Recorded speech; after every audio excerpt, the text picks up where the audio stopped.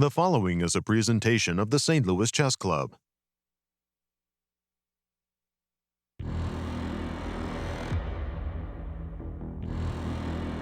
The finish line's in sight at the 2024 St. Louis Masters. With few opportunities remaining, players fought tooth and nail for crucial points. Leader Fabiano Caruana added another win in round 7, and a quick draw against his friend and second Grigory Oparin has made it his tournament to lose, clinching with a draw or win in the final round. However, the story of the event has been international master Mark Hyman, who locked up his final grandmaster norm in the penultimate round.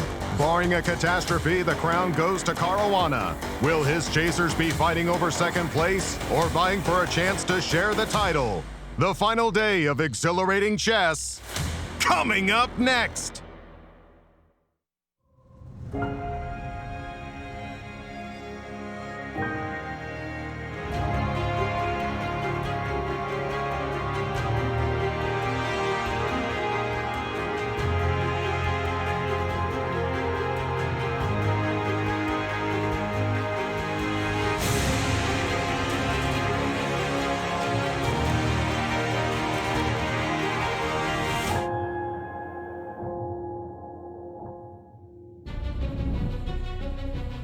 Welcome back, chess friends, to day 5 and the final round of the St. Louis Masters, here in the chess capital of the United States. Who will emerge as the champion in this thrilling event? There is plenty of exciting chess action ahead, so let's head to the studio and get the day started. 59 players have done their best for 8 rounds, and now it comes down to today. Top-rated Fabiano Caruana has led most of the way, but has one more test. We will crown a champion as round 9 starts right now. Hello everyone, I'm woman grandmaster Katerina Nemcova, and I am here with grandmaster Yasser Seirawan and international master Nazi Paikidze. Hello Yasser and Nazi. Wow, I can't believe it. It's the championship round, our last day together. Oh, it's been so much fun. Hello, everybody. Welcome to the championship round. This is round 9, the final round of the St. Louis Masters. And it's been a wonderful event, but it really has been the Fabiano show. I mean, he had 2.5 at the start. Sam Shankland had 3, but thereafter, wow, Fabi is been fantastic. He's a point ahead of the field with a lot of chasers. Kate, do the honors. Tell our viewers who's winning. So let's take a look at the standings after round 8. And yes, we do have a sole leader, Fabiano Caruana, with great performance, 6.5 out of 8. And then we have a 6-way tie for the second place. Sam Savian, Grigory Oparin, Aron Hakobian, Alexander Donchenko, Jinzhao Zhou, and Ishik Zhan with 5.5 points. Fantastic scores, just great scores all the way down. Tell us about the format for the St. Louis Masters. So in this tournament, we play 59-player Swiss system invitational open tournament, 9 rounds of classical chess with only single time control, so it's 90 minutes for the whole game plus 30-second increment per each move. And classical scoring system, 1 point for a win, half a point for a draw, and 0 points for a loss. Bottom line, win a lot of games, you're going to do really, really well. Nasi, he's been so successful.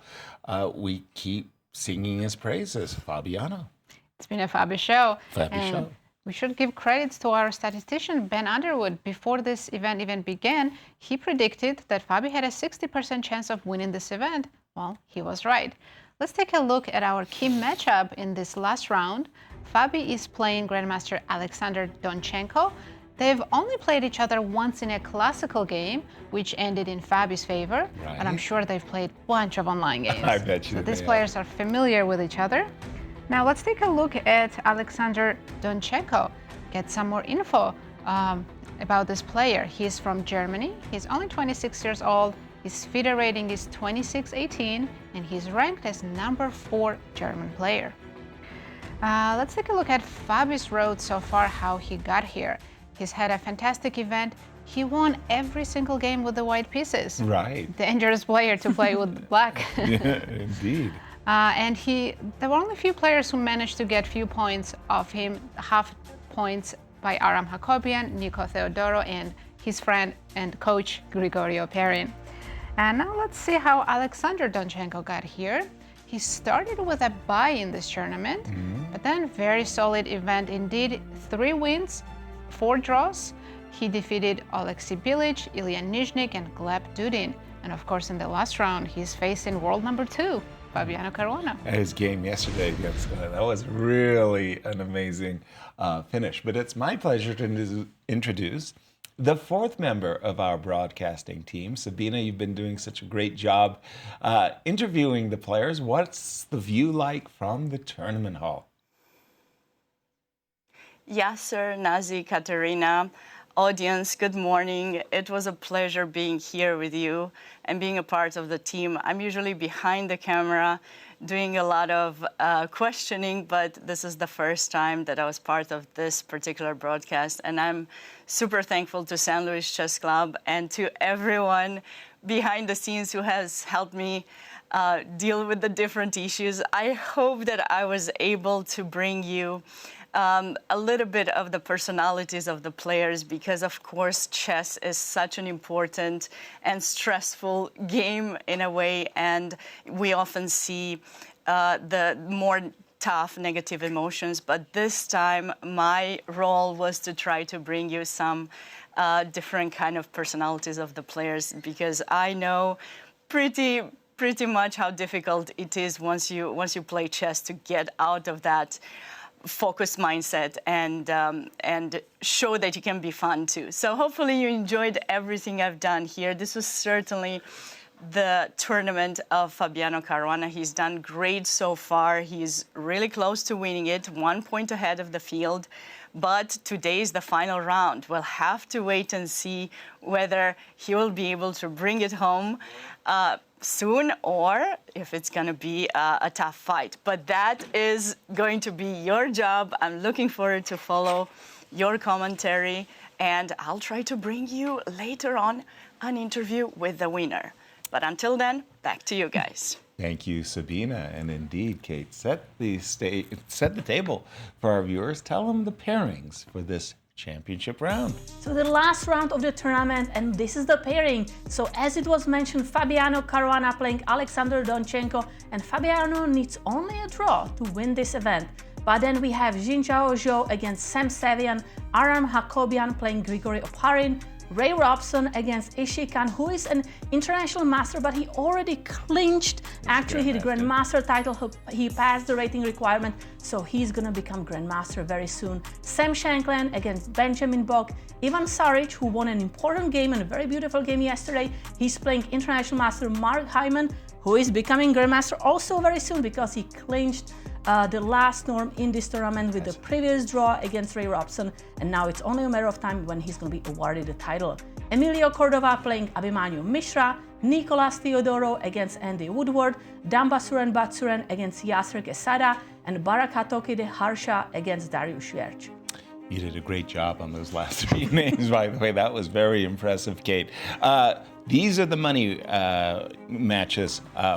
Tell us about the prize fund. Very generous prize fund of $100,000, with first place winning $20,000, second place $15,000, third place $8,000, and we have here the top 15 prizes in the section, in the open section. But we have also 3 special rating categories. All right. So we have 3 rating categories, special prize money here for the rating under 2600, under 2500, and under 2400 FIDE rating.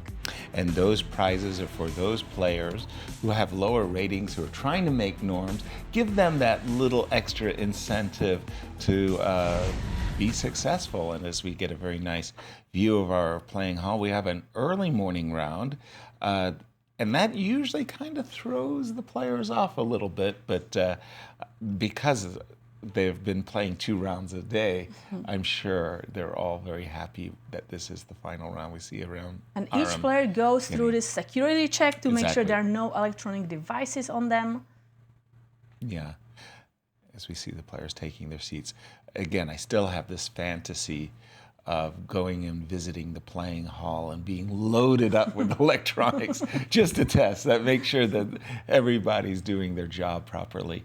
When you're white and you're winning the tournament, you've got it clinched, but all you need is a draw. Playing for a draw is not the right approach. Sometimes that backfires because you Exactly. get too comfortable, you want to just push for the draw, and then you start making inaccuracies. So I'm sure Fabi is going to try to give it a chance to play for a win.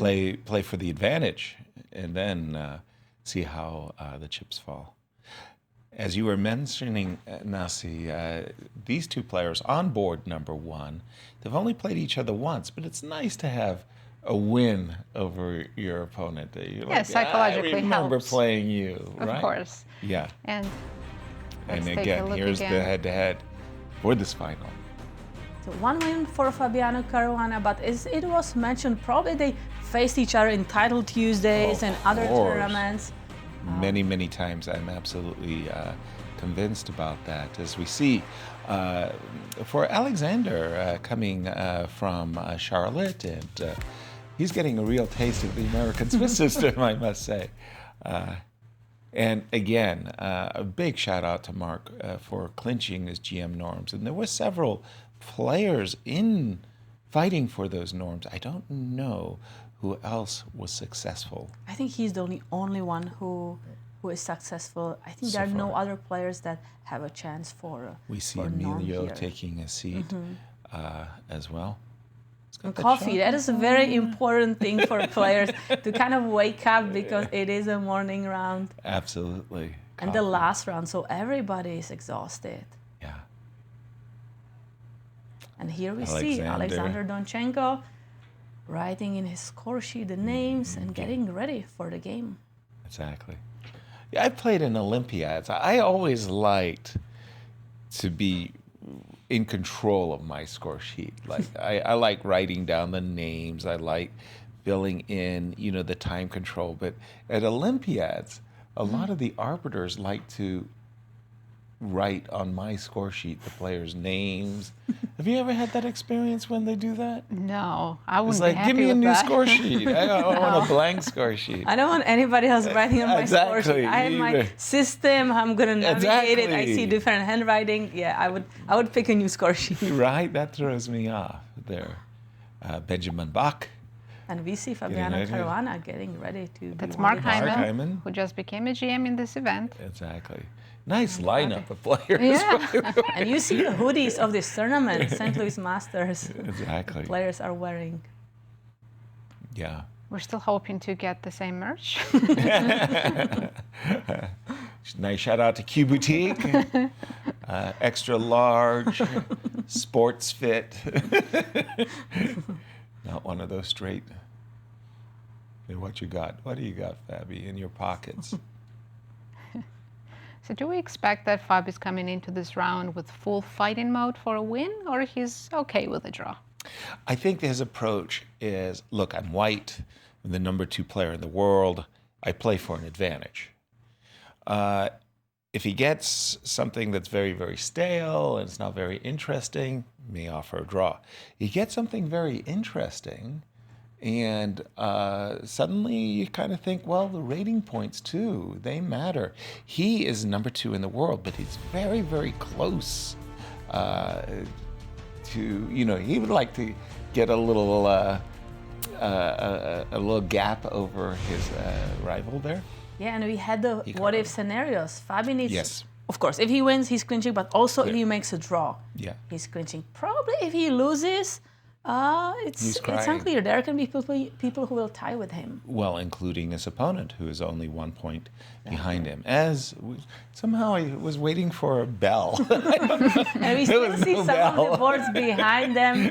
Players are not yet seated. By the way, we talked about Fabi's strategy, but what about Alexander's strategy? I was thinking, is he going to play Petrov, try to force a draw, or is he going to try maybe to fight, to kind of shake Fabi's confidence because he's also worried about his rating points? Exactly.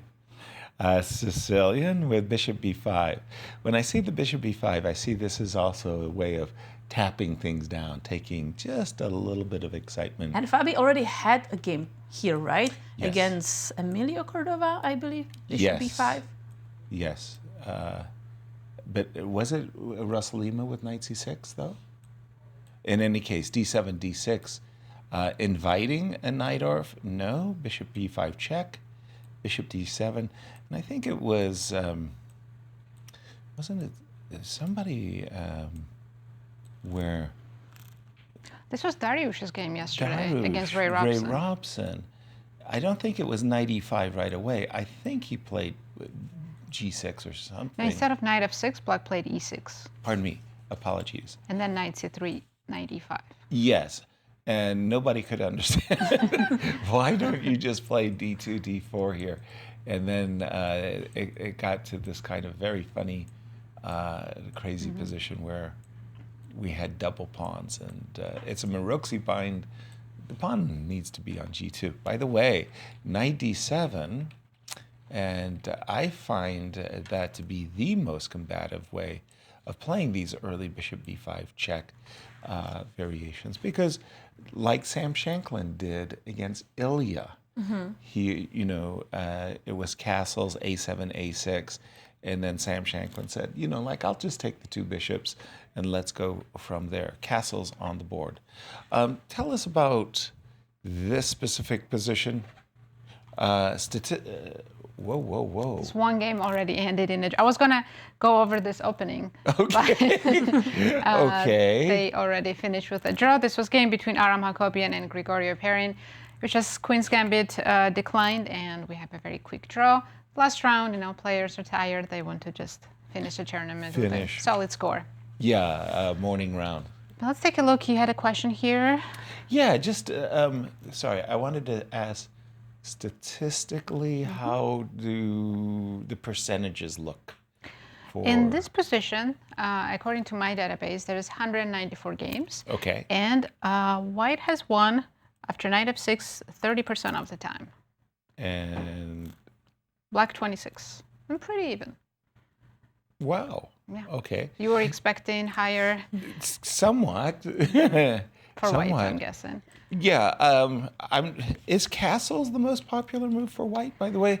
I always thought that people like to play c2, c3. The idea being that if you do play a6, bishop back, b5, you just chase my bishop. I don't get my bishop trapped.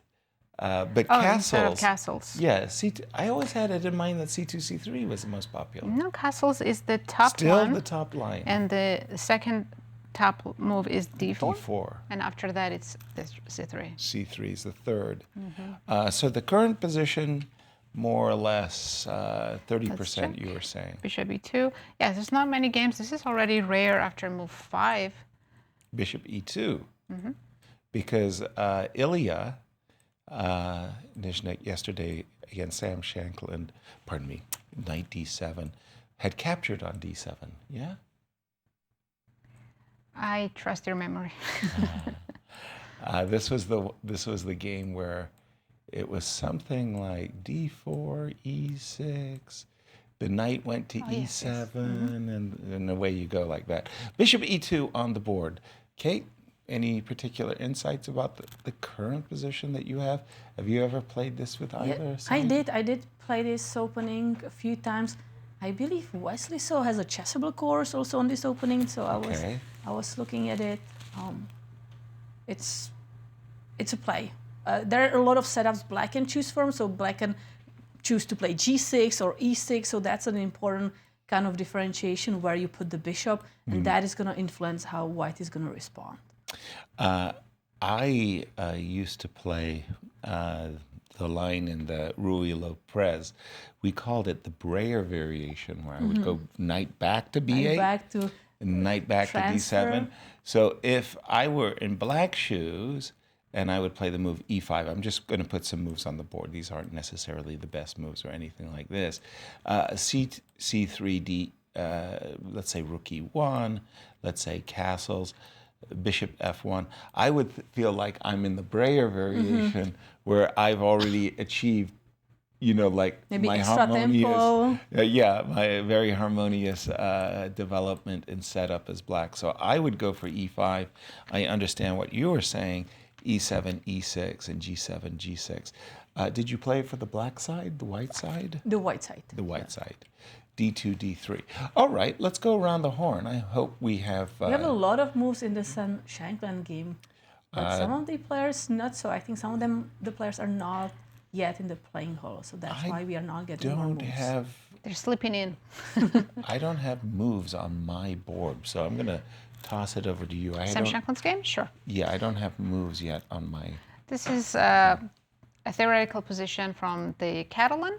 Let's take a look how they got here. This is all very famous. And they're blitzing out the moves, so both of them are well prepared. D takes, queen c4.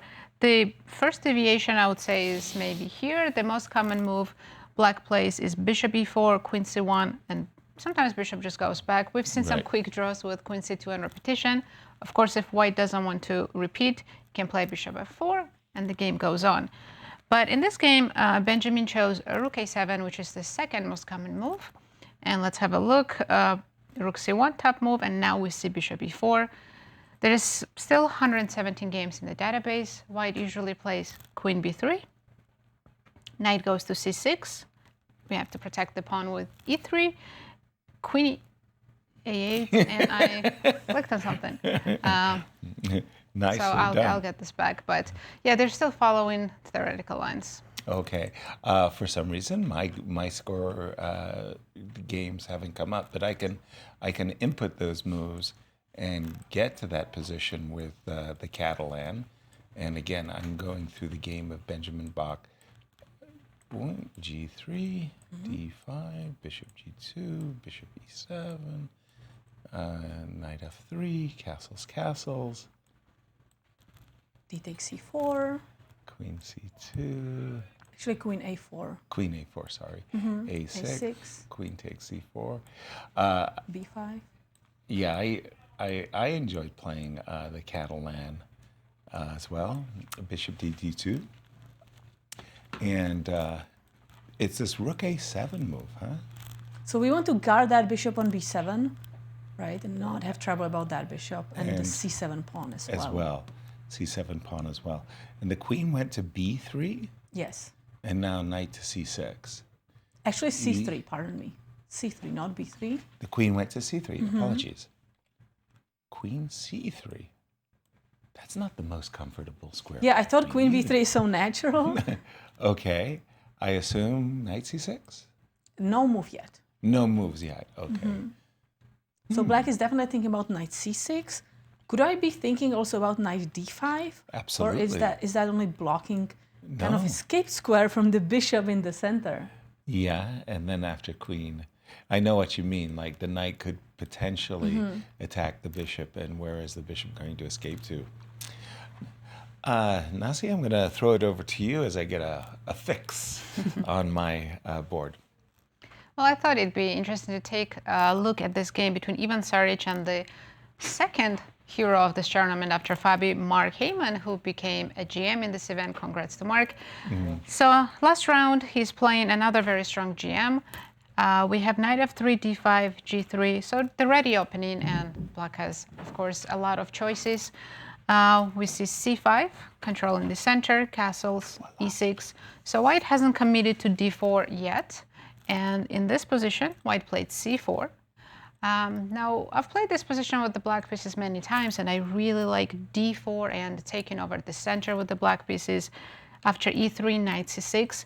And it's like the reversed King's Indian or Benoni's, right? And objectively, it's equal, but if you're a type of player who likes to have control in the center, then this would be very good for black. Instead, I see Mark played d takes c4. This is a rare move. In the database, I only have 160 games, so not very popular. Knight a3 has been played, and the next move is surprising, but since Mark is playing this so fast, I'm sure he's in his prep. He played bishop d7. Let's take a look. Yeah, there's only 4 games. This is very rare. So let's see how they typically continue. Knight takes c4, bishop c6, knight e5, and d3. Okay, finally moved the d pawn. Right. Black looks okay. Oh, well, the engine disagrees. In this position, it says e4 is coming, and white already has +1 here. Yeah, the bishop on d5 looks a little bit misplaced, right? I would be worried about that e4 tempo. Well, maybe that was not the best way to play it then. I was just following some games in the database. What else should black do. But if you play bishop d7, you probably You plan wanted to be play that bishop idea, c6, right? yeah. Now to knight e5, what do we do? Maybe just leave it, bishop and just play e7. bishop e7. Yeah. So we're not afraid of trading knight for the bishop. We are. We allow We don't it. like losing pair of bishops, or maybe that's what we need to go for. But we don't like it, but we accept. At least white doesn't control the center, so Yeah, exactly. I guess that's the compensation for the pair of bishops. Yeah, we might see this then. Knight c4, knight, bishop e7, and maybe white also doesn't have to rush. Play b3, castles, bishop e2. It feels a little bit more comfortable for white, right? His bishop on that long diagonal, knight in the center, Yeah. rook c1 coming. If you don't mind my suggestion, instead of knight takes c4, just at the moment after bishop d7, knight e5 immediately, I'm assuming you would have to play bishop c6. Knight there. And I Knight d5. take the pawn on c4. With this knight. Yes. And now I can do maybe knight c6. And now I take on d7. All right. So I have the same knight versus bishop, right? I've won the two, but I've provoked you to play knight d5? Yes, sir. I think you might appreciate the next top move choice by the engine. b4. Wow, that score is 3 thought- times defended. That's where it was well guarded, but I was wrong. That's very Wait, what is interesting. this idea? You So capture? if you take bishop b2 and you have problems developing and castling on the king side, so I have Okay. two very good bishops, both fianchettoed, and I guess you'll have to play f6 if you want to move the Sure. bishop. And I don't know, computer says that white has some compensation. Wow. It even prefers white slightly. Next move goes d4. Impressive. This That's is a very pawn. unusual. It is a pawn. Wow. Yeah, I don't think we would see b4. I just like how well defended the b4 square was, and you just never mind. You know, Yeah. like just boldly go there. It's a move that we don't even consider because of that reason. Exactly. Attacked 4 times. Right? Nice. Thank you, Nazi. I just going around the horn. I'm looking at the Zhao versus Sam Sevian game. Interesting that my knight b8 d7. Fabi is playing the same line, and suddenly Sam Sevian. It's like I'm gonna try that too. I mean, everybody's getting in on the action. When my opponents play bishop g5 against me in this particular position, I was usually keen on playing h6 and after bishop h4, bishop e7. So a lot of the times they played e2, e3. Right. I would castle, and then they didn't like moving their bishop because then they were afraid that I would capture the pawn. Yeah. So can I do like queen c2 before, or Usually they didn't like that because of c5 so you or make ideas like this. target the center immediately? So Got it. usually they take, and we would get, these are those very famous types of Queen's Gambit decline positions where you play for knight e4. And I think hundreds of games have been played like this. And if they ever played bishop g3, I was very happy to playing knight h5. We'll keep an eye on this one. Where would you like to take us? We already have a draw for those of you joining us late. So let's just look at the Grade games 3. because we are having a similar structure everywhere. Bishops are getting fianchettoed. So let's just maybe look at that. I was looking at the Ray Robson game, Ishak.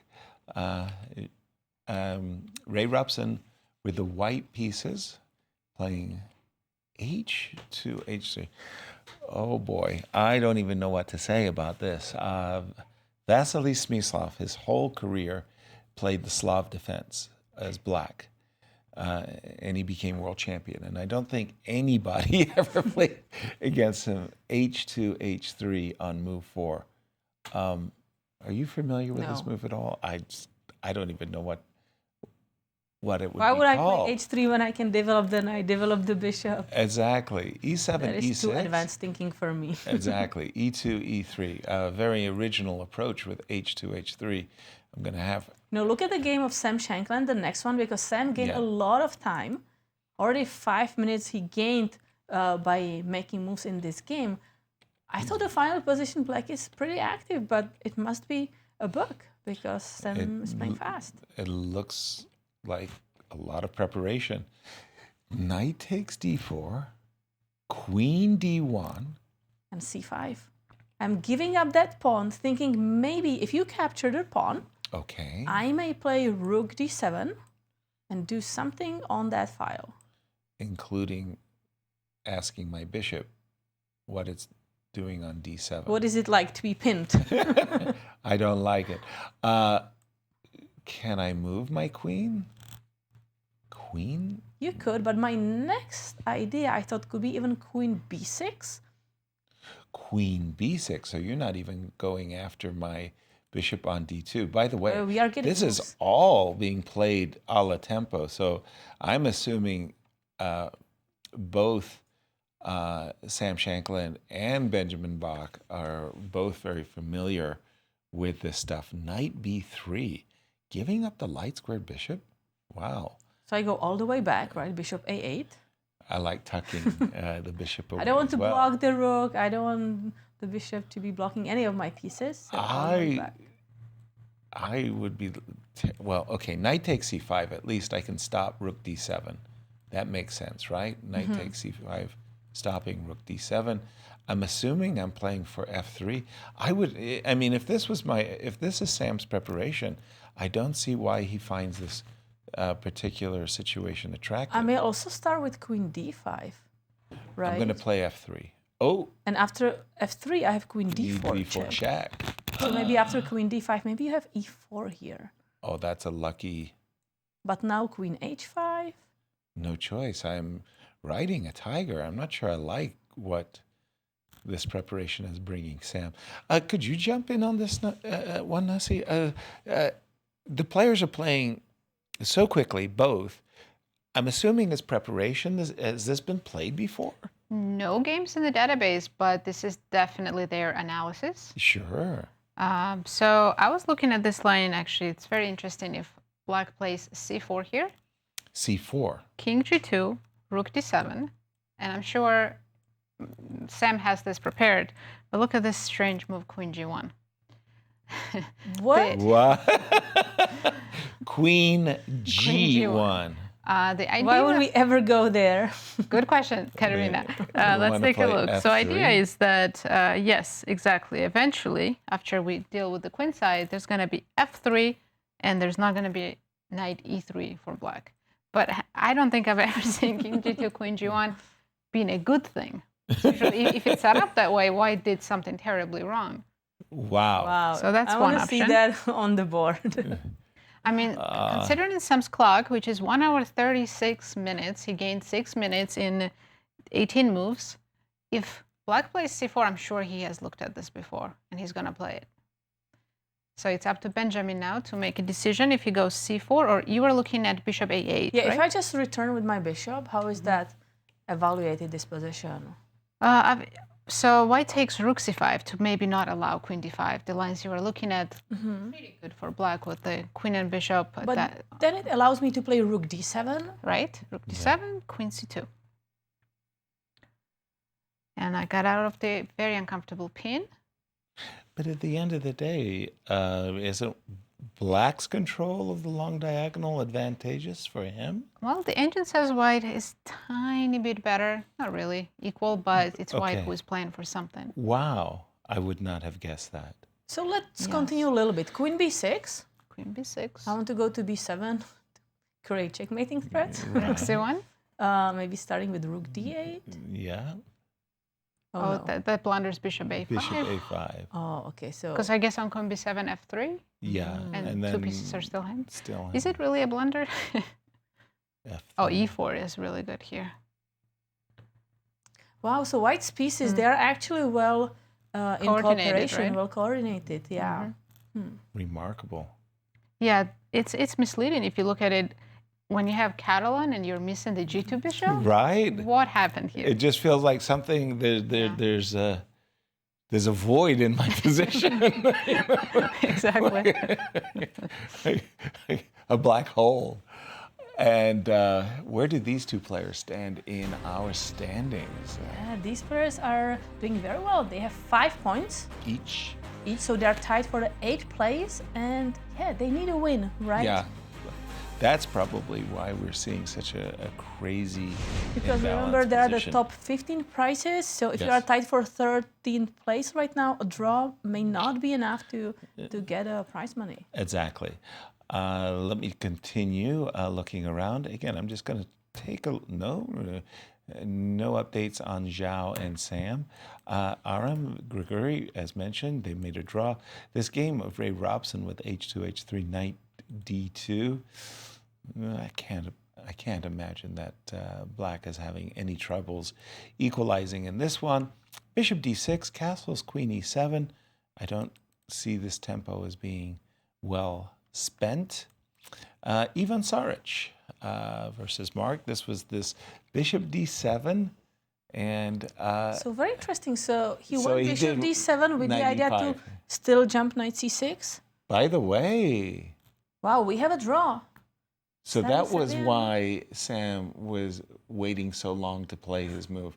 He had been offered a very early draw. Early morning rounds, chess players are not morning people. So very good tournament for Jin Chao Zhou. Absolutely. Because he just played another almost 2,700 player. He made a draw. His performance in this tournament? Outstanding. I think he went 2687. Wow. I think he only had one loss, actually.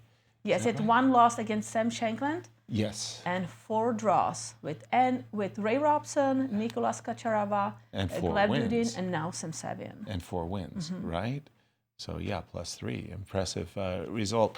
Knight, Ivan Saric against Mark. He did play the move Knight E5. I found myself attracted to that move as well. Queen C7, Knight takes C4, Knight C6, and I'm assuming we're about to see Knight takes D7. Queen takes D7 and something, I don't know, B2, B4. But do I have to capture the bishop or can I just start with B3? Oh no, the knight is hanging. Okay. Good morning, St. Louis. Let me just show the audience what you might have missed. Oops, there was a threat. So the idea of Queen C7 was to attack that knight in the center. And we got that. Force the capture. Takes, B2, B3. And we're assuming that after bishop b2, white is more or less satisfied that he's got some imbalance in the position.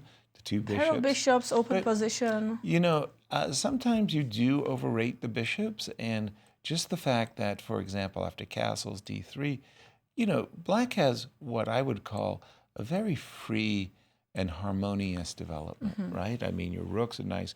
Everything's well placed. Maybe on a good day, you play knight to d5 and bishop f6. You address the 2 bishop advantage, and you have no weaknesses, right? The pawn on c5 is well defended by the bishop. Yep. Maybe one day we can just play b6 to also strengthen that pawn. As well as knight d4, just to close the diagonal. So for the moment, we're going to say that Mark's going to be happy. I'm going to go to the game of Emilio and Mishra. Another fianchetto bishop? Yeah, that's the morning. Huh. Okay. So Bent Larson, Nimzovich, B2, B3 was, and it was actually Hikaru as well, who really was breathing new energy into this ageless opening of early fianchetto.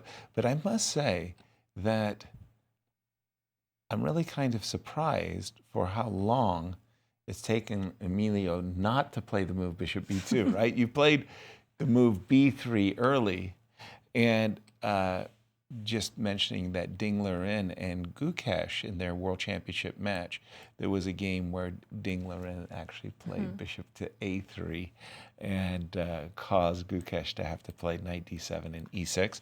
C2, c4 on the board, e6, c takes, pawn takes. Finally, bishop goes to b2. Having said A, you have to say B. Bishop to d6, and we're up to date with the players. I've always liked these defensive systems, often called the London system, with the bishop on f5 coming back to h7. For black, I've had good success, so I would feel that Mishra's happy with the outcome. Where would you like to take us? I'll take a look at the game number 9. Then Nice. Batsuren against Yasser Perez. Okay. Sounds good, right? Because they have a lot of moves on the board. Exactly. Both players are kind of blitzing their moves, so they are in their books. They know what they are doing. Boy, I'm going to say 30 years ago, the Notaboom variation, quite a number of the top players, including Boris Gelfand, did quite the study on this double-edged position, because you're giving your opponent two connected pass pawns on the queen side that are dangerous. They can be easily unstoppable, right? Once we get a4, a3. Exactly, whereas white gets this huge majority in the center, where if white ever gets to go e4, e5, and d4, d5, he gets a very, very dangerous attack. And I don't know what the latest and greatest, with the modern engines, think about. But I these like this terribly bishop on imbalanced- c2 that is kind of guarding those pawns, so they're not going to cross that line more. Exactly. They're just blocked on the dark squares. And while simultaneously also still e4, d5, e5, we can go in the center. Queen e7. I don't know what the theory is, but the players have played this pretty quickly, so I guess both are happy. Yeah, I see the engine evaluation is around equal, but somehow it feels a little bit more comfortable for white. Yeah, I mean, Interesting. I've always liked the center. I liked the two bishops, so I would have a bias for white. But I know these positions are indeed dangerous. They can easily go a long way. And well, here we go. So these players are at 4.5 points, both of them. So they really need that win Yes. to get into the top 15. Exactly. Tossing it back over to you, Nazi. You're looking at the Ivan Saric game. Yes, huge update in this game. Mark Heyman just made a bad move, queen c7. So first of all, Ivan played Yasser's move knight e5. He didn't take immediately on c4. And this is a better move. It's a lot trickier. And here black had to play knight d5. That was by far the best move. And turns out also necessary, because after queen c7, now Ivan already has a big advantage. After knight c4, knight c6, he found here very strong move d4.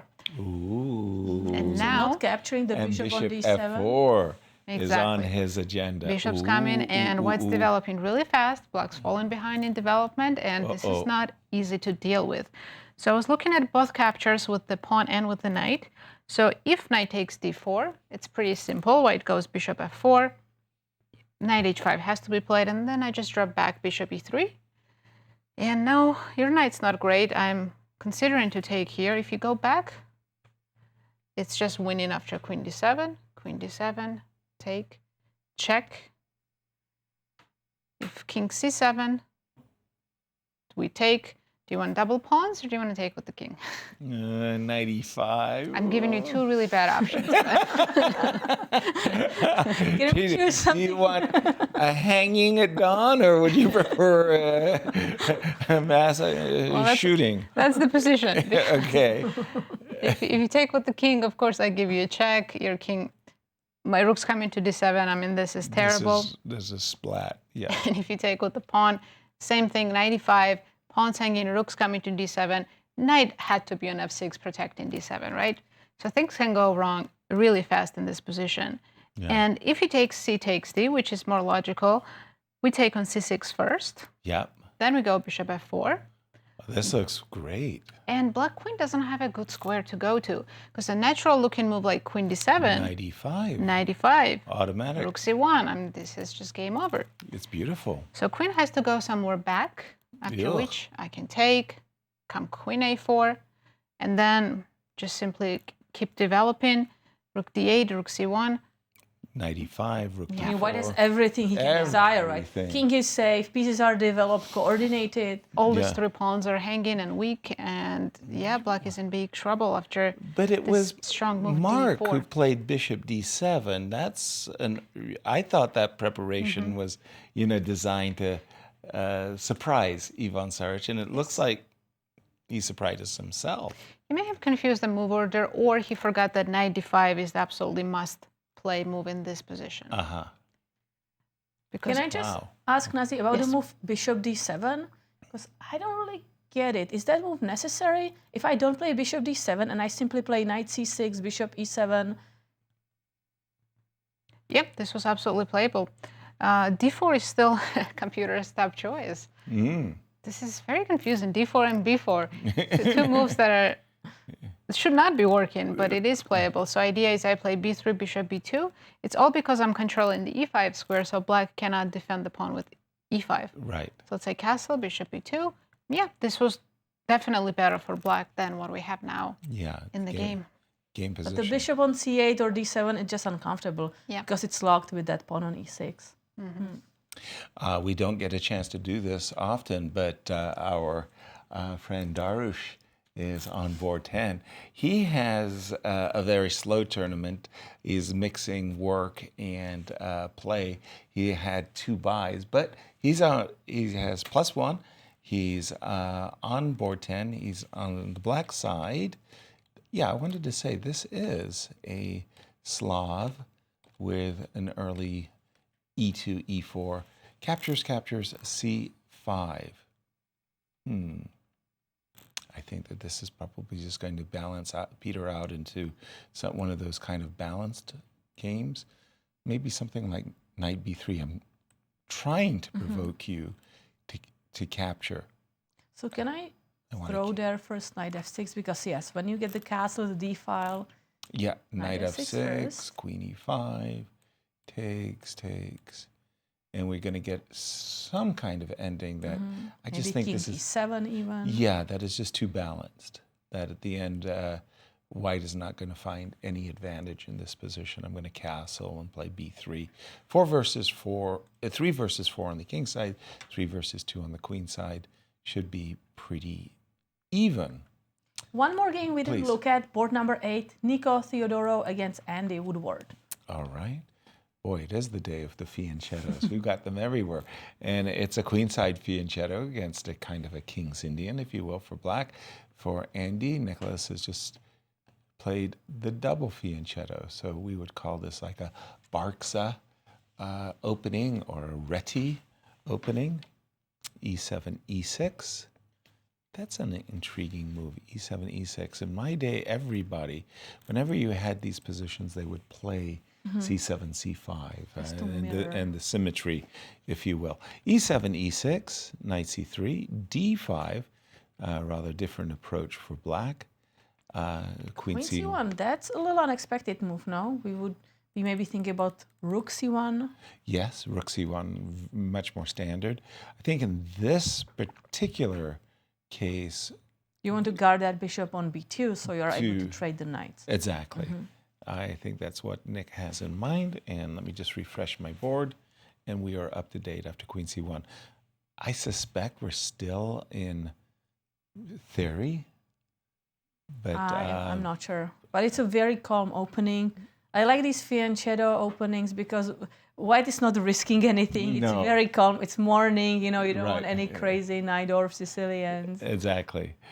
And, we've got to give Ben Underwood all of the kudos and credits that he deserves because his stats don't lie. Let's take a look at some pie charts. Yeah, so pre-tournament, Fabiano Caruana with 56.7% chance to win the tournament, and Ray Robson right behind him with 10% only.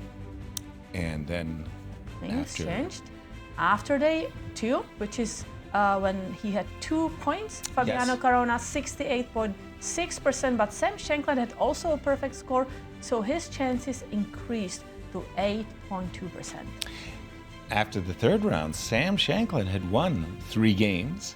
And Fabiano actually made a draw, so so- Sam Shankland was leading the tournament, so his chances increased to 22.4%, but it was still Fabiano Caruana who was leading with his chances to win the event.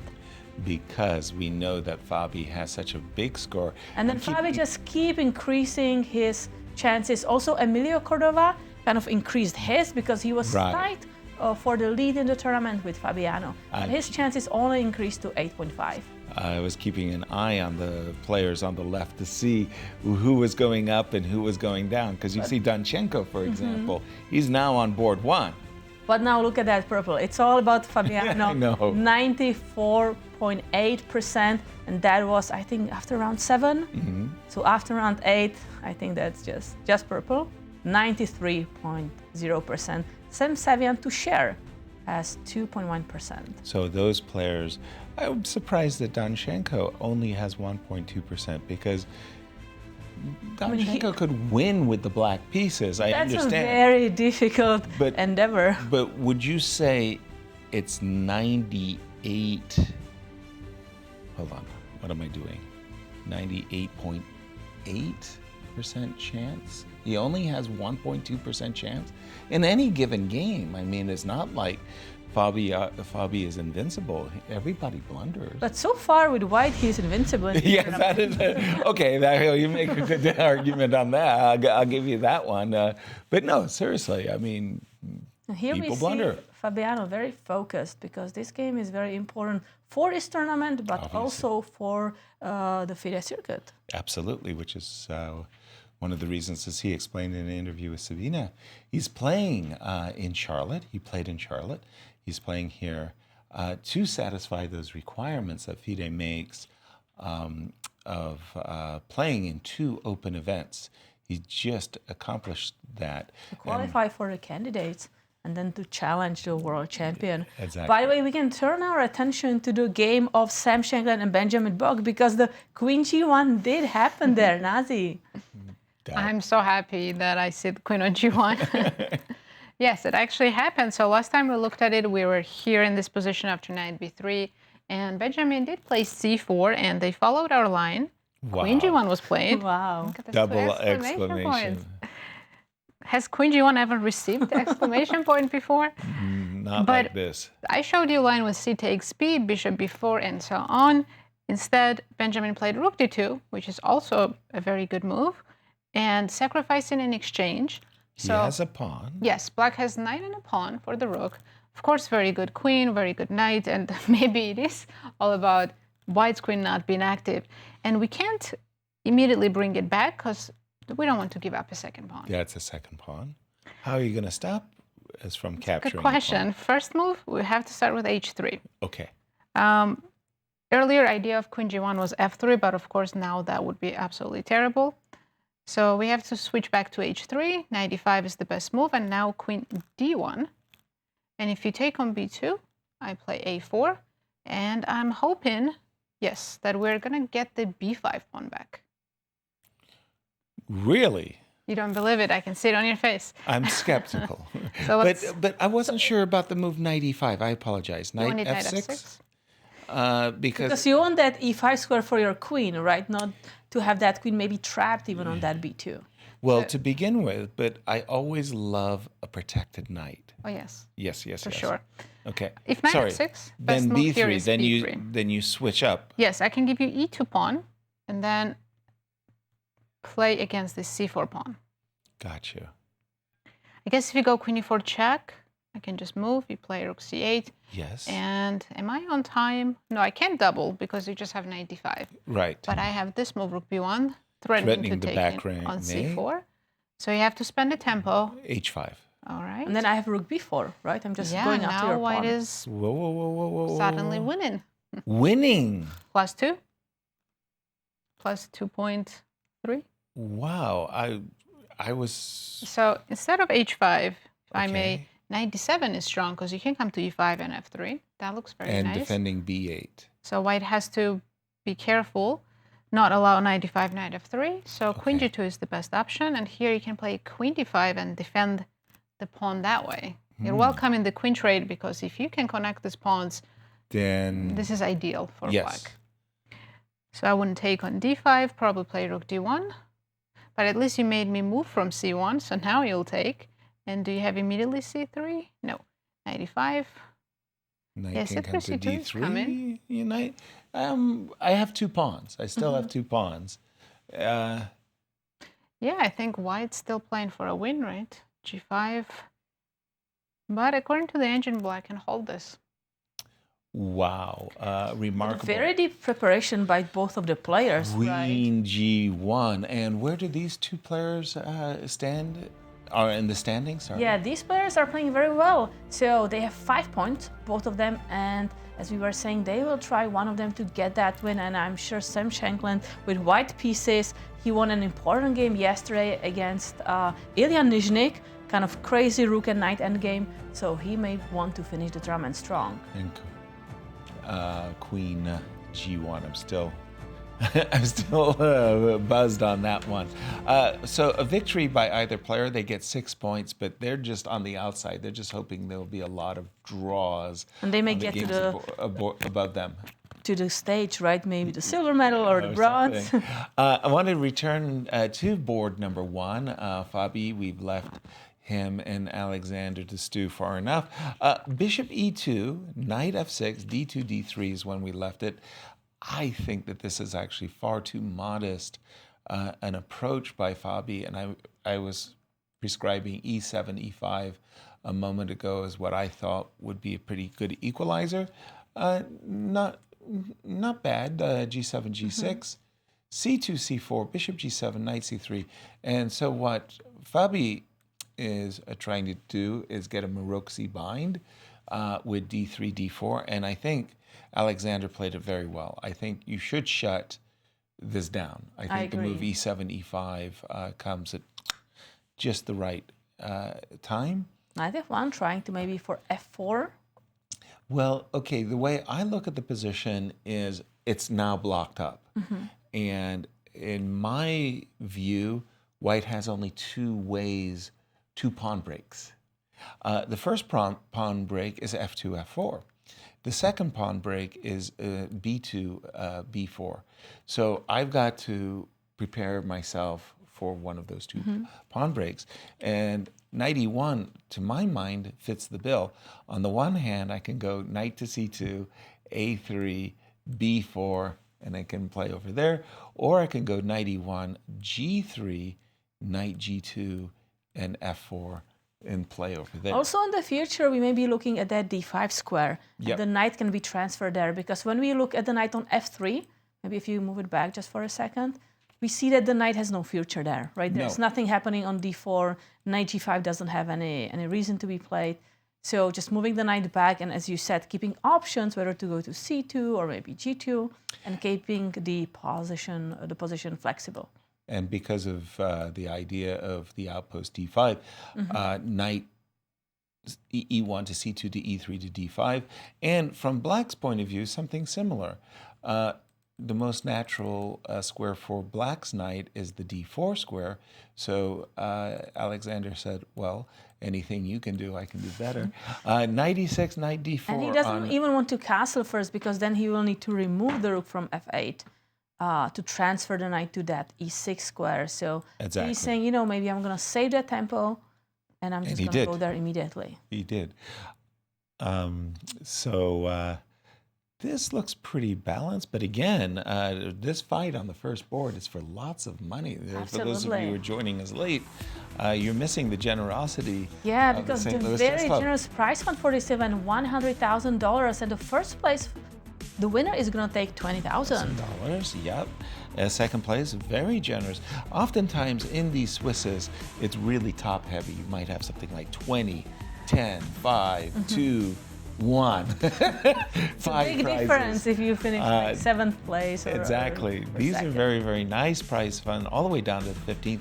And as you were mentioning, also rating prizes. Absolutely. We have 3 rating prizes, under 2600 rating, 2500, and 2400 FIDE rating. And we do see Fabi at the board as he's just sitting there saying, okay, Knight F8. And again, I was saying that his approach to today's game should be, look, I have white. I'm going to try to play for an advantage. If I get something, a position I find very interesting, well, we're going to have a nice game. If I come out of the opening with nothing and I'm not excited about the position, I'll offer a draw. Knight F8. Do you see an approach that Fabi, that you would like to do? Would you be interested in F4, for example? So I'm sure Fabi is considering whether he wants to be pushing F4 on the king side or maybe B4 at the queen side. Exactly. And what is riskier? Oftentimes, I look across the board and I say, what's your bad piece? And I'm seeing this bishop on g7, and I'm thinking to myself, your bishop on g7 is boring. It does nothing. It's blocked. And if I play f4, I have to consider the fact that, am I being generous to my opponent? Did I help that bishop emerge? It's a sleeping giant suddenly. Exactly, and I think this is an important approach because people always want to improve their position, but you have to calculate whether you are also improving your opponent's position. Exactly. Whereas if maybe we go like rook b1, a3, b4, right, we are only improving our pieces and we are not allowing black to improve his. Yeah, something like this. The knight does take roost on the d4 square. I'm not worried about losing the light squared bishop, and maybe on a good day I'll play knight c2 and capture this knight, just eliminate the best piece on the board. This looks very, very, very balanced. Suggestion, if you don't mind, on sure, your board. Immediately b4 for white. Not even the That's the move of today, right? Yeah. b4, even if that square is defended 3 times, you can do that. So something like captures, Queen a4. check, knight to d7, something like captures, knight to c5. So you did get in the queen side break quickly. Bishop e3. Bishop e3 or knight d5, not really too sure. And knight e6. And, we've got an interesting... This is what I'm saying. Will Fabi get a position that inspires him to want to continue to play? Like, I'm looking Bishop at... g4 is interesting. Bishop g4. Okay, did not consider that one. Bishop to g4. So castles. Are we giving up our bishop? I thought it was the idea. Yes, bishop Yes. e6. Because if you capture with pawn or a bishop, then the knight on c5 is in trouble, right? Right. That's a pawn I'm going to take. Good. Probably. I'm not sure. Which one did you want to take? B7? I guess Good question. C5. And you'll plant your knight on D5. This feels like a decent extra pawn in the position. Move B2, B4. Okay. And if black is, I don't know, obstinate and plays b6. Yes, that's what black should do. Black should play b6 and then rook b1. Rook b1, knight e6. And take on c5. BC, BC. Knight comes to f3, comes back to the game, and... Knight back to f3? that was... We just played knight e1. I want knight c2, knight e3. Exactly. We can't allow... the engine got it wrong. We have to overrule the engine. Knight f3 just, that doesn't do it for us. Castles, it looks balanced. Yeah. And of course, these two players, well, they're at the top of the leaderboard. Yeah, Fabiano Caruana is leading the tournament with 6.5 points, but Alexander Donchenko is right behind him with 5.5 points. So a very important matchup for the tournament. And once again, Sam Sevian, who comes into the game, Grigory, who comes into this round, Aram, who comes to this round, all tied with 5.5 points. Those players have drawn along with Zhao, so they all have 6 points. They're already in the dugout. They're back in their room sleeping with 6 points, and that was why Sam Shanklin and Benjamin Bach, a victory would get them to where they need to go. Yeah, absolutely. More points. Ray Robson and oops, sorry. Yes, it is the Ray Robson game. Nazi, over to you. So earlier you guys mentioned this h3 move, and you're tell me about confused. it. Well, it is. What's it called? There's no name for it. We can call it Ray Robson. No, it's called the modern line. It's The always the modern line. The fundamental line. So there's only 5 games, and I'm guessing 5. his idea is if you played the normal move e3, he wanted to avoid bishop g4 line. So he came up with this maybe this morning. He was like, let's start with h3, and then we'll transpose to e3 line without the bishop g4. Okay. But it seems to be working out for him because after the last move that I saw, C5. C5 surprised you? Oh yes, it was like just played C6 like 2 moves ago. Right? Like, what's going on? I Yeah, mean, I was expecting don't just people bishop develop D6 and anymore? normal stuff. Right. But C5, I'm thinking that Ishak wants to punish H3. Like, well, you wasted a tempo. Let me punish you and get the fight in the center. Right. But turns out it wasn't a great idea. Here, after knight C7, which is kind of an awkward move, probably For knight should have sure. gone back to F6. Because if white goes E5, then you can jump back to D5. Clear. It's all right. Because after knight C7, here Ray had 2 good options, knight B3 or knight C4, both very good. Computer slightly preferred this move. I'm guessing it's because later there is something about the D6 square. And if I try to kick the knight immediately with B5? B5? Knight Is it A5. too Oh, dangerous? I'm going all the way here. Oh. So you don't allow me to play bishop B7. And you have to be careful, your Knight queen. C6. If I play E5, knight C6, Never mind.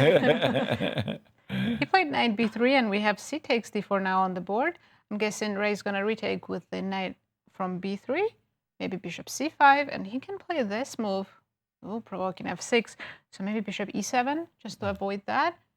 Bishop C4, castle. I mean, white's development is just so much But better. white has a freer hand in this. Absolutely. And in the what is knight center. doing on C7? It's supposed to be here. This knight may be C5 or C6. This is just awkward development for black. Right. White's already close to +1. Yeah, no, very, very comfortable. H3 worked out beautifully. I've got a question for you, Kate. On our first board, Fabi and Alexander, Fabi has been in, well, quite the think. Wow, he has He's been- 1 hour on the clock right now. So yes, about 20 minutes, 25 minutes think. Speculation on my side. You think he might have been offered a draw? Oh, so he's not only considering what to do in this Just position right now, speculation. but whether he actually wants to continue in the game. Because remember, it's game 90. Like literally, you only get 90 minutes. Spending 20 minutes on move, whatever, 10?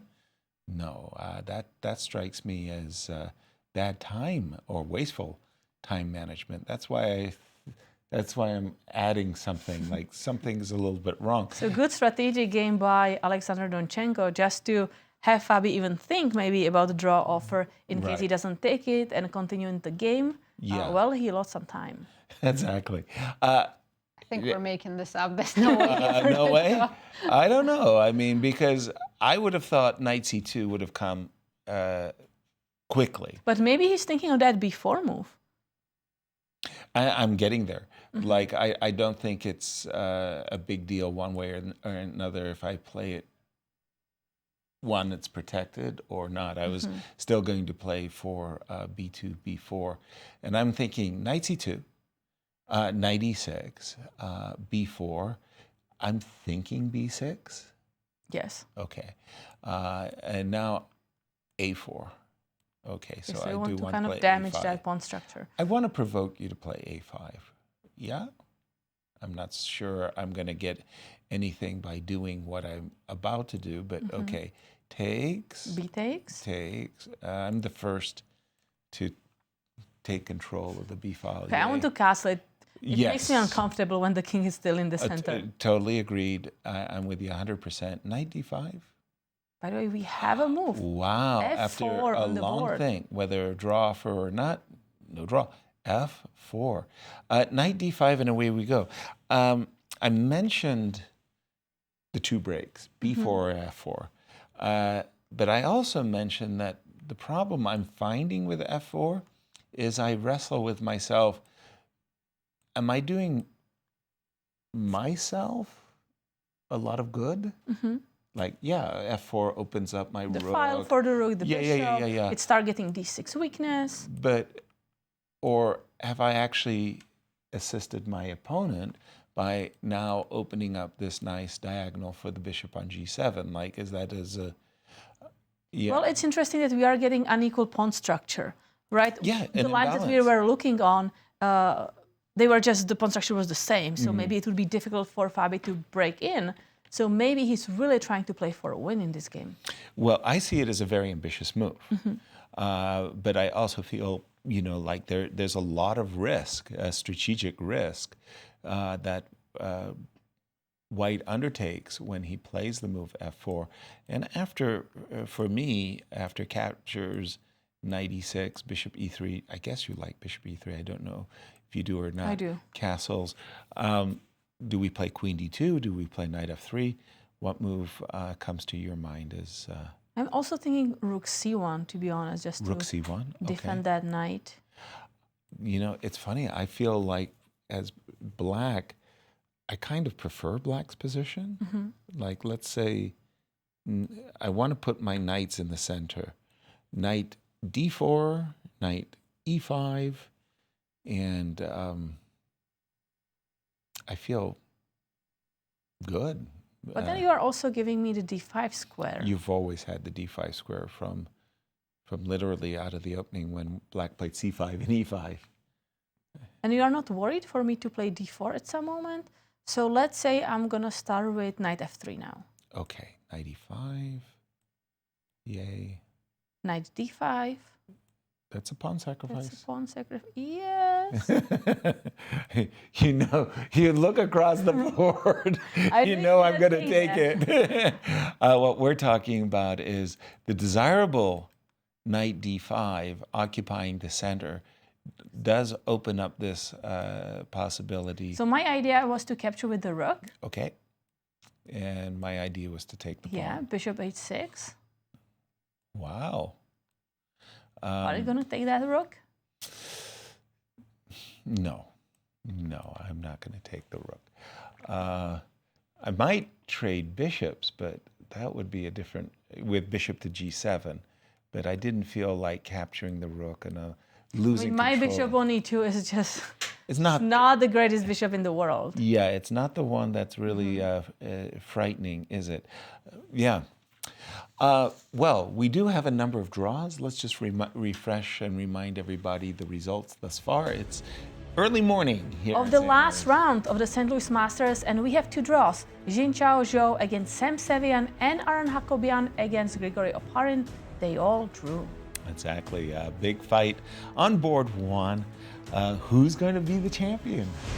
Well, we will see. And as we go to break... Yeah, Sabina had a chance to sit down and talk with the Armenian international master Anna Sargsyan. And we will be right back.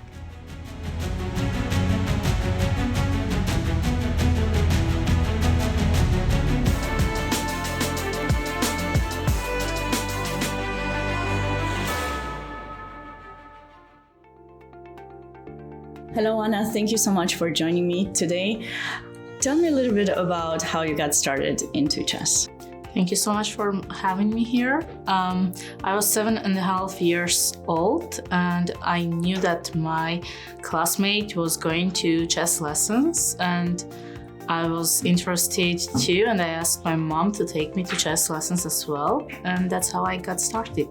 And what was the moment that you decided to become a professional chess player? I would say right away, when I just started to go to the lessons, and I just had the mentality to not quit anything that I start. So I just got there, and I'm still playing chess after 17 years. And you represented Armenia at many chess Olympiads, one of which I believe we played against each other. How is the feeling when you're representing your country? Yeah, well, to be honest, when I'm playing just individual tournaments, I don't have that much pressure on me. But when it comes to the team events, I would say that I play in all four boards simultaneously, because I just follow all the games and I calculate with all of them. And it's just a proud moment to win, to play for my team, especially to win. And every single time I look forward to these kind of tournaments, team events. Nice. And you received a full scholarship to come study here in the United States. Tell me a little bit about how that is going and how you're balancing studying with chess. So I study computer science in Webster University. I'm in my senior year already, and well, I love it. It takes a lot of time for sure, and it is very hard to balance This semester, I don't have many computer science classes, so at least my schedule is a bit light, so I could participate in some tournaments, for example, St. Louis Masters. Well, trying to balance as much as possible. How did you get adjusted with the 2 rounds a day system in the US? Because in Europe, usually it's 1 round a day. Here it's 2 rounds. Also, this tournament has 2 rounds. Tell me, what do you do to get ready for such tournaments?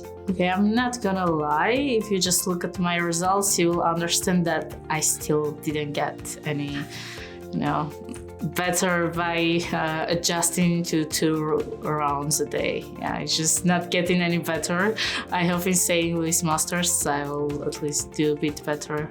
Do you prefer to play more close tournaments where you know your opponents ahead of time, or? I think open tournaments are just fine. I would be a little happier if the opponents had the rating that they do actually have the strength of, because here in USA, many kids, they are just very, very underrated. And well, it's a little bit unfair because they might have just 2,000 or 2,100 ELO and they are playing like 2,300.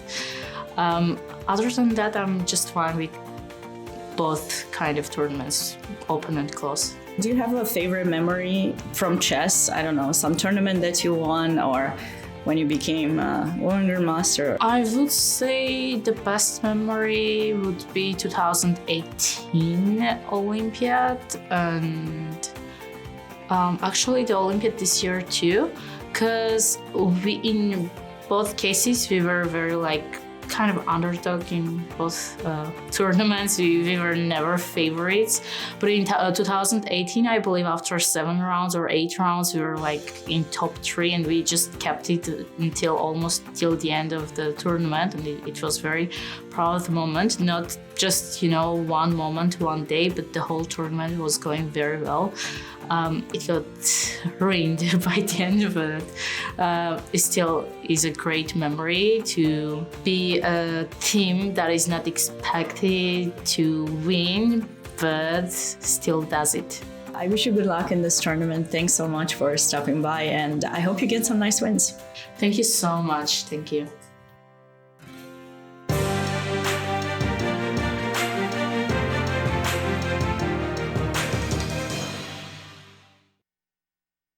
By now, you guys probably know there's a lot to see and do in St. Louis.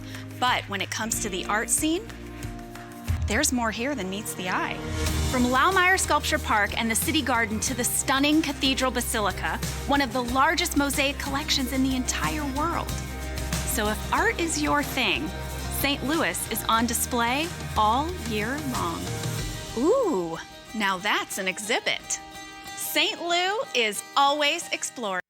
The St. Louis Chess Club is the premier chess facility in the United States. We bring the educational benefits of chess to thousands of students across the St. Louis area. We also promote chess at the highest levels, hosting all levels of the U.S. championships, as well as high-profile tournaments that attract the world's best players. Become a member and enjoy perks such as free classes and lectures, weekly tournaments, and so much more. Visit stlouischessclub.org to claim your membership today. Welcome to the World Chess Hall of Fame with ultimate moves. Rex Singfield is team captain. Rex, how do you feel about the squad they've got lined up for you today? They're incredible. I don't know why the other team even shows up. I really don't. They shouldn't be here. They don't have a chance. What's going on over here? Oh my goodness. Mr. Monopoly, what the heck is going on? So St. Louis has been honored by Hasbro Corporation. We now have our very own Monopoly board. So all the squares on the board are St. Louis themed, from the Art Museum to Tower Grove Park. And in fact, the World Chess Hall of Fame has their very own property on Monopoly. So Mr. Monopoly has joined us today to help kick things off and to honor St. Louis. I've just not seen this happen before. I'm stunned. Money being put blatantly on the table to bribe players. There's the arbiter. He's brought out a card and he's handed over to Rex. It's a community chess card. It reads, go directly to jail, do not pass go. I guess we're playing with Monopoly rules today. That's the first I've seen something like this happen. Mr. Monopoly is dominating. He's crushing it. And he's here because we have the St. Louis edition of Monopoly. That is right. St. Louis has been honored with its own edition of a Monopoly set. You can get it at Q Boutique. The World Chess Hall of Fame is actually one of the squares on the board. Make sure you check out Q Boutique so you can get Monopoly St. Louis style. The St. Louis Chess Club Scholastic Program brings the educational value of chess to kids and schools across the St. Louis area. Active in over 100 schools throughout the St. Louis City and County, the St. Louis Chess Club has been able to reach over 85,000 students in both in-school and after-school programs. We view chess as a valuable educational tool. Learn more about our scholastic programming by visiting stlouischessclub.org/education. We're the Corey family. Welcome to our show. We made it, guys! Yeah! There's my boy, look at that kid!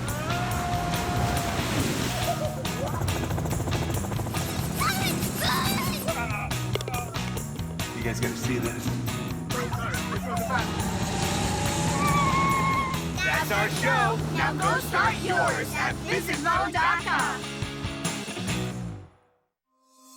In the world of collegiate chess, there is no team rising quite like the one at the University of Missouri.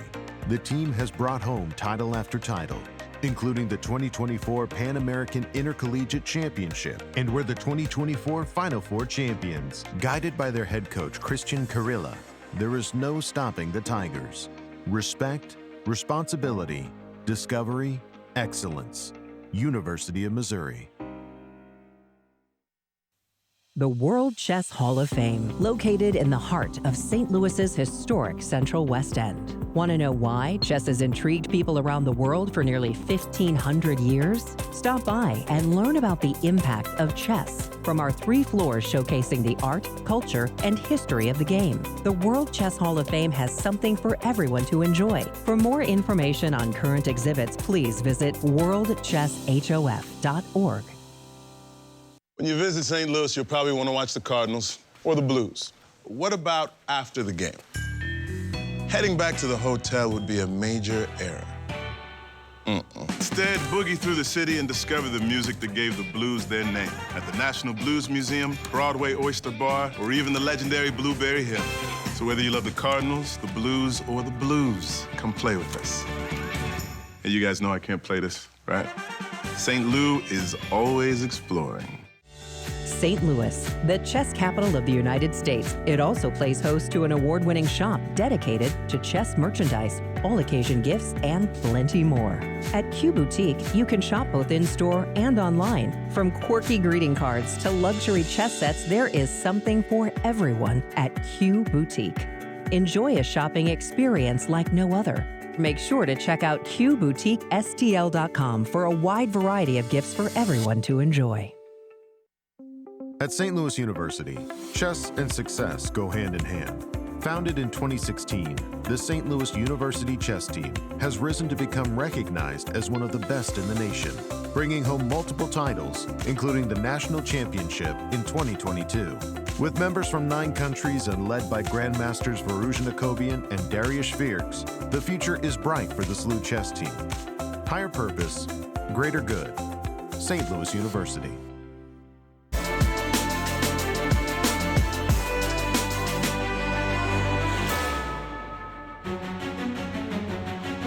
Welcome back, everyone, to the last round of St. Louis Masters. And we have few games that finished, so let's take a look at the results.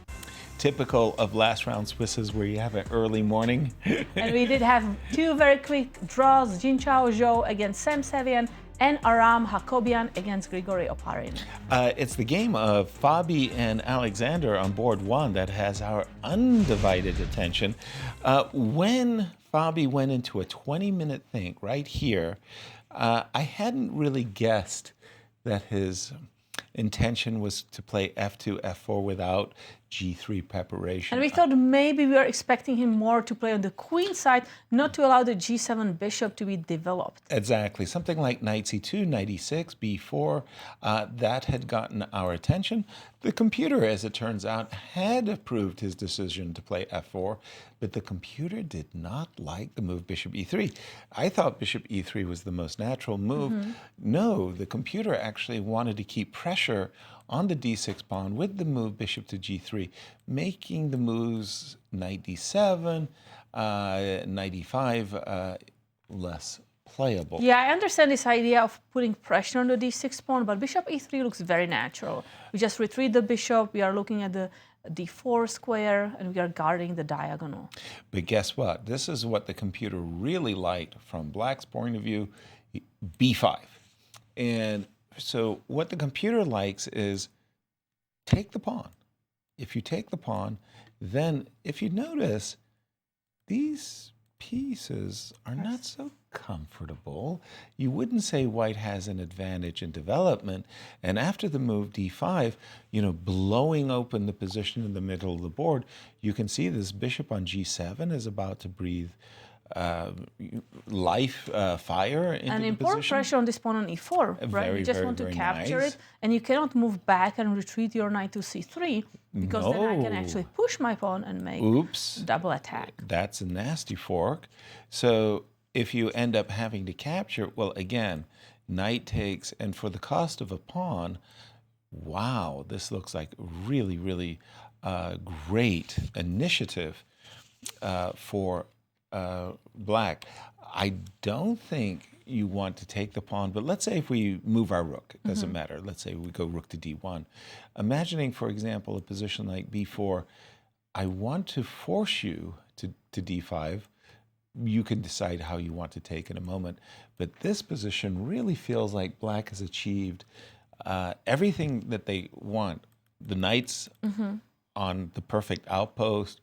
The bishop is doing great. Black has ideas of pushing on the queen side and maybe F7, F5 as well. I like Black's position. And it's difficult to be advantage. finding White's ideas here. Exactly. In fact, Nazi, jump in on this one.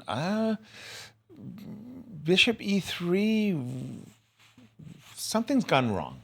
Bishop E3 was a mistake. He should have played bishop G3. Yeah. And in this current position, I was following your analysis as well, and you're right, this bishop becomes very strong. Exactly. So I considered maybe Get rid of it. as soon as possible. So maybe start with bishop H6, but I'm still not loving his position after B4. Right. So I looked at both knight D1 and knight D5. Knight D1, I know it's passive, but I was hoping maybe it can help in the attacks. On the king side. But Black plays knight D4, and here best line is to just come back queen D2, and this was depressing me. So I tried knight D5 instead. Bishop H6 still works, because if we take here, it's not really in our interest, because Black just takes queen F6 and we lose a lot of material. Right. So we have to just retake back on H6, and Black will happily take here. C takes, knight D4, and same thing. We don't want to drop the queen back, so I looked at rook F2. But here, Black just goes F5 and says, you're not attacking me on the king side. If anything, Black's better on the queen side, center, and maybe even on the king side. Rook A7, rook F7. That looks very good. You just kind Absolutely, rook can quickly come over. I like Black's Queen F6. position. Queen can now do the bishop's job. On the diagonal. Yeah, exactly. So I have a question. What if instead of rook F2, I just drop the bishop back to D1, and I want to play knight F3, knight G5? Okay. Okay, So knight F5. F3. Let's start. 3. Because anytime you capture that knight, I feel like that's helping me. Queen Right. F6. You can go to G5, and then I like Yasser's rook A7. Right. Me too. What am I going to do with that bishop on D1? That's a tough question. Yeah, H4, H5 just will not work in our favor. And some bishop G4. Okay, let's have a look. Is there a threat you want to take? No, I just want to develop my rook from A1 to E1, E3. Well, now that you've told me that. Oh no, Queen D4 check. Then knight E3 is also coming. Queen D4 check. Fabi needs to be careful because this can quickly end up being much worse. Right now he's slightly worse, but... What does the engine recommend? I mean, it's not like white has an active plan. It says white should go knight d1 and defend passively. Don't make any ambitious moves. Yeah. I don't know if that's going to be Fabi's choice. No, I mean, look at the first rank. This looks like some Fischer random shuffle chess. And you want to play knight to f3 to e3, and no, it's gone wrong. Something is. So really one more gone idea: wrong. can Please. I capture on b5, but not capture again with the knight? So I capture once, and now I drop back the knight to f3. Peter says after knight g4. Yeah, you're coming after my bishop. It's really bad for white. Yes, knight e3 is coming, then d4, b4 is also coming. Yeah, and at this point you have to take but bishop a6. Once I lose the dark square bishop, then everything is wrong with white's position. Exactly. I really like. Pretty easy to play with black as well. Exactly. You showed in this position. You showed one line where the pawn was on d4 forking. This is a funny one. You go knight c3, and this exact position. Knight takes e3, queen takes e3, bishop d4. You start crying because you have to. Another fork. It's another fork. Yeah, you start crying. No, that's not what I wanted. Well, okay, Fabi, and he took 20 minutes to play the move f4, which, as we know, was a risky strategical concept. So he's in an awkward position, and he's significantly down on the clock. He's almost 20 minutes down compared to Alexander. Ooh. I mean, Alexander is I think in a this very is the good most position. dangerous position he's had in the whole tournament, actually. These early morning rounds, they're so treacherous, you know, because you wake up, you're thrown off your usual routine. And Fabi was saying this is his 18th game in 2 weeks, 18th classical game. Wow, 2 rounds a day for 4 It's just a lot. days, yeah. What about if we go back now to the game of Ray Robson against Ishik Jan? Well, for Ray, he's actually been having a good tournament. He's undefeated, and he is opening, today's opening with h2, h3 is paid nice dividends, as he has a much more active position when we left it. Knight b3 takes, queen takes. We like this move. Knight f6. But knight f6 is a little unexpected, right? So black is allowing white to destroy his castling rights, and white is really fast with bishop g5, right? Or bishop d3. Just castling quickly and then taking control or taking advantage of that king in the center. Yeah, for me, it's all about this wayward knight on a c7. I really don't like this one. Bishop d3, not a bad move. Not a bad move whatsoever.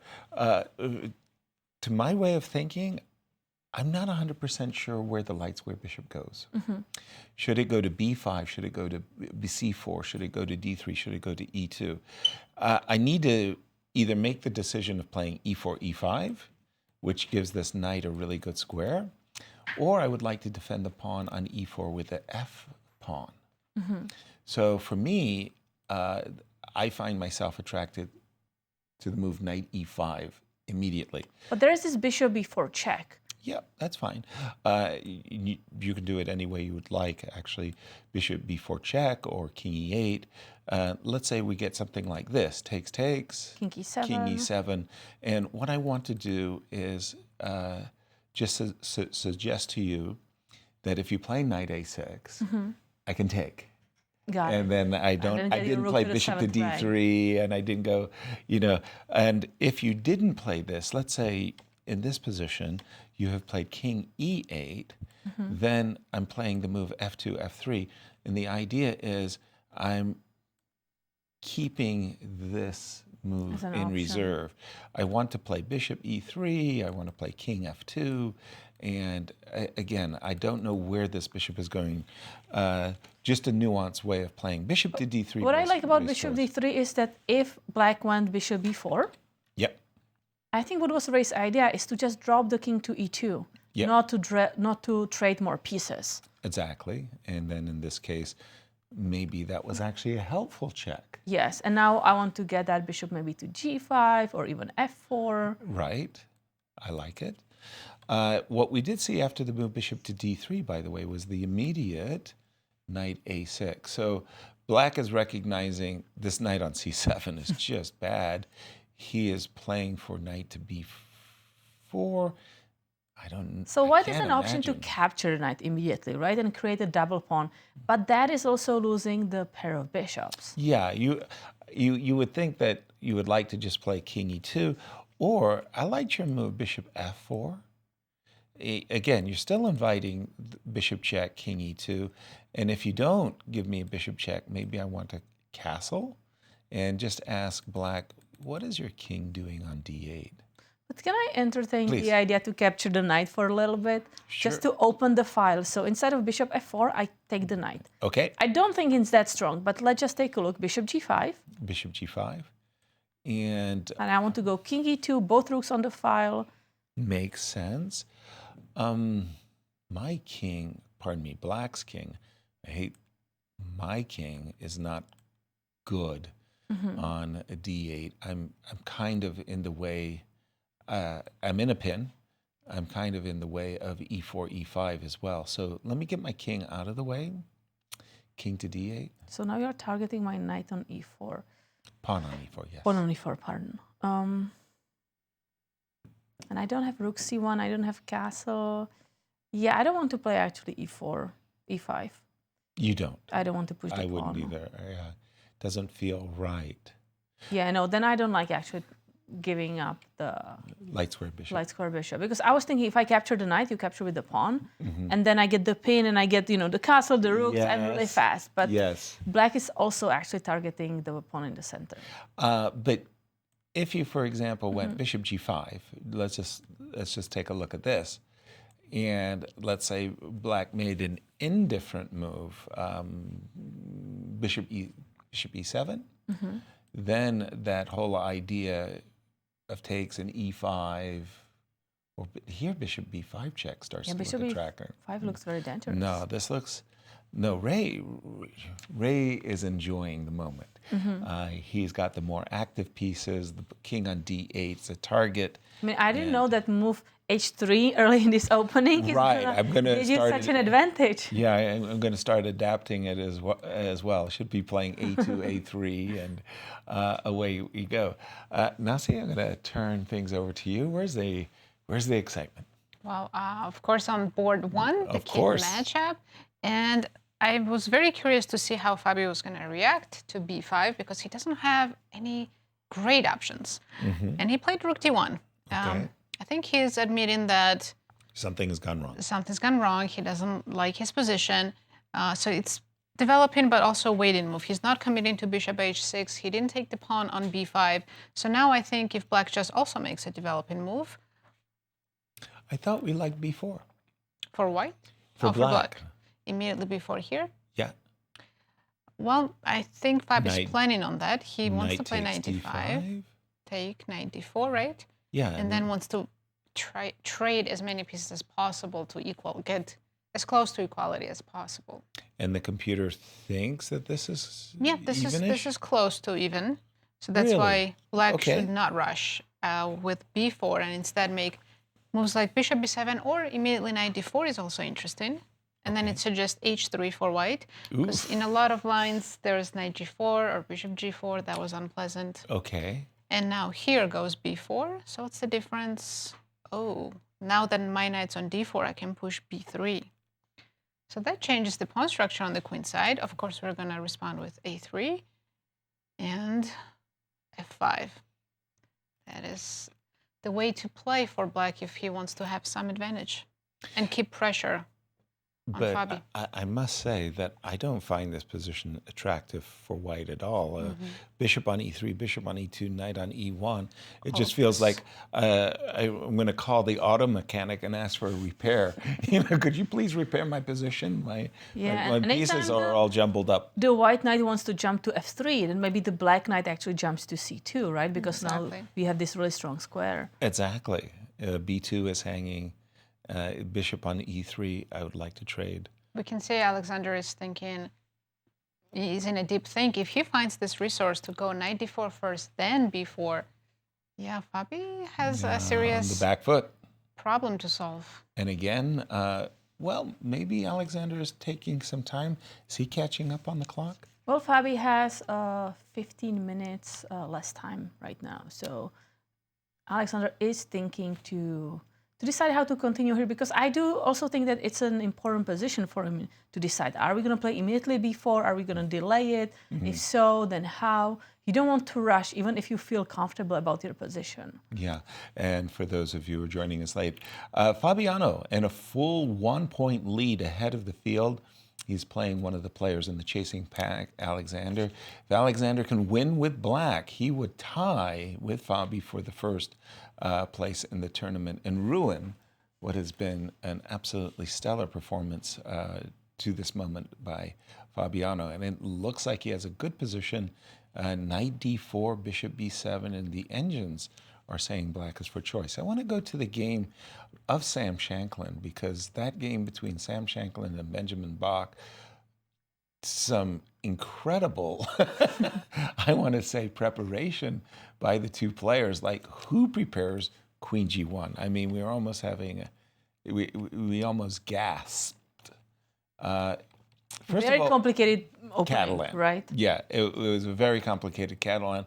Knight takes d4. First of all, queen d1.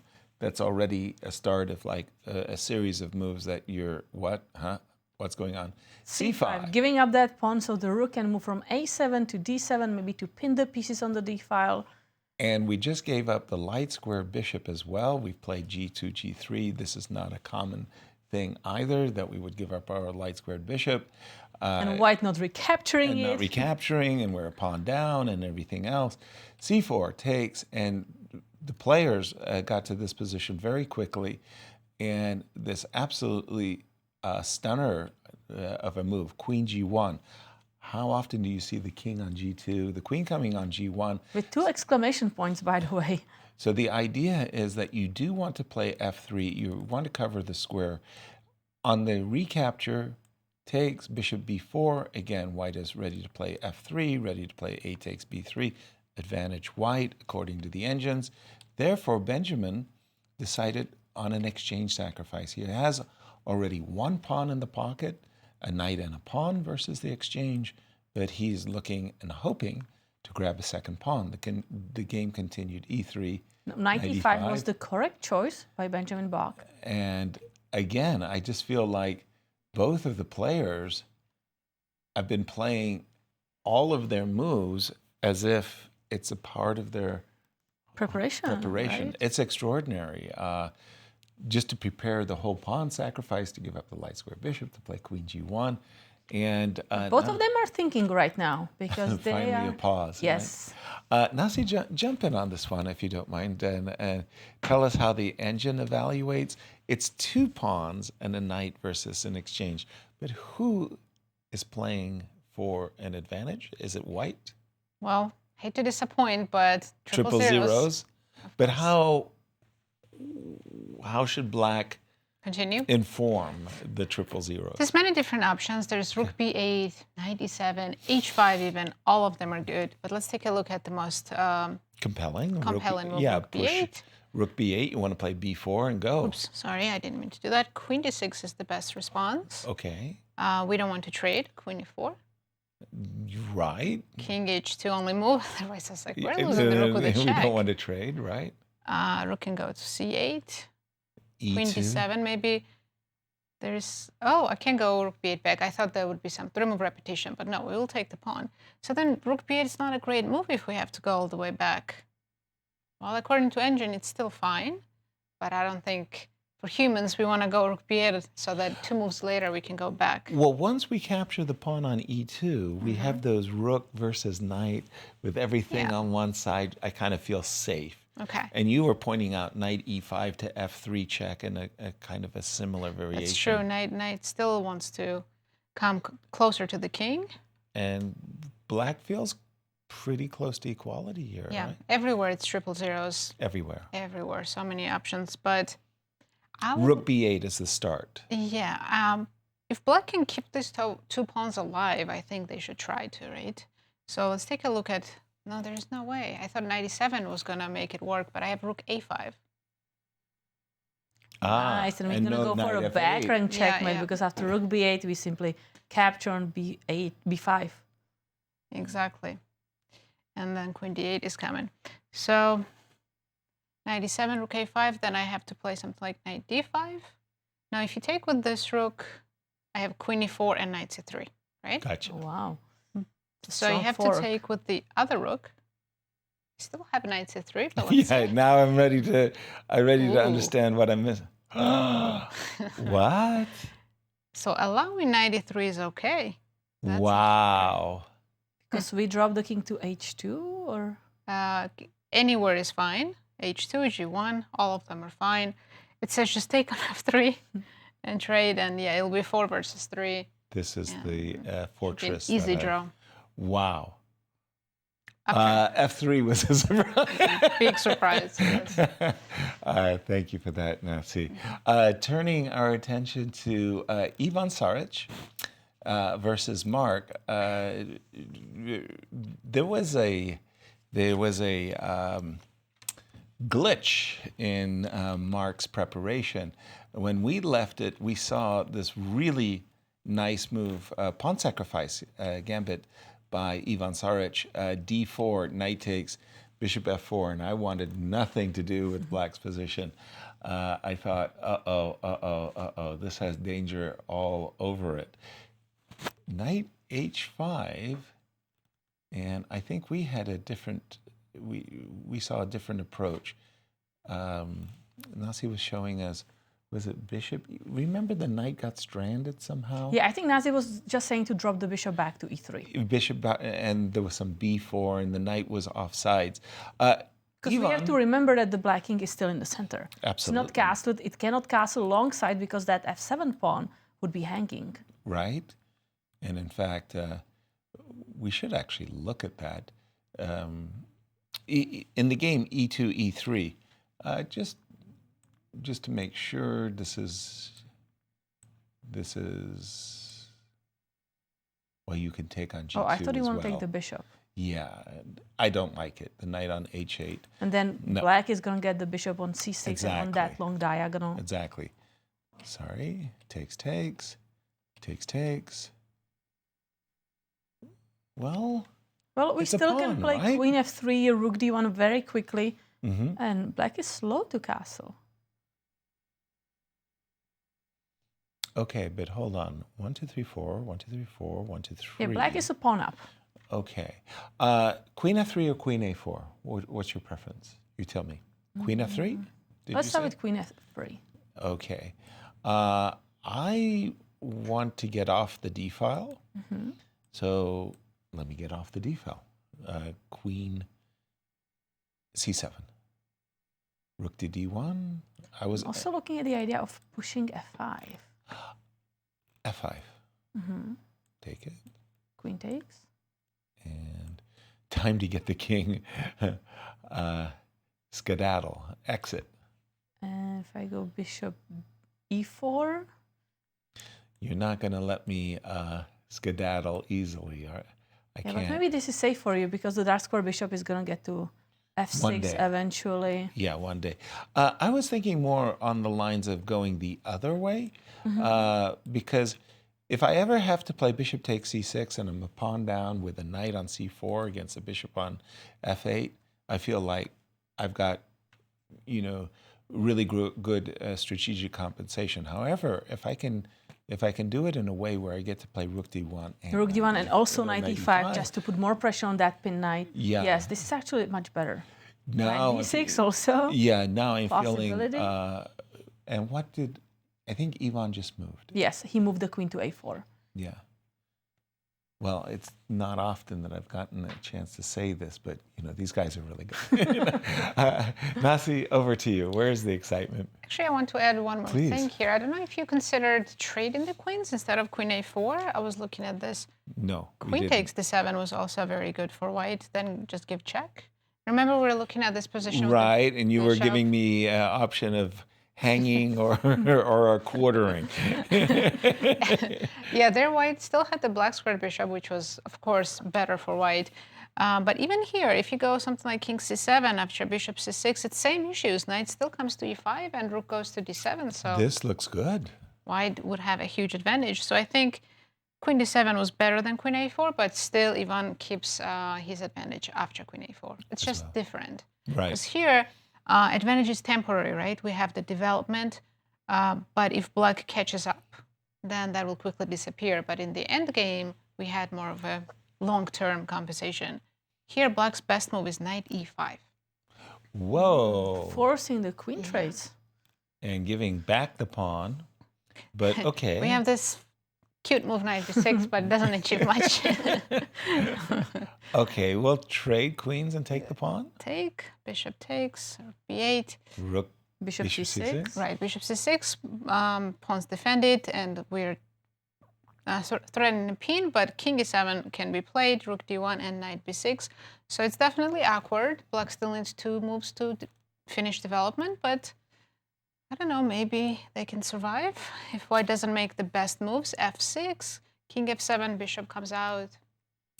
It is, at the end of the day, opposite color bishops. One Ulf Andersson would play this position after bishop f3 till eternity. And he would say, you know, so knight c6 is coming my also. Catalan bishop, you know, like you have weak squares. He would love these positions for white. Can white take the knight, by the way, and just avoid the opposite color bishop position? No, So in that knight e5 variation you were just showing, take on d7, bishop takes this, yeah, and just take the knight. I just take on d7. I mean, again, Ulf would revel and say, It's definitely pleasant for white. Just might not be enough to win if black defends well. Rook to d3. Rook d3, bishop e7. Rook a3. Oh, you're going this way. Very nice. I'm going to play this ugly move, rook b7. Rook a6, rook c1. He put his king. I'm trying to channel my inner Ulf Andersson. But why would we give up that light square bishop? I really like how it's controlling a lot of squares. Specifically to avoid bishops of opposite color. That's all. And the knight on c4. But nice. Thank you, Nazi. Queen takes d7. Somehow that was very counterintuitive. Queen a4 showed understanding. Queen d7 was so brutal. Well, if it wasn't for knight e5, queen a4, yeah, very strong move. Knight e5 is because if black plays something like bishop b7, it's game over instantly. Right. He's threatening knight b6. So yeah, knight e5, or maybe knight b8. Well, here I don't have to take the queen. No, I can just move the queen anywhere, queen and you b3. just wasted such an important tempo. For sure. And still knight b6 is a threat. Yeah. It's wow. Not good, not good. Let's catch up to Fabiano. What is happening there on the first board? Fabiano Caruana against Alexander Donchenko. Whoa. Wait a minute. b5. I was always thinking white was putting his knight in the center of the board. Knight a4? That looks very, very dangerous. Where is the knight going? Well... Oh, can we try something like e5? That could be the idea. You think? Because I want to target the weakest link in the pawn chain, which is the d6 square, and then I want to attack the c5 pawn. No, I get it, but I will never allow this wayward knight. I will never allow you to play knight takes c5.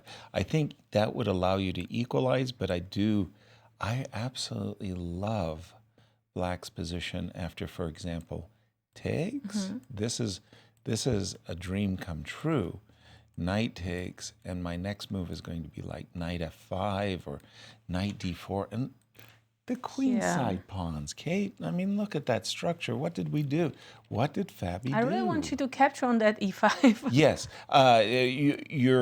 your intention. If you capture, I'm going to recover that knight from the edge of the board. Was right on the mark. No. Here you have every right to feel that you're out of the woods. Maybe not completely. You still have, but you're attacking this pawn on b4. Actually, have a line to back up Katerina c5, which is a good move. Okay. Just after knight e8. Yes. Fabi needs to follow it up with bishop g4 only move. Bishop Otherwise, G4. it's -2. I believe it. And the whole concept behind bishop g4 is I take on e6 first. Okay. And what is the difference? I'm still trying to figure it out as Then well. take on f8 first. Trade rooks. I'll take with the king. I capture the bishop. And I'll take on e5, so... And then knight f3. And d4 is coming. Wow. I've achieved my favorite living condition. I'm a pawn to the good, but you've got good compensation. My pieces are a little wayward. Okay, so go ahead. Bishop g7, d4. D4, knight g5 is interesting too, but yeah, let's look at d4. Knight g5. Oh, getting a pawn. Getting like the pawn back. I like that more now. Knight f3. Oh, excuse me. Tempo. Hey. But queen f2. Who's? Well, I was gonna. My king's misplaced on f8 anyway. I always thought. Queen e2. Queen Edgar 2. E2. Yes. I want bishop h6 and take on e6. And queen e7. Queen. Now d4 again. Yeah. Back I like to that d4 d4 just to push the pawn. The weak d3 pawn. I want to get rid of that weakness. Nice. Well, with this move f4, I must say, Fabi has taken a great deal of strategic risk. And he's losing a lot of time, by the way.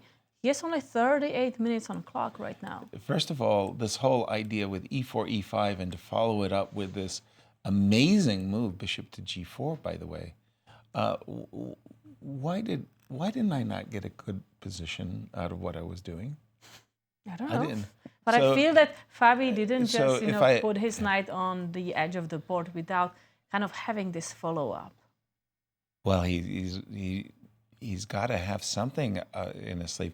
Bishop takes e5. I think last time I played bishop takes a4, and you played bishop takes e6.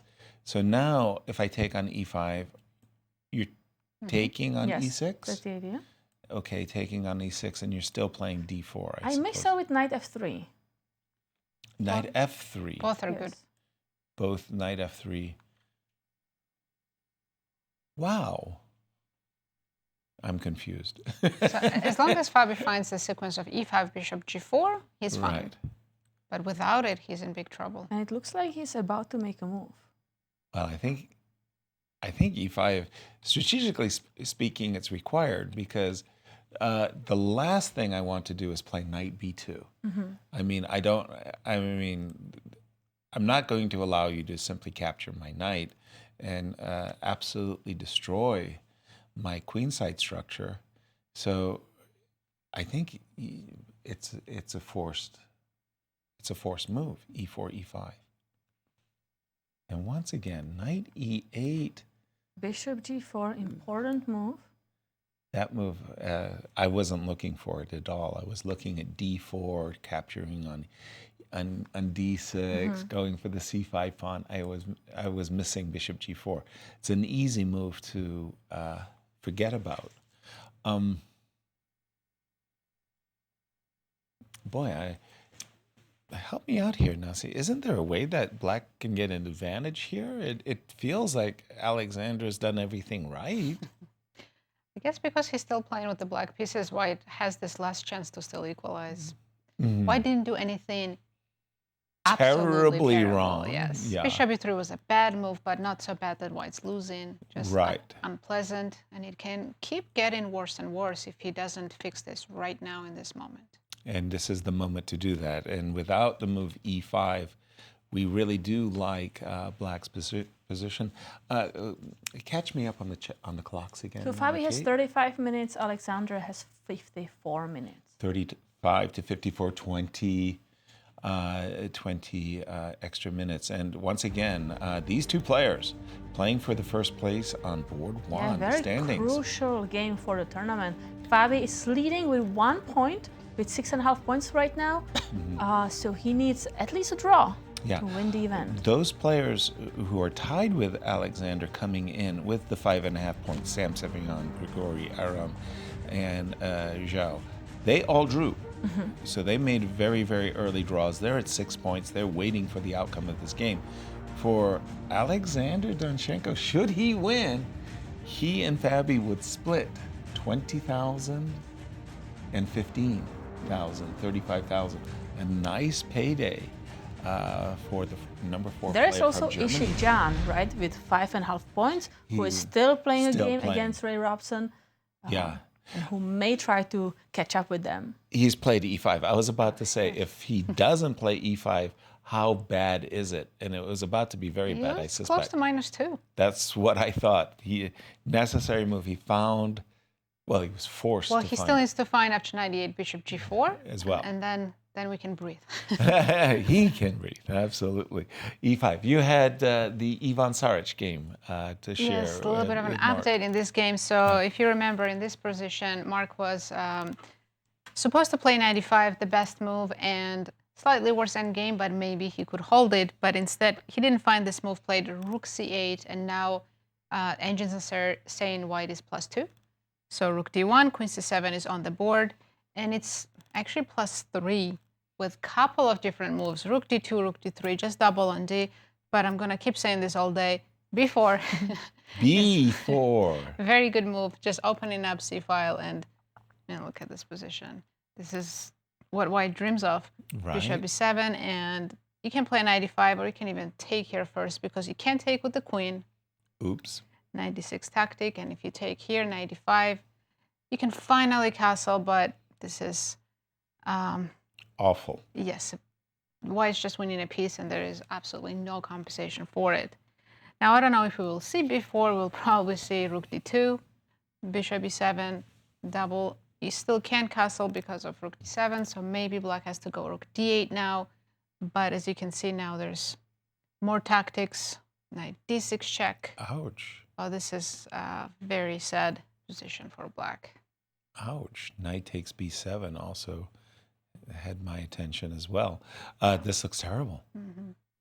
Yeah, so Ivan has a good chance to finish the tournament on a positive note with the win. Wow, very nice. By the way, from the current position, I thought you were going to share an exchange sacrifice. I thought you were going to suggest knight e5, bishop d6, rook takes d6, queen takes d6, rook d1, in the romantic style of, Elan and everything else. This is good, just not as good. Actually, advantage kind of disappears. Rook d7? Immediately? Or didn't we give up too many pieces? So now queen e5 and king d7. Black has 2 rooks. Okay, so I should take on c6. Right, take on c6 first. And then play rook d7. Yeah, but I've given up. Yeah, that's better. But maybe black can survive this. Let's say. Ooh, I'm hearing a big update. Let's go back to Fabi. Did not play bishop g4. Ooh, this was the variation I didn't like for white, because your queen side is so badly mangled. And remember when I stopped at knight takes d6, and I said, I'm absolutely loving this position for black. You get to put a knight on d4, maybe the you other get to to play f5. And that was when Nazi so rudely interrupted us and said, put your bishop on g4, stop that knight f5. And it was like, oh, blunder alert. This is big. This is not... Capturing on d6 is a mistake. Yeah, that was... Because this is a situation where you need to play the bishop g4 move. Yes. To get rid of one of the knights who can occupy the center. Exactly. And that whole variation that we had been looking at, it really did offer great compensation for the pawn. That remember when we were doing this, I think you guys were hitting me nicely with knight f3 and queen f2 and good things. Fabi, big mistake. It's -2 at the moment. Oh, wow. After the most natural, I'm assuming. 96 or bishop c3 inclusion is fine too. something to be said about bishop c6, because it kind of wrong foots the queen a bit too, right? I mean, it's such a nice tempo as well, right? You just kind of like, but now we're splitting hairs, and I really like knight takes d6. And again, the whole queen side is... So let's say knight takes d6. Yes, please. Can I go bishop f3? I want to put the bishop to d5, get the other knight to f3. That would be my kind of dream position. Agreed. Give me your bishop. No, bishop f2. No, bishop f2. I cannot give up that bishop. Then No. all the dark squares, I mean, position of that would be lost. Okay, here, I have to stop because you're giving me very, very tempting options of bishop h6. You want me to play the queen away, and then you have knight e3, forcing me to give up that dark square bishop. So you'll get the light squares, but I'll get the dark squares. So I'm feeling like I'm making a good... This looks like a very strong move. Yeah, it feels that way to me as well. Ooh, ooh, ooh, ooh. Yeah, because if I play, let's say, queen b2. And as you just mentioned, that's a fork. And again, you're going to get, you'll always have your bishop, if you will, on the d5 square. You'll get light squares, but I just feel like the domination of the dark squares is more impressive. And that pawn on a4 is a big weakness. That pawn will be lost one day. But even queen h4 here, yeah, this looks very, very bad. Just looks nice. Very nice for black. Yes. Knight takes d6. But you tricked me. You actually got, in some ways, position that, dare I say it, that wasn't terrible. I didn't like it for you, but it wasn't terrible. Okay, so knight takes, one more look. Knight here, bishop came back.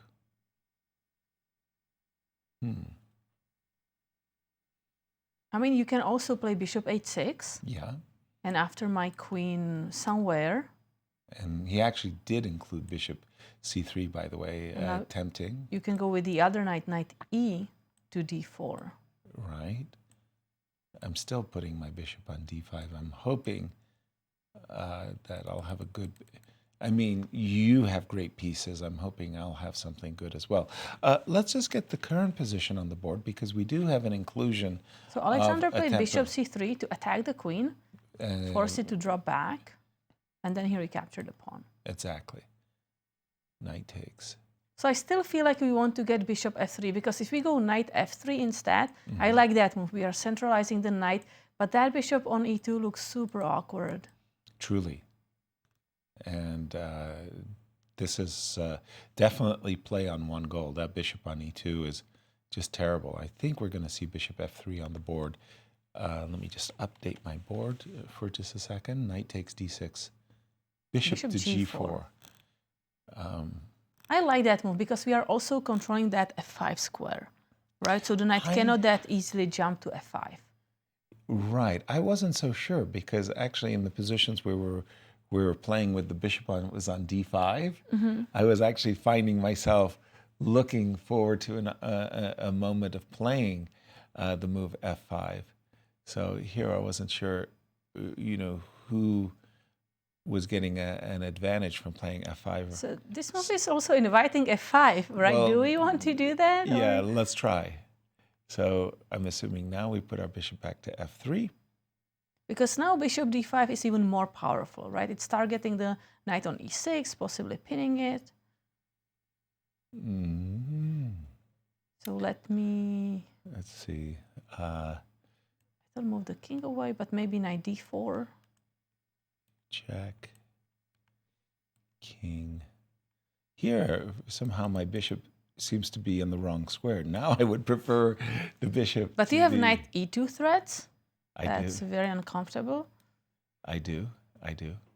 And the black queen wants to go to h4, then the other rook to the e file. Kind of very easy moves to make for black. Yeah, I call them happy moves. They're so easy to play. Bishop g4 on the board. Nazi, jump in. The computer said -2 or some really big evaluation in favor of black. Is that still the case? Absolutely, it is. And even if black plays f5, which I think Fabi is provoking, yes, it's still better, but it's not as good as if Fabi plays, Alexander plays knight d4. Immediately. Immediately knight d4. This is looking terrible. If we take, we don't want to touch, right? Well, it may have to, because to have both pieces here. Knight c2? Knight c2. The knight on e1 is dreadful. Okay, I'm bringing my third piece into this. Oh, I was hoping c5 was weak. Can I take on f5? Yes. Knight e2. That's the fork. No, the you're fork. supposed to recapture on f5. No. That's why computer suggests Oh. bishop d4. Of course, it's unpleasant. And after h5, if you move the bishop back, knight comes to f5. This is absolutely terrible. On knight c2, just queen h4. And I think white's just getting mated. Kate wanted to play queen h4. Oops, sorry. So instead, bishop has to go to h3 to at least control the f5 square. That's a pathetic bishop. Come on. Yeah, this is really bad. Black can play anything. Queen e7, rook e8, bishop c3, queen c7. I mean, black controls the entire board. Truly, this is just domination in the dark threats. And then I was looking at immediately f5, which is tempting. Bishop f3, f4, bishop d2. Here, white's not doing as bad. It's only -1. Only -1. Well, knight d4, and there's some tactics here. We can take on f4. Okay. Queen e7, it says. It's hard to understand this moves. Why did black just give up a pawn? But king h1 and just king h8. It's still hard to play with white. I mean, of course, we have such passive pieces, so many weaknesses, fantastic knights, and the bishop for black, open files. This is scary, but if Fabi gets this position, he'll be happy.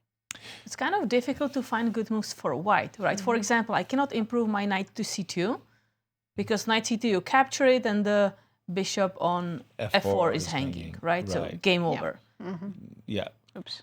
So I'm trying to think, like, if I don't play knight c2, how can I improve my pieces after king h8? It's like you got to get the bishop out of the way. You got to give a knight f3. But once you capture the knight on d6 with the dark square bishop, then that's a big concession to give up that dark square bishop. Of course. Yeah, it's really bad. We can move, make a couple of moves with this bishop, maybe.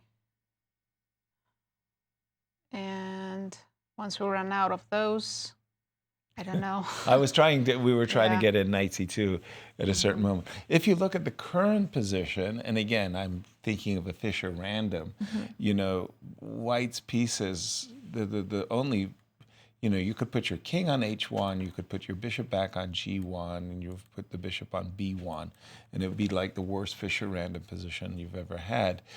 White's pieces are simply way too passive, and black's got all the activity and great outpost. Kind of controlling the center squares, the pawns there. Absolutely. Great outpost in the middle of the board. This all went wrong, and e5 was a fine follow-up, but he had to find bishop g4. He's suffering is Fabi. Clock times? Sorry. 35 minutes for Fabi, 45 minutes for Alexander. 10 minutes in favor of Alexander on the clock. Again, big fight for first place. Alexander, if he wins, will tie Fabi for first and put a damper on an outstanding performance to the moment for Fabi. We'll keep an eye on this one. Where else would you like So us let's to go back to the game of Ivan Saric against Mark Hyman, because we predicted this line. Nazi was showing us just double the rooks, you have a big advantage, and that is exactly what Ivan Saric actually did in that game. Exactly. No castles, because castles, rook to d7, the bishop on e7 is immediately targeted, and after bishop takes c6, that's how we win a piece. And rook I think we're just e7. going to win the piece, because black just castled. Oh, dear. Oh, dear. I mean, I think we were looking at rook d8. We knew it was bad, but this is, oh dear. Are there any tricks? I'm looking at the back rank, but there are no issues. Yeah, there's no, I mean, the queen defends D1, rook D8, rook takes C7, so that's not an issue. So let's go queen B8. Okay. Yes, you capture. B5. Okay, thank you. Got it. This is how. But I have knight A. No, knight F5 is not. It's the queen. Queen is hanging. Mm-hmm. So I can just capture queen takes A7, and we are getting like a pawn up rook in the game, but that's probably not enough. I suspect I was a little bit fast. Better do we have? Because we have knight E5 here. Yes, I was about to say. I think I should sidestep B7, B5. This is with the tempo. But I also have a tempo with rook A6. Yes, you do. Bravo. Bravo. Yes, you do. Queen E4. It's one of those, maybe I'm not winning a piece, maybe I just have a big attack, positional attack. I suspect. And by the way, it is on the board queen B8. So rook D7 happened. Right. Queen B8. So let's look. And what else can we do here? We can capture the knight. Hold on. Does queen B5? How are you handling queen B5? What is the problem? Rook takes B7.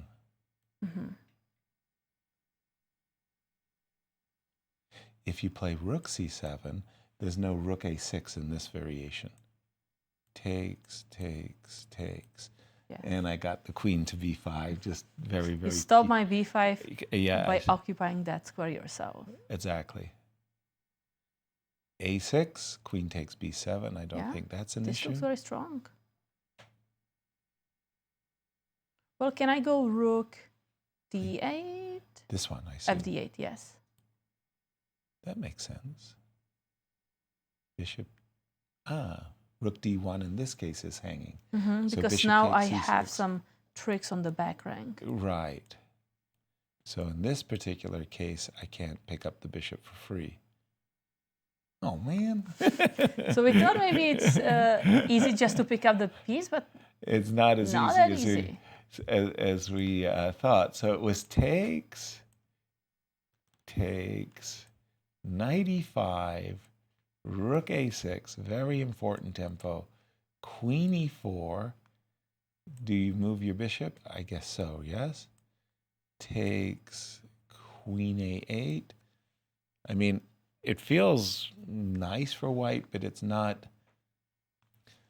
We're missing something. Bale is out of this one, Nazi. It feels like there ought to be some crunch tactical. Well, you're not missing much because white's not winning a full piece. Good, because we couldn't. We didn't know what we were doing wrong. White can play bishop c6, and after rook c6, queen b5 is a nice move. So you're stopping b5 and attacking both e7 and b7. Okay. So now, if black moves the bishop, you just take on b7 and double the rooks on the 7th. And I mean, this is a fantastic position. True. You're not winning a piece, but you're winning just positionally. Knight 96 is coming in next, and it's just terrible. But queen 5 needs to be found, and it's not that simple, maybe? I don't know. He has found all the best moves so far, so. So what if we just go to bishop takes c6? Is that bad if I capture the knight right now? No, I was showing that line. But instead of queen b5, queen d5 is the only move? To have a winning advantage, yes. So knight e5 if I go? Knight e5? Yes, rook a6, and black is recovering. Yeah, black has this move, rook d6. That's a very nice in-between move. Whoa. Happy to have 2 rooks for the queen. And, of course, if you take here, and take on a7, misbehaving, my engine. Rook takes a7, I take here.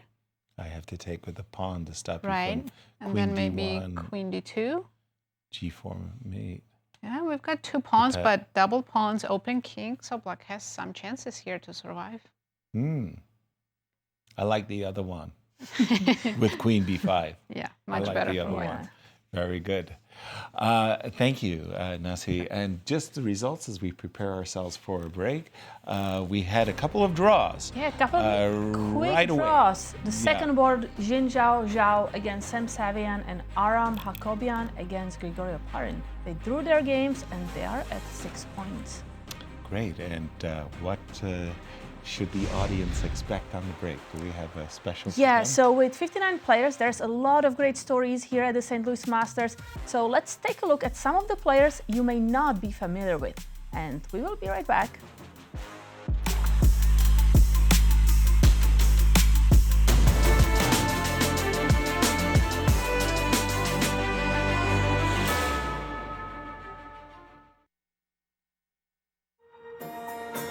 With 60 players in our tournament, there are many great stories beyond the top players. Let's take a look at some of the faces in the crowd. Some of the youngest players, international master at 18 years old, Nico Chasen, 14-year-old, Rio Chen, Canadian master Aaron Mendez, all have a good shot at earning a grandmaster norm. This is an important tournament for this young group of players. Local International Master Justice Williams, as well as International Master Brevington Hardaway, will be seeking Grandmaster norms. These players will also have a chance to become only the second African American Grandmaster in the United States, after Maurice Ashley. 18-year-old American player, International Master Kirk Gazarian is on the cusp of becoming a Grandmaster. Can he achieve the norm at the St. Louis Masters? Abhimanyu Mishra, as a 15-year-old phenom, is part of the Young Stars program, a special joint effort of the St. Louis Chess Club and the Kasparov Chess Foundation. Abhimanyu has distinguished himself early by becoming the youngest ever international master and grandmaster when he made those titles. One of our favorite stories is 14-year-old Tani Adiwumi, a Nigerian-American chess player who currently holds the title of FIDE Master. Tani won the 2019 K3 New York State Chess Championship at the age of 8, after having played the game for only a year, all that while living with his refugee family in a homeless shelter in Manhattan. His personality is as big as his chess ability, and Tani will have many fans watching him here in St. Louis.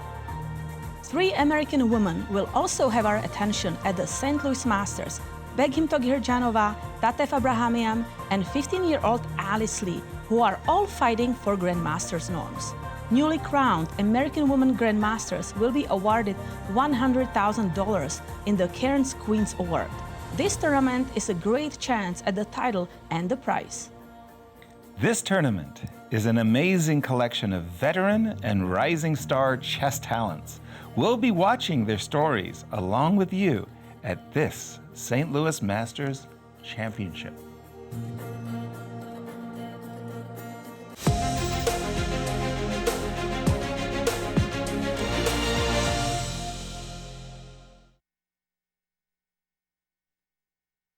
By now, you guys probably know there's a lot to see and do in St. Louis. But when it comes to the art scene, there's more here than meets the eye. From Laumeier Sculpture Park and the City Garden to the stunning Cathedral Basilica, one of the largest mosaic collections in the entire world. So if art is your thing, St. Louis is on display all year long. Ooh, now that's an exhibit. St. Lou is always exploring. The St. Louis Chess Club is the premier chess facility in the United States. We bring the educational benefits of chess to thousands of students across the St. Louis area. We also promote chess at the highest levels, hosting all levels of the U.S. championships, as well as high-profile tournaments that attract the world's best players. Become a member and enjoy perks such as free classes and lectures, weekly tournaments, and so much more. Visit stlouischessclub.org to claim your membership today. Welcome to the World Chess Hall of Fame with ultimate moves. Rex Singfield is team captain. Rex, how do you feel about the squad they've got lined up for you today? They're incredible. I don't know why the other team even shows up. I really don't. They shouldn't be here. They don't have a chance. What's going on over here? Oh my goodness. Mr. Monopoly, what the heck is going on? So St. Louis has been honored by Hasbro Corporation. We now have our very own Monopoly board. So all the squares on the board are St. Louis themed, from the Art Museum to Tower Grove Park. And in fact, the World Chess Hall of Fame has their very own property on Monopoly. So Mr. Monopoly has joined us today to help kick things off and to honor St. Louis. I've just not seen this happen before. I'm stunned. Money being put blatantly on the table to bribe players. Here's the arbiter. He's brought out a card and he's handed over to Rex. It's a community chess card. It reads, go directly to jail, do not pass go. I guess we're playing with Monopoly rules today. That's the first I've seen something like this happen. Mr. Monopoly is dominating. He's crushing it, and he's here because we have the St. Louis edition of Monopoly. That is right. St. Louis has been honored with its own edition of a Monopoly set. You can get it at Q Boutique. The World Chess Hall of Fame is actually one of the squares on the board. Make sure you check out Q Boutique so you can get Monopoly St. Louis style. The St. Louis Chess Club Scholastic Program brings the educational value of chess to kids in schools across the St. Louis area. Active in over 100 schools throughout the St. Louis City and County, the St. Louis Chess Club has been able to reach over 85,000 students in both in-school and after-school programs. We view chess as a valuable educational tool. Learn more about our scholastic programming by visiting stlouischessclub.org/education. We're the Corey family. Welcome to our show. That is my boy. Look at that kid.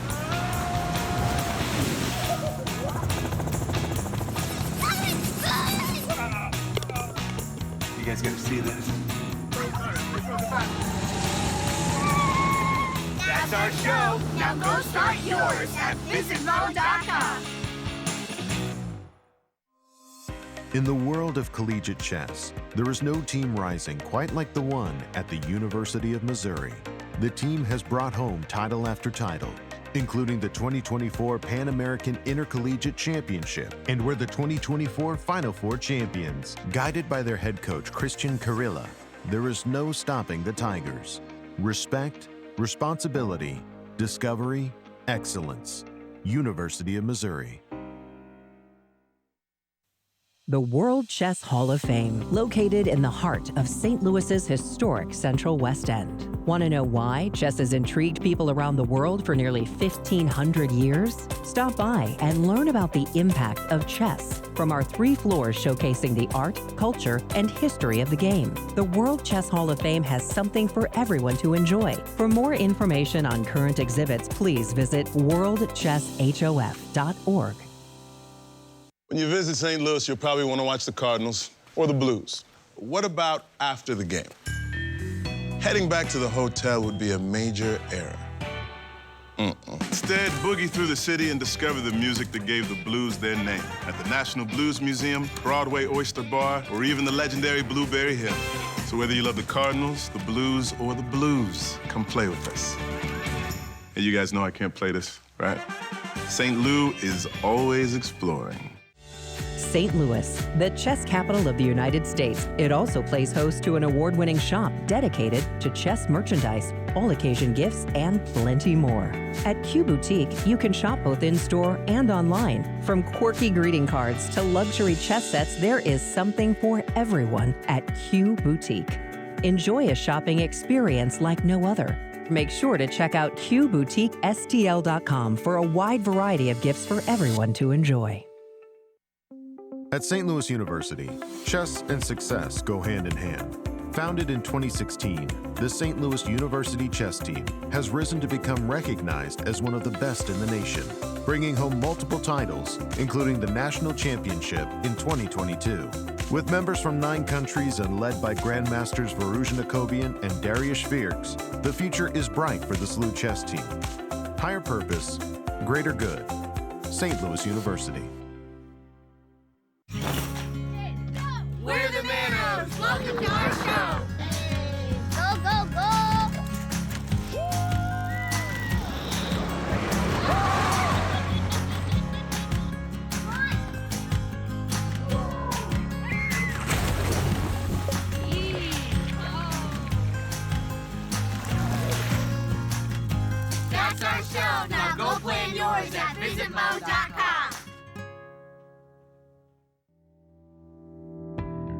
The St. Louis Chess Club is the premier chess facility in the United States and is among the best in the world.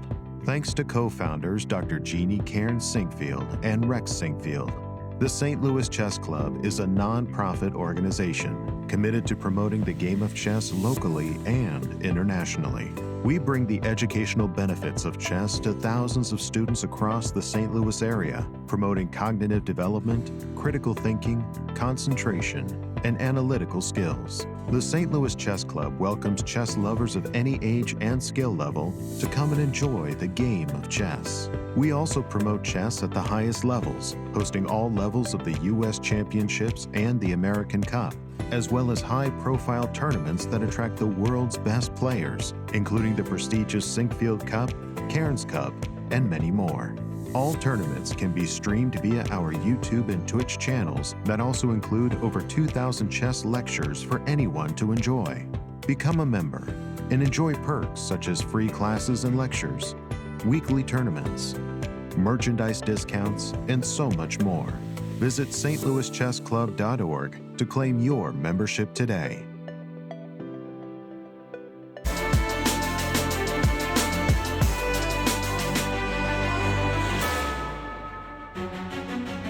Welcome back, everyone, to round 9 of the St. Louis Masters.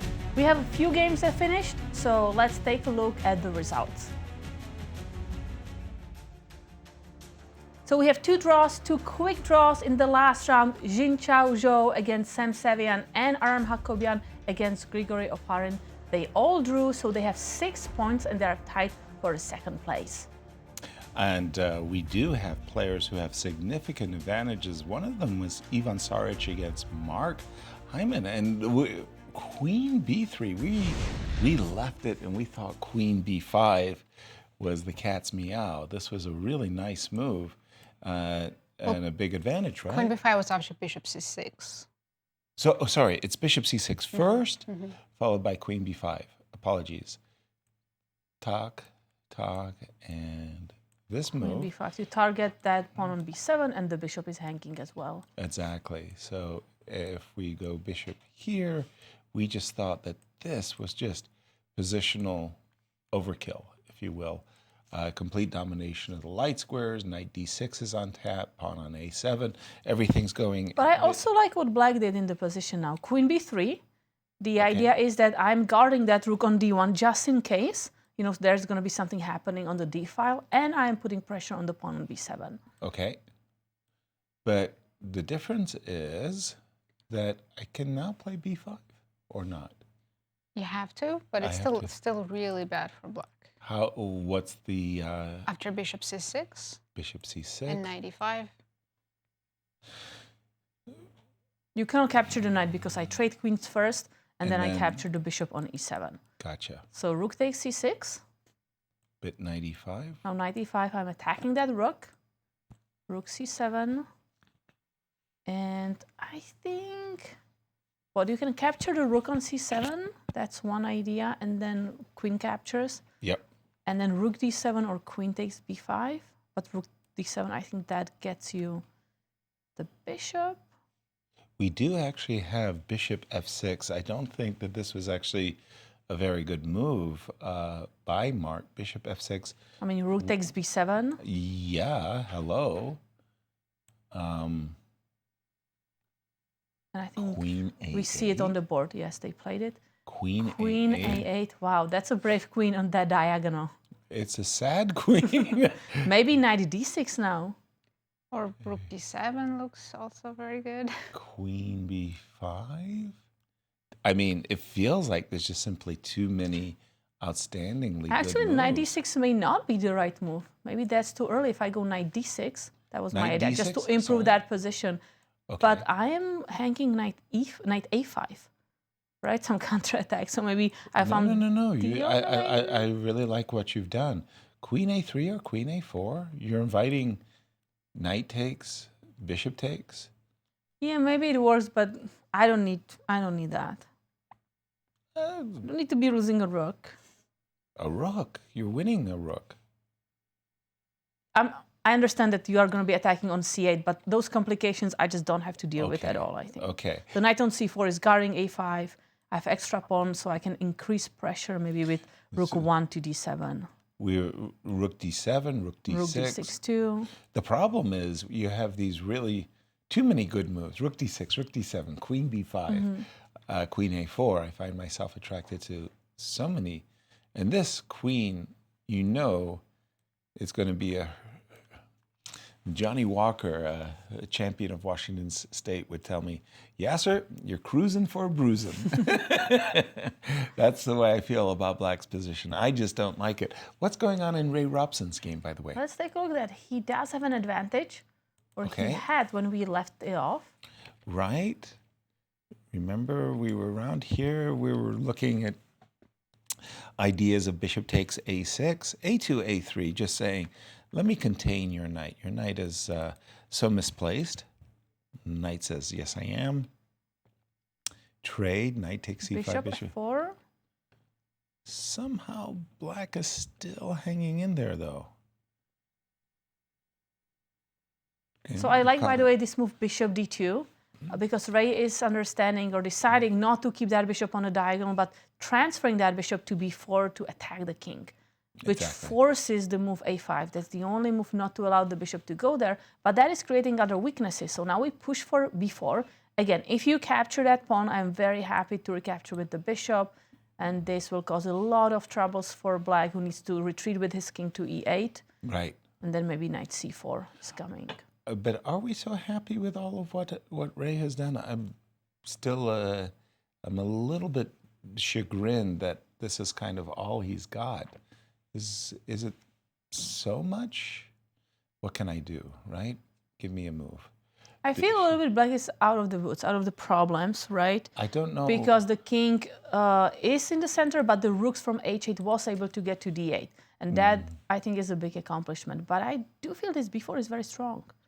Yeah, I'm still looking for a way to equalize. If I play the move bishop to d4, kind of trying to provoke a crisis in the position, I think Ray is very happy to simply capture. Because bishop b4 is coming, and then the other bishop will go to b5 to get the rook. Exactly. Bishop b4 check, followed by bishop b5, raise for choice. I'm going to go back to the game of Fabi, because when we left it, a number of inaccurate decisions has given Alexander a very dominant play on the dark squares. When we left it, we were somewhere around these parts. We had seen the move bishop c3. Fabi had played bishop to g4, trying to provoke f5. Alexander said, I like f5, and I like f4. Bishop to d2 captures. And here, the engine, questioned the recapture with the queen, suggesting that rook takes d2, followed by bishop d5, was a better choice for Fabi. Queen takes, knight d4, check, king g7, knight f3, and, well, Black has just great play on the dark squares. But I have to say, I'm very happy Black doesn't have the dark square bishop anymore. True. Because that bishop on c3 looked very scary. Yeah. And I had to worry about my bishop not being lost, because then the dark square would be just extremely vulnerable. Okay, but remember the teachings of Jeffrey Parsons. Don't look at what's off the board, look what's on the board. The bishop on d5 looks marvelous. But at the same time, I'll ask you the question, what exactly does the bishop do? It attacks the square g8. Well, it's looking at that square e6. So I would play maybe rook d to e1. Okay. I will play rook to e8. Stopping any ideas. If I trade. How do we feel about trades? I take the rook. I think you want to avoid queen and knight versus queen and bishop. Okay, we'll continue the line, yes? Takes. So now knight e2 check is starting to be a threat. So rook e1. This is exactly, I think, the ending you want to avoid. Takes, check. King, I have to go to h1. Oof.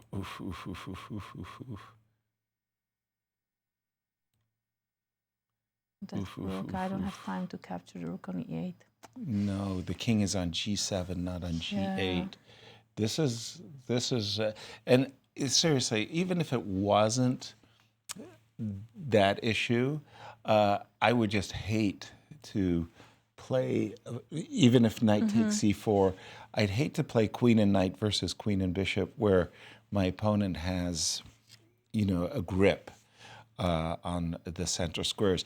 In fact... So I will also have to worry about the back rank. Yeah, Nazi, in fact, I am thinking this position's really favorable for black.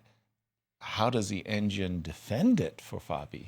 I don't know how... Yes, this is so bad that typically when you have a bad position, if you can trade a lot of pieces... That's usually a good sign, Exactly, it improves your position a little bit. But here, the analysis you went through, even after the trades, White's absolutely lost. Lost. So Fabi has to play very carefully. So rook e1 is okay, but after rook e8, bishop e4 back, and actually not trade the pair of rooks. Right. Keep them on the first rank to keep your king safe.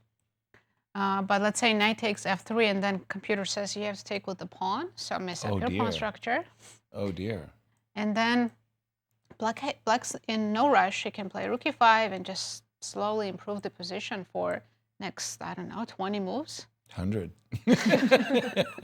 No, seriously, I did. This is just, it feels like it's play on one goal. Black has got, I don't know about rook e5 per se, but... the problem is it's very difficult even for white to push for d4, right? That kind of destroyed pawn structure on the queen side makes everything very difficult. Yeah, if my pawn from a4 was on b3, then... That's a totally different story. Totally different story. I agree, but I just feel like I could play for a king side attack as black. I can play, you know, for the queen side majority. It was actually funny just here. Pardon me. Yes, I think this was right. I started looking even at g5. Sure, that's great too. I mean, you know, just to try to provoke. We do have a move. Fabi played king h1. Oh boy. But after rook e8, and the same moves for black as in other lines. Black's just much better, -2. Much better, -2. Wow, that, I mean, it would be a sensation for Alexander should he pull off really one of the great upsets here. You know, I see this move king h1, and I'm thinking to myself, can Fabi play very crazy knight g1? But you need to be careful about knight d to f5, right? And maybe I was trying to win this pawn. Okay, you can win it immediately. I I'm was looking at that, you know, knight g3, some smother mates in the future. So let's start with g5. That's a good move. Defend that move, and then I'm going to go knight 6 to f5. Okay, deep breath, deep breath. You can do it, Yaz.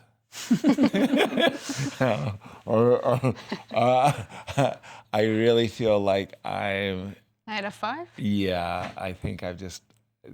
at knight e3, and I'm busted. Wow.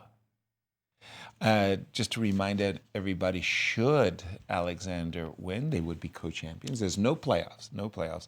They would just share first and second prize, $20,000 for first, $15,000 the second, $17,500 per player.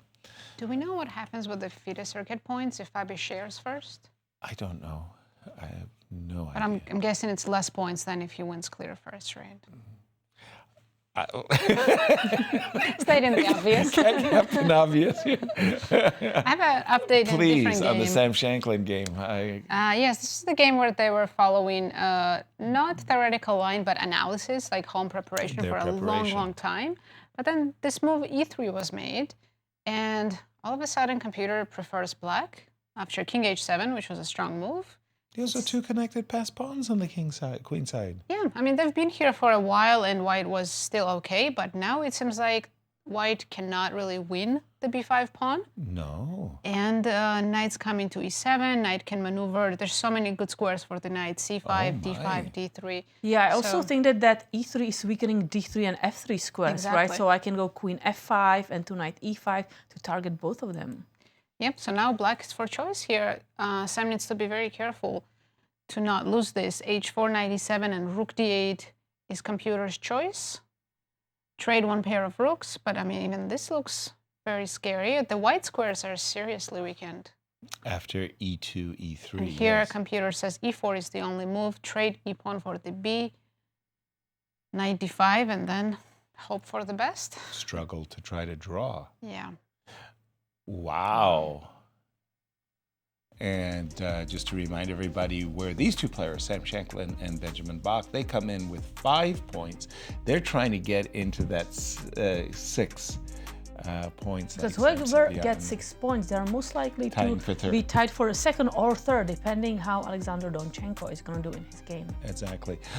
Quick question there. After the move King H7, you were playing what move? H4? Yes. And for me, I'm thinking I would love to capture my queen. That is to say, my queen's in the way of the knight. If my knight could get to e5 and f3 or e5 and d3, so why not queen c5 with the idea knight e5? Alpinio, queen c2.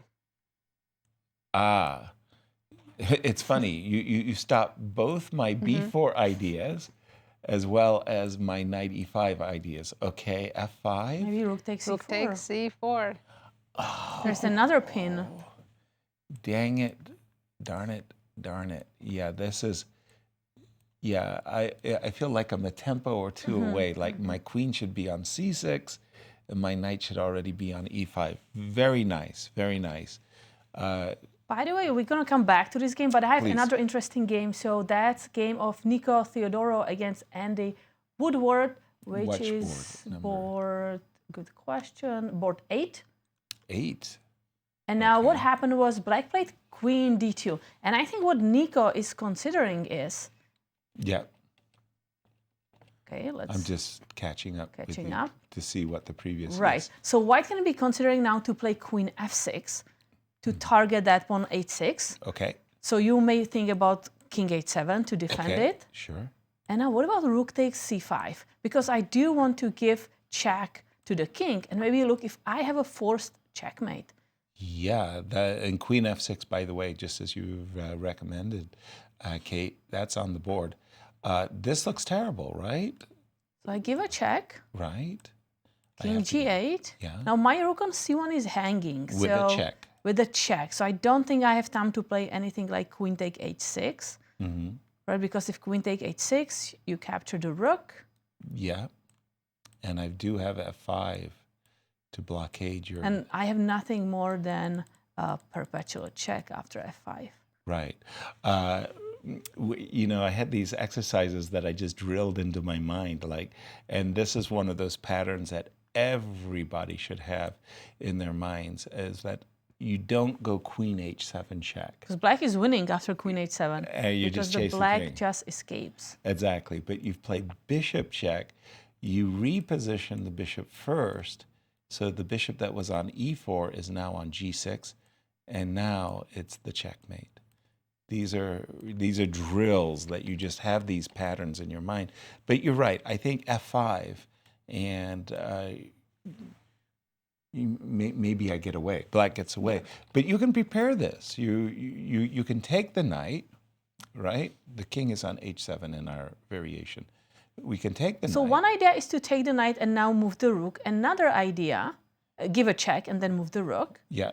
But if we can go back for a second, because another idea is right now just to move the king, like king g2. Because I'm preparing the same thing. I just don't want you to be recapturing the rook on c1 with check. Yep. This looks good. I mean, I have to play the move. I can't play king h7. I have to play the move g4 in order to defend h6 along the diagonal. But aren't you now in trouble after rook takes c6? Rook takes rook c5? Takes c5, pardon me. And then if you recapture that rook, I have rook c4. Oof.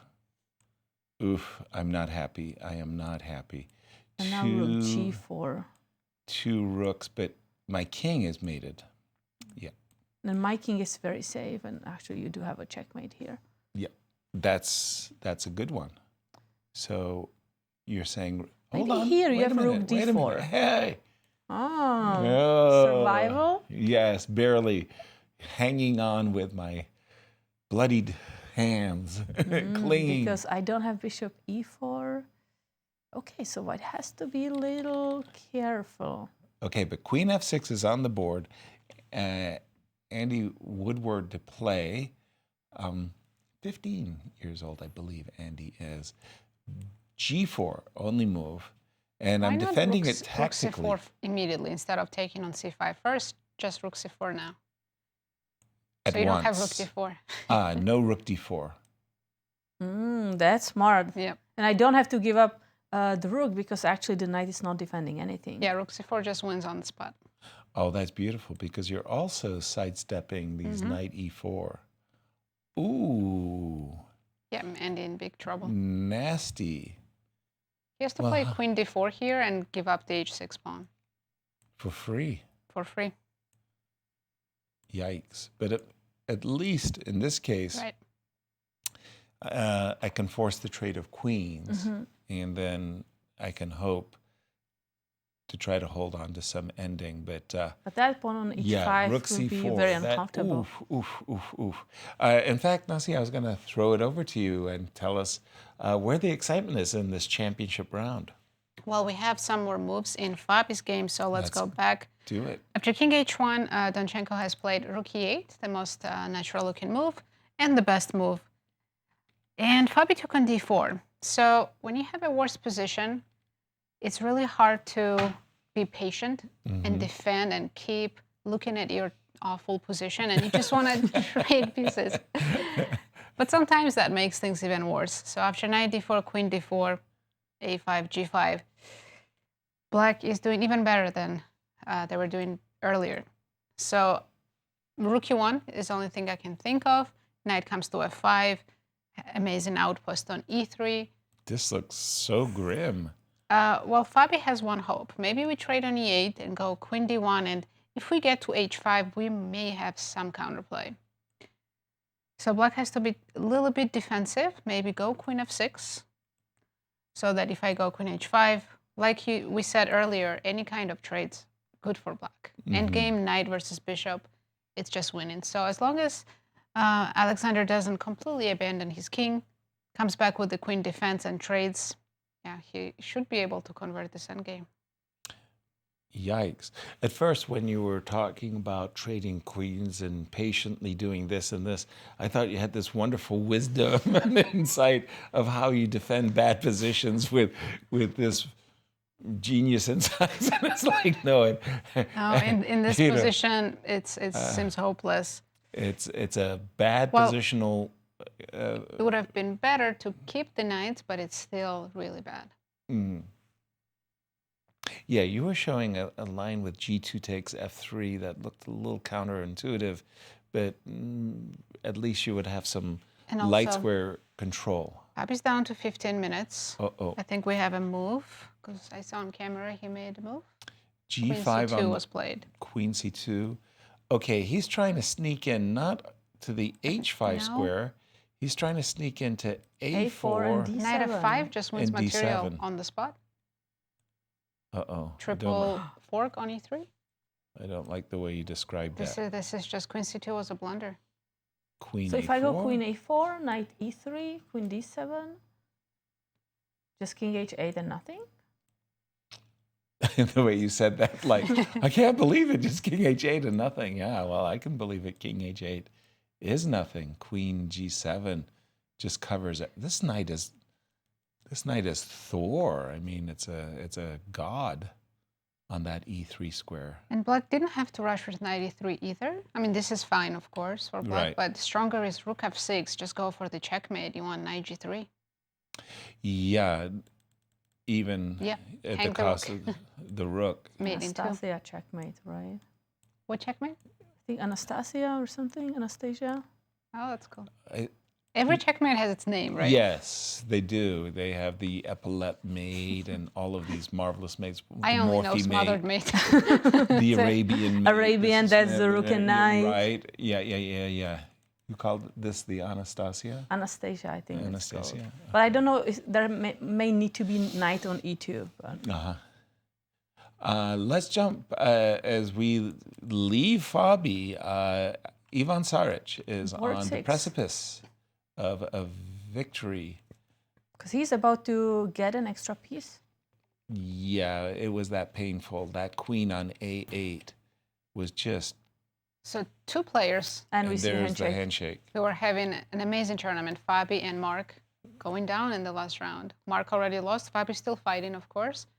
But tough finish for Mark, but he must be still very happy with Really? his performance in this event because Absolutely. he clinched the last GM norm. Also, his performance is 27.30 or actually 26.90. Now it dropped because of the loss. Right. But still a great tournament for him.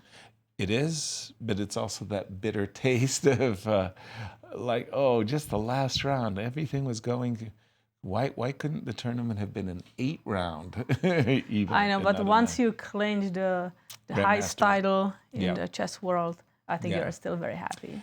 And for Ivan, that was a bounce up the chart. How many points did he have? So he has 6 points right now. Had 5 points now with the win. He's tied for third. He's tied for actually second, I think, right now. Well, because we're thinking Danchenko and Fabi will both have 6.5. Yes, if that's fine, going to but be the he's case, got then it's 6 third. points. Congratulations to Ivan. It's been a quiet 6 points out of 9. Strong finish. With 2 out of 2. That's the championship rounds, and that's what we can congratulate him for. Ray Robson, I'm going to go back to that game because when we left it, we saw that move B2, B4, and I didn't find a good move for Black. Isak tried bishop A4, knight to C4, gift me the bishop, gift me the pawn, bishop B5. That was a creative tactical solution. I mean, he had a terrible position. Can I do A4 here? A4? I didn't see A4. Nope. Knight B6 immediately. Ray just jumped. Let's go back. We're going to leave Ray and we're going to go back to Fabi because we think Fabi has slipped. Queen C2. And Knight F5 was played. And now this rook F6. How do we handle knight G3 check? Only way to not get mated is H3. But that's a horrible move. That move is very ugly. But I mean, Kate didn't even want to what? No, H3. I mean, then the knight on G3 is going to be parked forever. Painful. Yeah, the knight could go, but wait a minute. So we start with rook E7, right? Yes. We don't want to give up that rook. We are keeping our knight E3 an option, knight G3 an option. Somehow the black rooks are doing a great job at keeping White's queen out. Knight G3 on tap, knight E3 on tap. No, this is awful. It's losing. And I'm gonna guess 3, -4 by the engine. -4. -4. Do you think Danchenko is a little bit nervous though, because you don't often get a winning position against world a number 2800? Yeah, and you sometimes you counter guess yourself, like you get too excited also sometimes when you're this close to winning, and it affects your play. Yeah. Let's pause our analysis and jump over to Sabina, who has a special presentation. I'm here with Tony Rich, the technical director of St. Louis Chess Club and the organizer of this event. Tony, I know you have something you'd like to share with everyone. I'm very excited. Part of the goal for the St. Louis Masters is to provide opportunities for semi-professional players to earn points toward their grandmaster title. We're very lucky in St. Louis that we've been able to give away lots of grandmaster norms, and we're excited to award this one to Mark Hyman at the end of the St. Louis Masters. Now, Mark has told me already that this is his 3rd GM norm. and he has surpassed the 2,500 rating needed. So he has met all of the requirements to become a grandmaster. FIDE will review all of that paperwork when it's submitted at their first quarter presidential board meeting. And then Grandmaster-elect Mark Hyman will become Grandmaster Mark Hyman. Mark, here's a certificate on behalf of the St. Louis Masters. Congratulations on your wonderful performance. Thank you very much. Absolutely. Thank you so much. This is great. Thank you very much. Back to you guys. Congratulations to Mark as we welcome a new Grandmaster into our fraternity. Well done. Congratulations. Great accomplishment. Absolutely. I'm still on the game of Fabi, and I'm still struggling. Rook f6, h3 is a move you just don't want to play. But this threat of knight g3, smothered mate, followed by rook h6, checkmate. Oof. Oof, oof, oof, oof. Rook f6 is a winning move. We think knight e3 is a winning move as well. Even probably if I go just rook e7, I defend queen. Yeah, it just feels like d6. So many tempting choices. Actually, rook e7 is very, very good. It's going to be a little sad ending to this tournament for Fabiano, who just cruised through the event really smoothly with some great games. Yeah, it just so happened that Mark had clinched his Grandmaster norm prior to this round. It would be somewhat tragic if both the two outstanding players, Fabi and Mark, both were to lose the 9th round. But right now we're looking at Alexander Donchenko's position, and we're saying, wow, he's played a really superb game. Yeah, and we can just remind the viewers that Fabiano played 2 tournaments back-to-back in Charlotte and here, so this is his 18th game in 2 weeks. And that also takes a toll on a player's performance. It does indeed. This rook f6 move, over to you, Nazi. I mean, -4, huh? It's that bad. Yes, I wish I had better news for Fabi's fans, but this position looks hopeless. Well, after rook f6 especially. Of course, that's not the only winning move. You could try something else, like simply rook e7 to not allow queen d7. Makes sense, but then maybe Fabi can try rook e1 and knight e3 now, rook g1. I mean, all these moves, even this looks absolutely bad.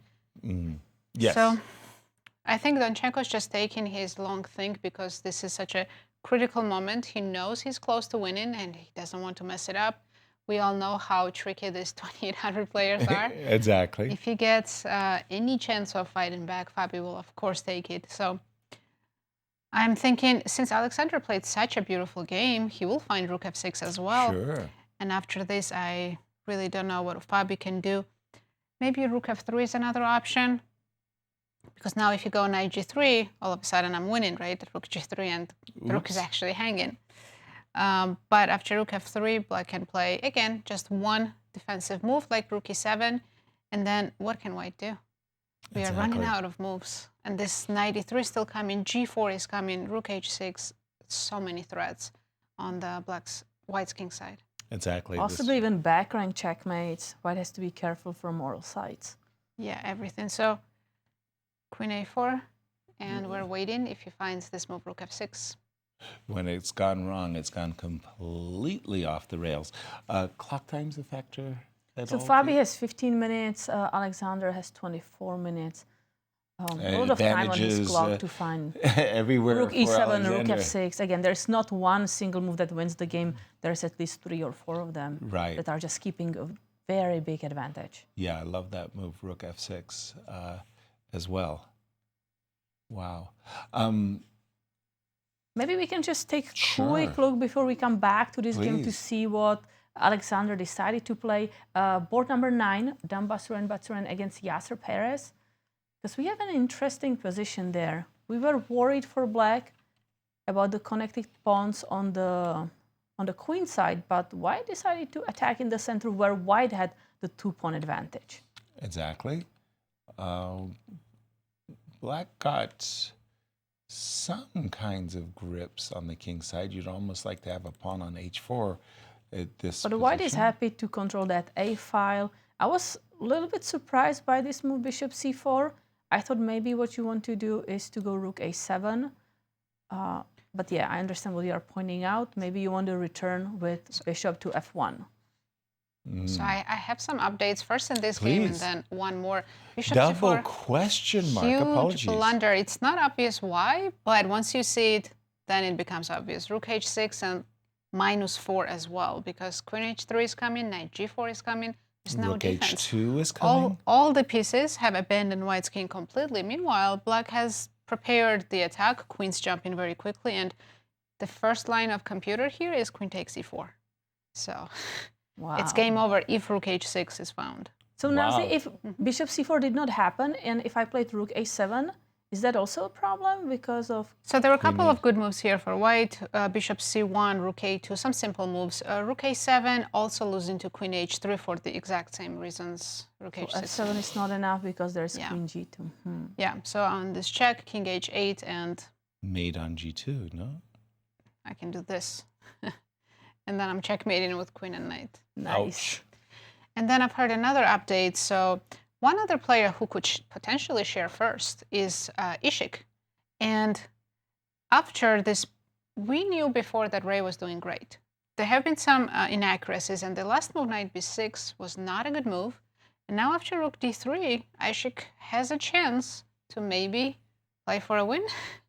Rook takes h3 check. Yes, so just to show I'm the thinking, audience, if knight... what is this? This is a rook. This is such a beautiful tactic. Rook takes h3. My goodness. Your king has to drop to the first rank, and then rook h1. That is a shocking. I'm sure. Oh my goodness, Ray rook missed takes this. d3. That's the cold shower. It is. Ray is stunned. But Ray's okay if he finds this move a4. He's forced to find it, actually. If he doesn't panic, I mean, if he missed this, he might just panic and lose. But he's 2,700, so he can find the only moves if he panics. Spends some time here. So a4, rook d8, bishop b3. It's still very scary, though. Even if he finds a4, he might think it's still losing. So this check, king has to go f3, otherwise rook e2. Bishop e2 check. I mean, this is also not very happy moves, but at least here Engine says it's equal because I also have some activity. And rook b1. Equal.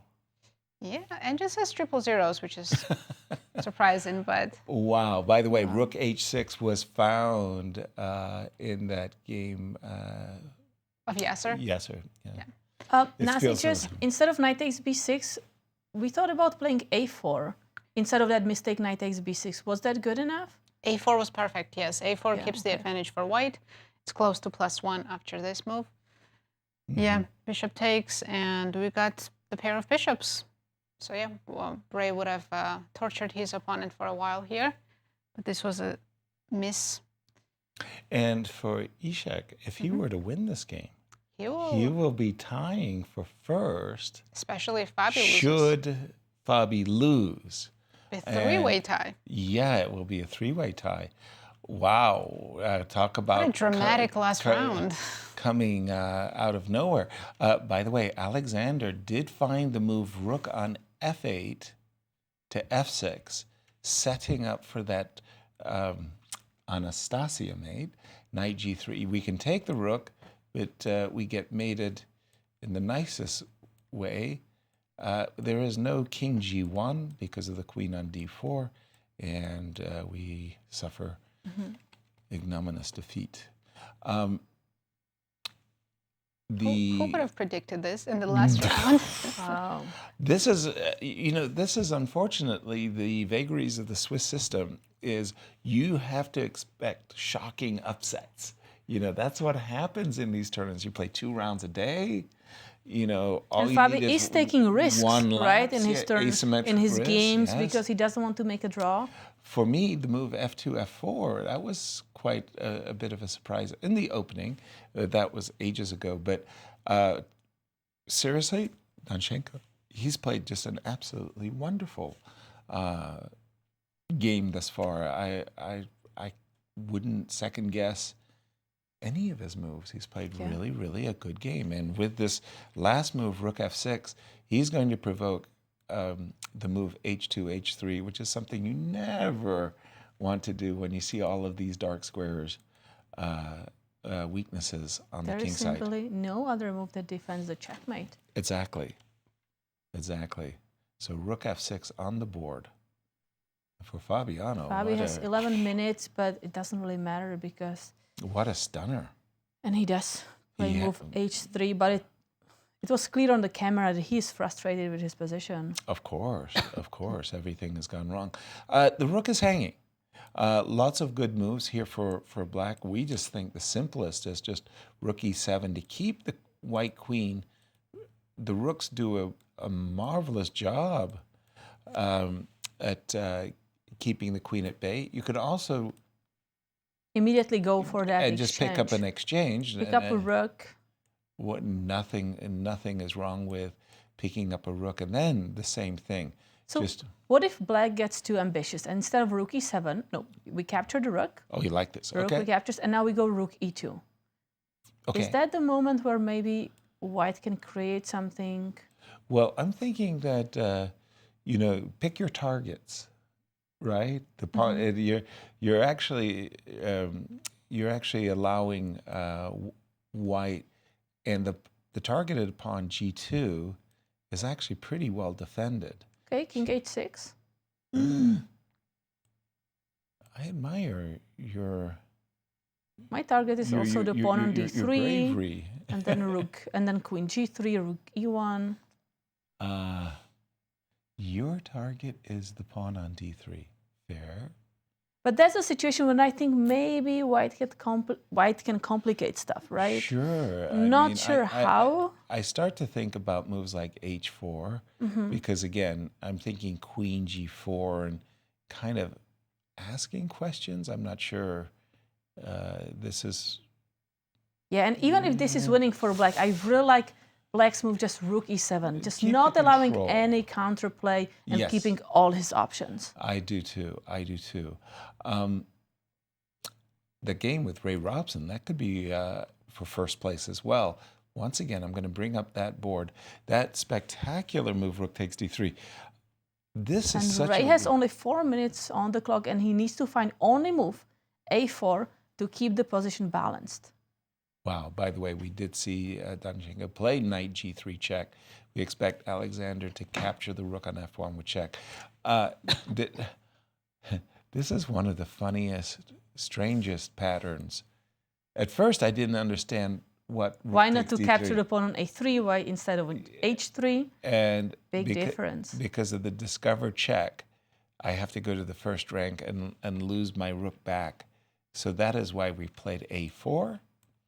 Now the rook moves out of pre and returns the favor. Bishop to and Ray e3. found the best move. He just played a4. Okay. Bishop to e3. We were looking at a sequence that was rather lengthy, but check, check, check. The king actually somehow found solace. An h3 move Ray played on move 4, coming in handy. Genius. Move 4, setting up an escape square for the king on and h2. Black has to be careful because the rook on d2 is hanging. The bishop is attacking it. I think Nazi was saying something. Were you suggesting a takes here? AB and saying rook c7 check, or you were taking the rook and the computer was saying balanced? I think the rook was hanging on d2. You didn't think the rook was hanging on b? Oh, it was. You just forgot about it. We're so trusting. We are so gullible. You know, she's naughty. Right, let's go back to Fabi's game. What happened? Okay. Let's just update our viewers. Leaving a rook hanging. But it still, a takes b is still good for black. Okay. So he played this knight g3. He got that exchange, as we talked about. And he did. And then play this rook e7, just not allowing any counterplay. Fabi brought his queen back to d1. Okay, my spidey sense is beginning. There's queen h4. I kind of want to stop queen g4, queen 8. Can I play f3? F3 is very strong. F3 is very strong. Good. Because there's like queen check, queen check. So let's say bishop captures f3. Okay. We do have a move. He played queen e5. Queen e5. Threatening f3. Not bad. Looks like a very good move as well, right? We could meet... You can trade queens on the next move. If you play queen f3, there's queen e3. Queen e3. Well, that's easy. That's easy. Any queen trade, the rooks will dominate. Because, you know, not only don't we have a pawn, but the pawn on d3 is not what we would call, you know, any great passer or anything like that. This is just a very, very, very bad position. I don't see any chances at all in this one. There was Ray's game, but there was also Andy, I was about to say. Yes, Sam I'm not sure what's happening in the game of Nicolas Theodoro and Andy Woodward, because that we was thought... queen f6, yeah. We thought, so a5 happened. Now white can capture the pawn on h6, which did not happen for some reason. Probably associated with... I want to trade queens. I see this queen as being a monster on but h6. I thought isn't that opening like I go back queen f6? Let's just see what has happened. Okay. We can capture the pawn So I can now. capture it right now? Here I would imagine that Andy is hoping to ensnare the queen. It looks a little bit funny. Actually, e3 was a brilliant move because Black had this idea. If queen takes h6, g4. Right. And queen d2, rook d2, take on g4, take on a2, and it says Black's not doing badly at all. Fair, fair. I can imagine that. We're up a pawn, but... Yeah. But my idea was after g4, it's too ambitious and I'm not playing the game, so I can be kind of experimenting, but I thought about playing queen f3, f6. So I drop queen f6, and now when you capture the bishop... If I capture the bishop, you're right. Yeah, but I have knight d7 h6 or rook c4. I'm kicking your queen out first. That ruins... Why are you doing this to me? The setup, yes. We do have queen d6 on the board. A5, e3. Played a bad move, rook d1. Very bad. He should have just taken on h6. Now it's even again, because knight d4. There's knight d4, there's another 4 coming. I think he missed that. Oh, no. He's given Andy a chance of climbing right back into the game. Look at this move, knight to g4. We can't predict anything in the last round. Wow, these last rounds. And is this too crazy? Well, I go king h7 and I'm safe there. Is that true? I thought so, rook g8. I just want no more mate. Well, but my knight is hanging. f7 is hanging. I guess you play knight e4 and somehow just... So I have 2 rooks and a knight for the queen. That sounds like a lot. But you have a lot of pawns. Yeah, but because you have 2 rooks and queen a knight takes for the queen. e6, yeah. Queen to h7, rook crazy, crazy game. But well, these last round, these championship games rounds sure do crazy. Fabi's position has been bad, but he keeps getting worse and worse. So let's go back to it because this might be... So what happened? Can we go back to see the last moves? This so might Fabi, be resignation. Queen d1, king h1. Sorry, queen e5, setting up for f3 check. King h1, queen e2. Offering Let's queen trade trade. queens. No way. I cannot accept a queen trade. But then you are giving up another pawn. Give me the pawn. And, well, this is just everything. Queen d4, queen c3, queen takes c4. Just a lot of I mean, the material deficit is too great. Wow. I think just to capture queen takes c4. Well, for me, I would love to play rook e1. I would love to play rook on f6 to e6 to e1, you know, something like queen takes f3. The only way I can do that, however, is I've got to break the pin. So how about queen? I think there are many ways to roam here. Yeah, I'm not worried about your rook e1, so... You're not? No. And I think that's what Alexander just did. I think he did capture the pawn on c4. He did? Let's take a Let look. me Yep, refresh. Greed. It's not greed. You want... It's good. You want a passer. And if you play rook e1, you know, you are trading material. I have more material. Rook c1. Rook c1 on the board. I'm assuming queen to d4 is coming next. So 1, 2, 3, 4. 1, 2, 3, 4, 5, 6. So an exchange in 2 pawns to the good. Alexander is really cruising in this game. Plus you also have a doubled pawn, so that's like pawn and a half. Oh, yeah, it's getting worse and worse. I agree.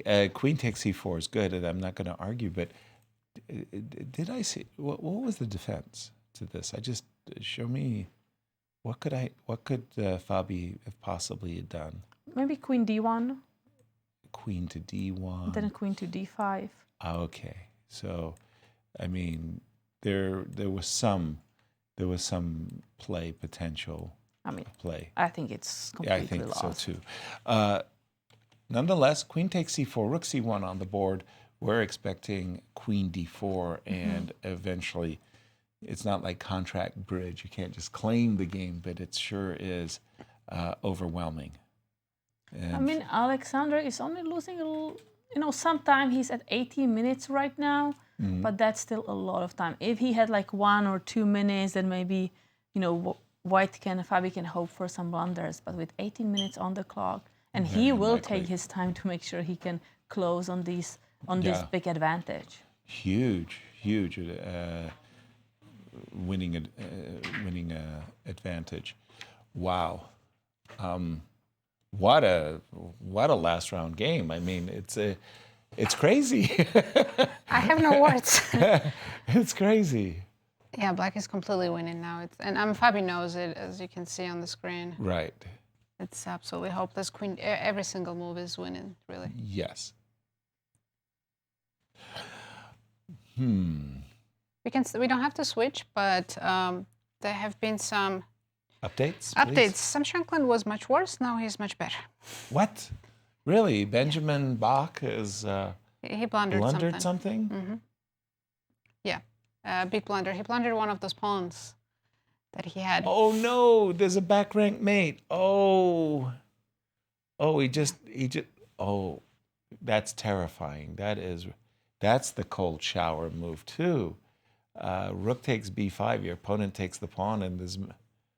Wow. So just to show you real quick how it happened, knight c5 was already a bad move. In this position, it was -2.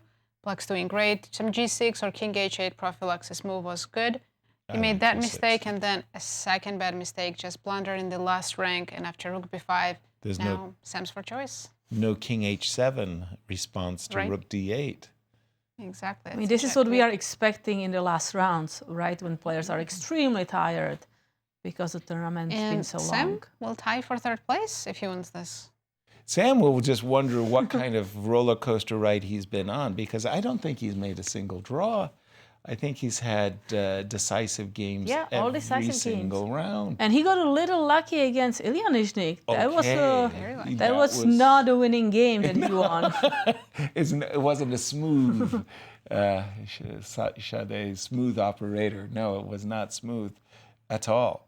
Queen d4, queen b1 by Fabi. What would your guess be here, the evolve? Rook e6? Oh, I would say -6. Close, yeah, -5. -5, yeah. Because the way I'm thinking about it, it's not only that I'm up all of this material, but I may be able to force trades by rook e6 and rook e1. Yep. is the problem that I think that Fabi, it's gruesome. Also, white has no targets. You only have to worry about getting checkmated on the back rank, and you are waiting for black to just push the pawns or trade everything. Exactly. By the way, I don't have a good, help me out, I don't have a good response to rook e6. Rook D1? And it just happened. Rook e6 is on the board. Maybe rook D1? Rook D1, queen C3 F2? Or F3? F2? I just want this. I'm sorry, I'm kind of crude, but rook So Fabi just responded with rook F1, not to allow your queen to F2 move. But then we have queen C3 move. Mm-hmm. Queen C3, rook E1 still coming. Yeah, nice. Very, very, very nice. Queen C3 defending E1. Guess queen F5? One last trick. Before I go. Yeah. Yeah. The last great act of defiance. Exactly. You. I'll play queen G4 and then you play H6 and. After the move, rook F1, by the way, a moment ago we were using the rooks in a very crafty way to keep the queen at bay, right? Mm-hmm. Remember the rooks were on F6 and E7. Rook Not E5, to allow any counterplay. You know, that might just be enough. That might be when Fabi says, yeah, I have no threats. There's I like how they're both wearing the same outfit. It's like they're wearing an uniform. Yes. This is completely winning for Alexander now. And as you say, he's got plenty of time as well. Looks like Sam Shanklin, remarkably enough, is going to win his game. What about the Ray Robson game? Shall we go there just to have a quick nothing look? happened there. Ray is still thinking he needs to find that bishop E3 move. How could he be thinking? Oh, He's got no okay. It actually time. already happened. So they just made a lot of quick moves. So they And are they following the reached variation that we were discussing. our The king position. hiding on H2. By the way, I like the way the computer gives King H2 an exclamation mark. I mean, Good job you're on in hiding check. that king. Right. But Yeah. black now moved the rook. So Nazi was showing us that the pawn should capture on b4, kind of leaving the rook on d2, but having the passer. Instead, Ishik decided to go rook a2. I think Nazi confessed to us she forgot about the rook. But A takes B was still the best. But engine Was it still? engine still liked it, so I trust her. I got lucky. They got lucky. Nice. So, yeah, Ray, hold on. So Ray needs a win. Ishak with a win could tie if Alexander defeats Fabi, which he is well on his way to do. And look at this. He did go with that queen c3. He wasn't worried about the last act of defiance, queen f5. I'm assuming Queen we have to play G4. queen g4, hanging around to stop rook e1. Can we just go now c4? Like, okay, I'm allowing you even to play h4. I'm going to play Right. h6. I think I would start with h6. I would just start with h6 because I'm just so eager to play rook e1. You want to trade. Yeah, well, I want to checkmate, yes. Okay, queen d3 on the board, Oh, that's targeting the rook. That's a very good move. That's a very good move because I can now play for queen g5 as well, queen f5 as well. So Fabi just played rook d1, but that allows rook e1. Oh, but rook e1. Not so convincing. I love this. Let's just move, queen play safe. We have f5. so many extra pawns. Oh my goodness. The queens just came off the board. Fabi just said, okay, I'm going after the a6 pawn. Didn't expect that. But this is just c4, c3. C4, We can start C3. with maybe rook f6. Well, I like rook f6. Rook f6, rook d5. And, but I like c4, c3. C4. Let's just go. Yeah. Rook takes. No, Let's I just- thought c3. Rooks belong behind past pawns. I may but I may want to give checkmate on the back rank with two rooks. Okay. And there has a And handshake. Fabi As resigned. Fabi, Wow, what a big accomplishment for Alexander Donchenko. what a shock.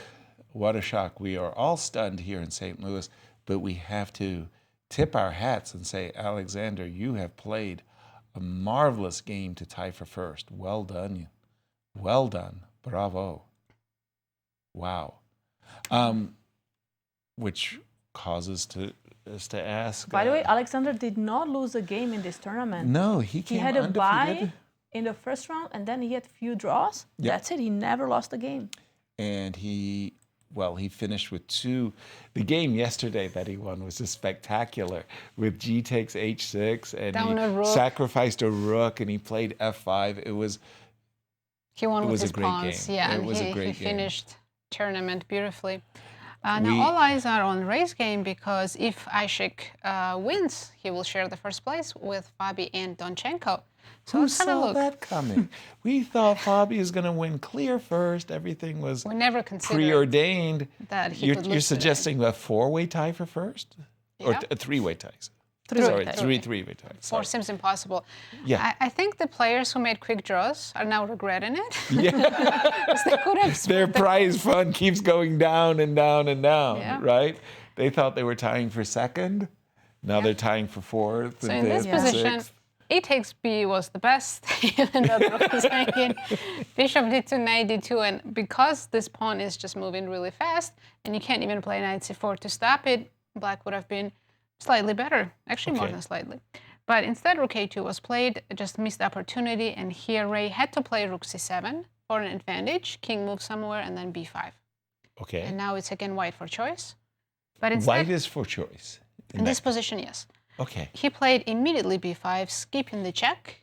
And now computer says king d6 is a strong move, which forces some kind of, not forces, but allows perpetual. Check and repeat. Wow, but that's a tough move to find. King d6, yes. Without king d6, Ray's still better if, sorry, in this position. If he plays something else, what comes to mind? Because it's not that obvious. I mean, rook c7 is a bit scary. Exactly. So we don't want to allow that. If you try to hide that way, rook c7 still comes in, and knight d2 computer suggests, but this is unpleasant for sure. You still have less rank issues. I'm not playing for a win anymore. I feel like I'm Definitely playing not. for a loss. So can I go e5 with the idea of king e6 and There you f5? go. That Yeah, makes it much does more, give I up like a this pawn, one. but at least you have some counterplay here. Rook c1, 4. Ooh, king might get mated in the center. Ooh, So ooh. f4 has to be played. And bishop c5. Rook d2, this goes, anything can happen in this game. Rook Check. e7 check. King f5, knight d7. Knight d7. This is so weird because on the one hand you were playing knight d2 a moment ago, which Mhm. is like a very strange, and now you're playing knight d7. Actually, and they're following this line. He did not find immediately king d6. He played e5, and now Ray still has chances. Which wouldn't affect the first and second. place, yes. Because first Ray and second. cannot tie for first, only Ishak can. I like king e6 exclamation point. Move away from check. Well, all the other moves are losing, so you might as well get an exclamation. King e6 exclamation mark, indeed. Just checking in on Sam Shanklin versus Benjamin Bach. Sam is now a full exchange up. It's 4 versus 4, rook versus knight, technically winning by the material count. Simply the rook is so much stronger than the knight. Had you take a white pawn off the board, doesn't matter, f4 pawn, and you have knight and 4 versus rook and 3 on the same side, very, very good chances that it's a fortress. When white's a whole exchange up, it's just winning for the rook. So I expect Sam to win that game. So we can just quickly look at board Please. 10, because I think we are expecting a draw there between Harsha Baraghati and Dariush Verch. Oh, yes. Last move was c6. Darush is likely to play rook c5, c7, rook takes, 3 versus 3. Easy draw. Yeah, the rook behind the pawn. Exactly. Rook behind the pawn. I would like Over to you, Nazi. Draw your attention to this game. I turned off the Andy engine. Woodward. Yeah. I turned the engine off because trying to evaluate this as a human being, and I'm struggling. Do we have rook takes g4 now? We have very strange material imbalance. 2 rooks and a knight for queen and 3 pawns. F1 is hanging, sorry. Rook Oh, so if I take rook Two. takes g4, you are taking the rook. Yes. What do we think? Who's playing this for the win? I think draw is the most likely. Rook F2 check and rook F7. King here, rook F7. Yeah. G5. Check. With which rook? 7. The 7th rook. Knight takes E3 check. Sorry. King H4. Knight. Knight takes. Yeah, knight takes check. e3, still check. You're not afraid here? Yeah. But there's a king on H4. You might have to give me a perpetual. Let's go to Sabina and a special presentation.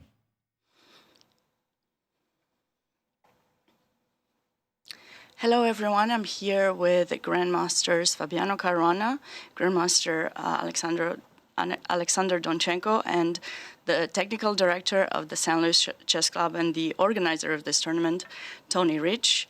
This has been an unexpected result in a way.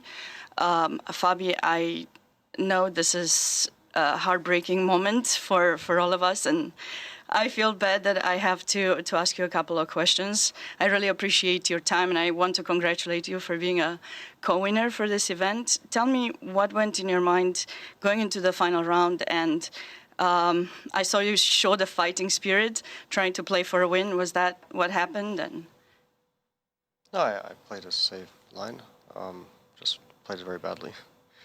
So that's about it. And was there any point during the game that you felt that, okay, I'm not doing very well, let me try to come up with something to... Did you offer a draw at any point or no? No, not really, because after b5 I felt like I'm already getting worse, which I had kind of underestimated this pawn sacrifice, and then I figured it's probably not correct to offer a draw. I mean, it's kind of an ideal situation for Alexander to have a better position and can press for a win. And yeah, I kind of didn't hesitate after, like, probably my last chance to save the game after knight e8. I mean, I realized there was this bishop g4 move, and somehow I thought I would, like, concretely try to solve my problems, and I didn't want to sacrifice a pawn, but it was probably my last chance to try to hold the game, because after that it's just so, I mean, probably objectively losing, practically even more difficult to put up any problems.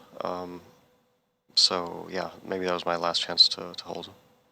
What does this mean for your qualification for the candidates for this year? Is this going to affect you a lot, or you don't know yet?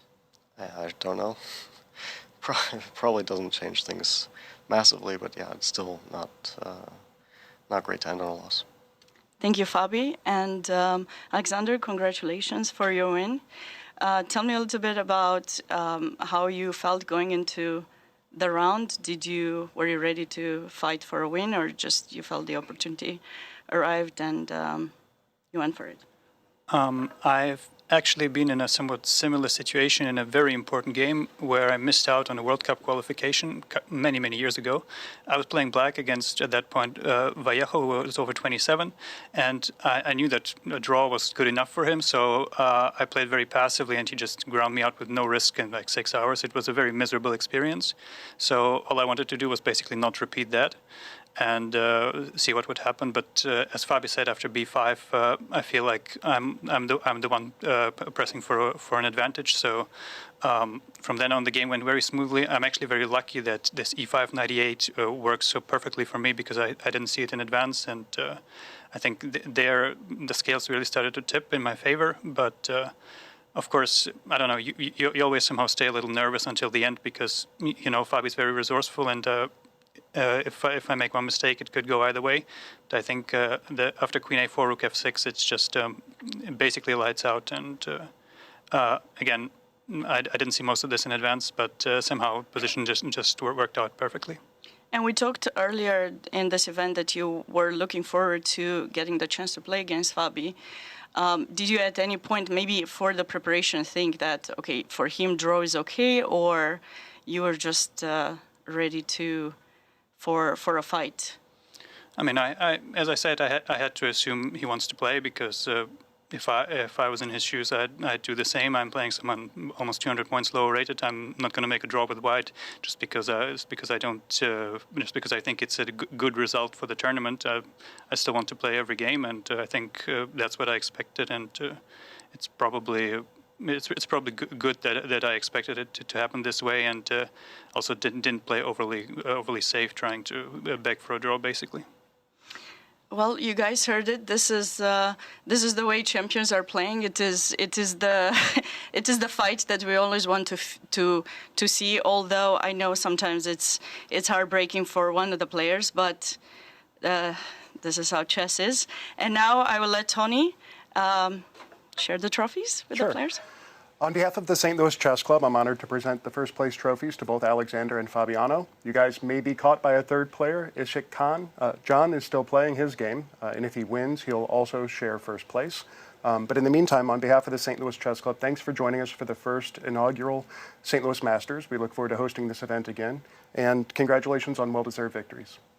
Thank you both. Thank you. Congratulations. Congratulations, both of you, and back at you guys. Thank you, Sabina. Thank you, Tony. I think the presentation was premature.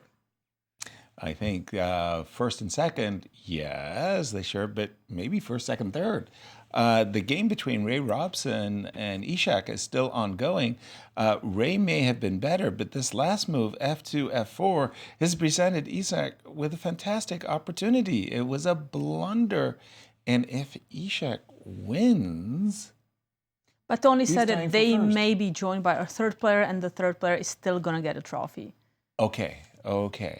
So I thought they were just making this presentation like you two guys share first and second by yourself. So by the way, actually, he captured on F4, which looked like a missed opportunity, but probably still a good move, continuing with that advantage for Black. I wanted to throw it to Nazi because after F4, the first move that went into my mind was G5. And you're right, Yasser. G5 was absolutely crushing. Wow. It's -3 after G5. Because you get to play F4 on the next turn. But both players under big time pressure. Okay. Ray has less than 1 minute. Ishak 3 minutes, so he missed G5. However, after he takes F, he's still doing much better and has very good chances to win. It's just the clock. Ray is struggling on the clock. He resigned. He resigned prematurely. He has Rook C1, which Ishak is showing to him right now. And after that, it's only -1, but Ray did not see that. Ray did not see Rook C1, and he could have continued the game. After captures, Bishop takes G5. I was thinking maybe Black offered a draw, but that doesn't make sense. You are kind of winning. You have a great position. Why would you offer a draw? Ray resigned. Well, that's my understanding. Maybe we missed the draw for. He offered a draw. Wait, Black offered a draw in this position? Oh my goodness! I think. Okay, Ray is like, what just happened? This is a crazy last round game. I don't get it. A crazy last round. Sorry, the championship round just thrills and spills. I mean, my goodness. And okay, we can switch now to a different game. That's a big miss. Still processing this. Wow. Still processing, yeah. But Sam Shankland also not winning anymore. I wonder if Ishak realizes he could have continued to play. Ray showed him how he's lost, and he was like, I don't know what I would play. And then Ishak was like, what have I done? Oh, my goodness. Wow. We don't often get a chance to beat at 2,700. No. And also tie for the first place. Yeah. And tie for the first place. That's a big prize money there. So in this case, Fabi and Donchenko share the first place. It was a beautiful ceremony. Tears, very heartwarming, yes. So back to Sam's. Sam missed an opportunity. We lost our commentators. Over to you, Sabina. We just love those interviews. My goodness. But even worse was that I really have tears. that Ray Yashek could have played G5, and that would have been really. There's nothing to discuss at all. That's just so good. Just throw it to Nazi. Nazi, you were going to show us how we lost a defibrillator. We're losing Nazi as well. I'm going to have to take over here on this one. Heartwarming. Such a beautiful ceremony. A break. We got the giggles in studio. I apologize. Sam Shanklin versus Benjamin. What did Benjamin do? Sam Shanklin. He sacrificed an exchange. Why did he do that? What on earth is going on? Holy smokes. He. Well, I think he didn't want to give up the E3 pawn. But going into a queen ending? That's really... That is strange. Wow. Well, it's not easy, though. He had to find the only move here. What was the only move? It's King G2, which is not simple. So if you take on F5, which is probably what he was calculating, there is knight takes F4. Okay. And you have to keep protecting E3. So if you go here, then E takes F, Rook takes F, Queen A1, and King's not doing very well. Okay. Both of you have very contagious laughs. So Exactly. Mm-hmm. It's been a long week, hasn't it? Welcome to the St. Louis Masters. We were having issues on set here as we're trying to get through this final round. You're telling us Sam Shanklin and Benjamin Bach, the current position. How do we assess it? It's plus? 0.3. So he's up a pawn, but it's not winning. Only? Yeah. Oh, my goodness. And there's many moves. Queen b4, queen c3, anything to attack this pawn, possibly. And after king f2, just start checks. If you go king f3, I can go to h2. And I would go king g3. If you go to g3, I can attack e3 again. Queen c3. So, Queen c3 and... Yeah, you got e1 check from behind. Mm-hmm. Oh, no. So maybe Sam thought that he could still win this, convert this, but... So just his pawns are weak. Now? Queen check e1. from behind. And I got the perpetual one. Got it. Yeah. Oh, my goodness. So that's like a hot potato point that they've been passing back and forth. Well, you know, maybe it's a fair result because it's been coming so back and forth. It has been. Yeah. Yeah. Okay. Ray Robson was offered a draw in a losing position. He accepted. That was crazy. And what happened in the game on board 9? Yes. That's also a crazy game, right? It's those two rooks and a knight against a queen. No, that's Andy Woodward's game. This was the one, remember, with rook h6? Remember that one? Oh, mm-hmm. Yeah, and it was the bishop c4. That was the blunder. The rook h6 is a very important move. Exactly. And then suddenly, that was it. Yeah, because now there's also queen c2 coming. Everything. And nice. It looks like white has strong control over the a file, pawns in the center, queen positioned well, but black pieces are just cooperating much better. Exactly, overwhelming. And the king is weak. Did Dariush make a draw? Yes, he did. So that was agreed draw. That was on board 10, Andy Woodward versus Nicholas. I think the players are kind of getting to the position that we had, right? So who didn't want to draw there, by the way? So check. So it's clear that white is playing for Nicholas a win here. Is playing for the win. Whoa. Okay, so Andy is thinking that I shouldn't take the pawn on e3. But he just... What? Oh, I thought I can play rook h3, but I'm having a check. Okay. Oh, black is winning. Queen e6. But rook h7. Pardon me. We do have on the board queen h6 check. I see a double. Yes, because I'll go rook h7 now. Okay. It's which on has the board. just been played. I got an exclam to go with it. I'm assuming, say, queen c6. What's the issue? Oh, queen c6, so rook h3, that was my idea. And then rook g7 check. I see. And then knight. Rook f3 check. Oh. King, rook g7 check, followed by knight takes g4. But you have king f5 still. Andy is winning. Knight takes g4. Oh, you just take the pawn. I was looking for some checkmating threats or something, but you just take the pawn. And the knight. h5 pawn is also going to be up for grabs. And he's done it. He's sensing opportunity. Andy, back from, we thought it was going to just be a perpetual check and a draw, but wow. Big turnaround, and he has 10 minutes against one. He's got this. This last round has been full of surprises. The most dramatic last round I've ever seen. I've played in a lot of Swiss tournaments.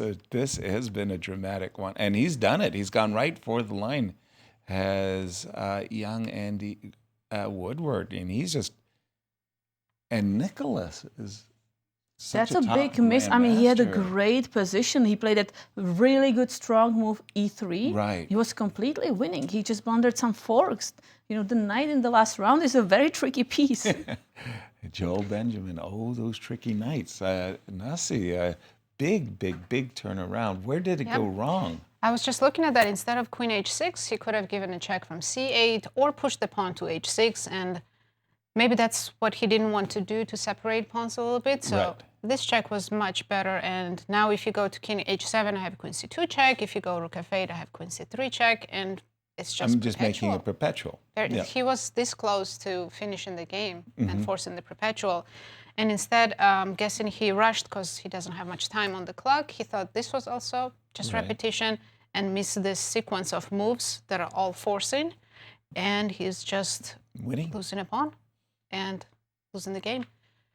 It's of course devastating for Nico, but Andy, the young player, will be very happy to finish with the win. Absolutely. Such a strong lots of results, if you don't mind. Thank you, Nazi, if you don't mind updating us on the results. Yes, let's take a look. So a lot of more draws, but the first board, that's a really important game. Fabiano Caruana lost to Alexander Donchenko, and now both tied for the first place. Then we have those draws, Jinchao Zhou against Sam Sevian, Aran Hakobian against Grigory Oparin. Very quick draws, but a crazy draw. If you're going to hear more about Ray Robson draw against Ishik Jan, and Ishik was not completely, but much better in the position where he offered the draw. Ivan Saric, a very clean game today against Mark Hyman, and Emilio Cordova drew against Abhimanyu Mishra. Dambasuren Matsuren lost against Yasser Quesada, and Barak Hachote Harsha against Darius Schwartz. That was the draw in the Rukan game. The Sam Shanklin versus Benjamin Bach, both players needing a win to get to the big prize money, I want to say, and the point has been going back and forth between them. We're now thinking it's going to be a draw, so they'll finish out of the big money prizes. In the game that is currently ongoing between Nicholas and Andy, could you tell as the assessment, the evaluation of the computer? I mean, it's still one of those positions where after the move king f4, is it that simple to win? Because you have to be careful, right? You cannot just pick up that pawn too quickly. Exactly. Rook takes h5 would be a blunder galore. Check picks up the rook. Over to you, Nazi. Engine says -2 after 2 moves here. One is rook h4 and one is rook h2. Both of those moves are rather hidden to my eyes. Oh, really? Well, rook h4... Do you want to take on e3? I don't know what I want to do. It's tempting, but after h6, your king doesn't have enough protection, so I think white can again manage. Sure. Well, this is actually an interesting line. So on rook g8, the only move that makes a draw is h7. We need to completely open up the king, and then we can start checking. because you can't use your knight to cover it because your rook's hanging. That's cute. And oh, if you go to g file, I just pick up The knight. the knight. Yeah. Yeah. Okay.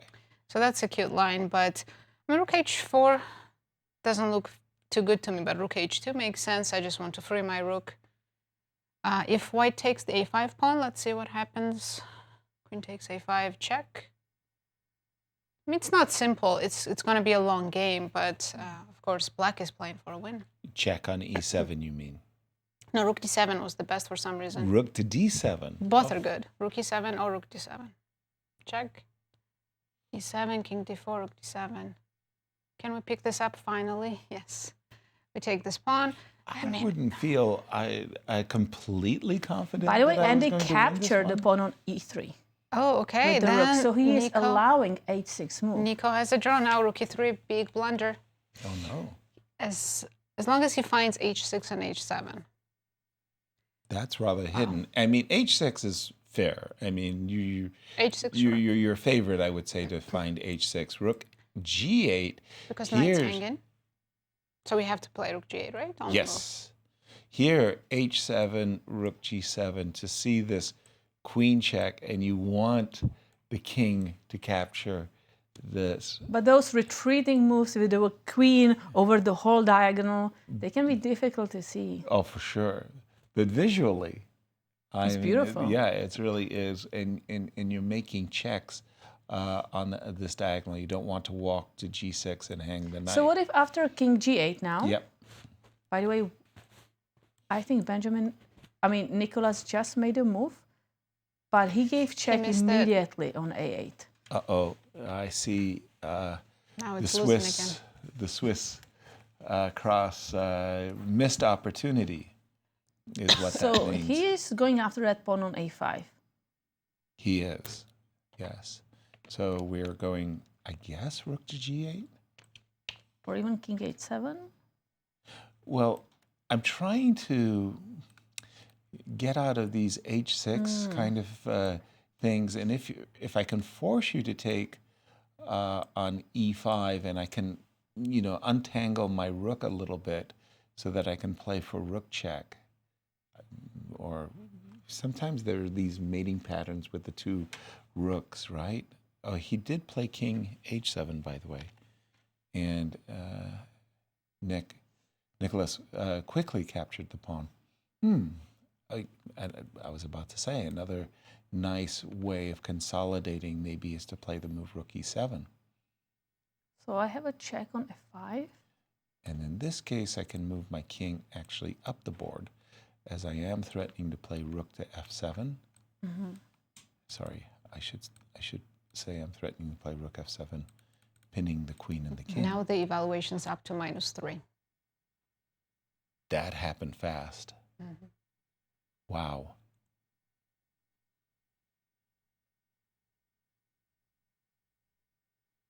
Yeah, that's like it's just safe with the king, and then the two rooks and a knight, they will just be very strong, cooperating together. Yeah, finally, very, very powerful coordination of the two rooks. Here, I'm thinking knight f6. Trying to be a little fancy, but knight f6, you can't take. And I'm thinking, I've got knight h5 in the pocket. I've got knight d5 in the pocket. This king, Knight f2 actually, on the board. Andy had a different idea. Knight f2. You almost think that there should be a pattern of checkmates of coordinating the rooks together with the knight. That's another thing. Maybe Andy is going for something like rook e4, some ideas. Rook e4? And then rook f7. And rook f7. Kind of trying to So checkmate the king. Just to show one idea that of how we can win the game quickly, something like this, yes? Where even as you showed the king to f5, then there is a checkmate on. Exactly. rook g4. We do have, let me see, we've got this position. I think Knight we f2. can, sorry, really quickly switch to Please. Sam's game because it's about to be over. There is perpetual coming, so we can see the handshake. Let's take Sam a look. Shanklin? Yep, Yeah, board 5. Black has queen f1 here, and or queen h1, you play king h4, and I repeat, if you go h4, this is the critical moment. Yes. Uh-oh. I'm waiting for your board to show king pardon me. f1, queen f1. Pardon me. Apologies. Queen f1, h4, yes. He's done it. It's happening. How much time did he have? A few seconds, 10 seconds. Ooh, because he played it nervously. If Sam goes h4, there's queen a6 only move, which he's a6, going for. Looking for some checkmating threats. Yes. So white has to play g5 to not get mated, otherwise it's just checkmate. Okay. g5 is the only move, and here he can drop back queen e2 check. Yes. Queen g4 and pick up the pawn on e3. I'm actually surprised Sam played h4 because this looks a little scary with the king on h5. Can't you get checkmated here? I mean, I've seen some studies where... Like, for example, now just capturing the pawn on h6. Pawn captures on h6. And he's played h4. We have a checkmate. Go. Ouch. Because he can be in Zugzwang and get checkmated. Exactly. So but queen a6 is not easy to spot with 20 seconds on the clock. But you have it in your mind's eye that g6 is checkmate. How can I reinforce g6? Is queen b1? He's found it. Queen a6 on the board. Benjamin found it. This was the only move. Only move. Queen b1, white had queen a7. Gotcha. And then stopping g6. So now Sam needs Sam to... immediately played the g5. And now check on e2. He could even take on g5 and go queen f1. There's many different ways to draw. I would be playing queen e2, and I would be feeling this is a 3-result game. Yep. I'm starting to like, I mean, you play something like g6, I go king h8. Yeah. And I'm really hoping for you to be in Zugzwang and checkmate your king on h5. Absolutely. Absolutely. Yep, and Benjamin just played queen e2 check. And he did it with a kind of a snap, too. Like, did you see that? And he's reaching for the pawn on e3. Yep, captured a pawn. And by the way, that's... and Sam was unhappy because he was like... Restoring material equality. I think he just missed that black and captured a pawn. No way. No way. This is another drama going on in this one. I don't think our commentator team can stand another drama at this moment. Well, luckily for Sam, he's not in time trouble. So he has 10 minutes. Because otherwise, it's so easy to blunder Benjamin here. is the one that's been down to 10 seconds. But his king's not in trouble, so Benjamin is not going to blunder checkmate, but white can get mated. Easily. Yeah. Easily. Wow. Honestly, what do we do? Because black pawn is also going forward, the d pawn. Is it time to just kind of bail Gotta out force the draw, right? and try to start f6 gets mated in one But there's move. g6. That is true. Sorry. Yeah, that's beautiful. So you have to start with g6 check. G6 check. King h8. But this is really becoming scary with that king. But And now queen a4. We're threatened mate, so black needs to give you a check.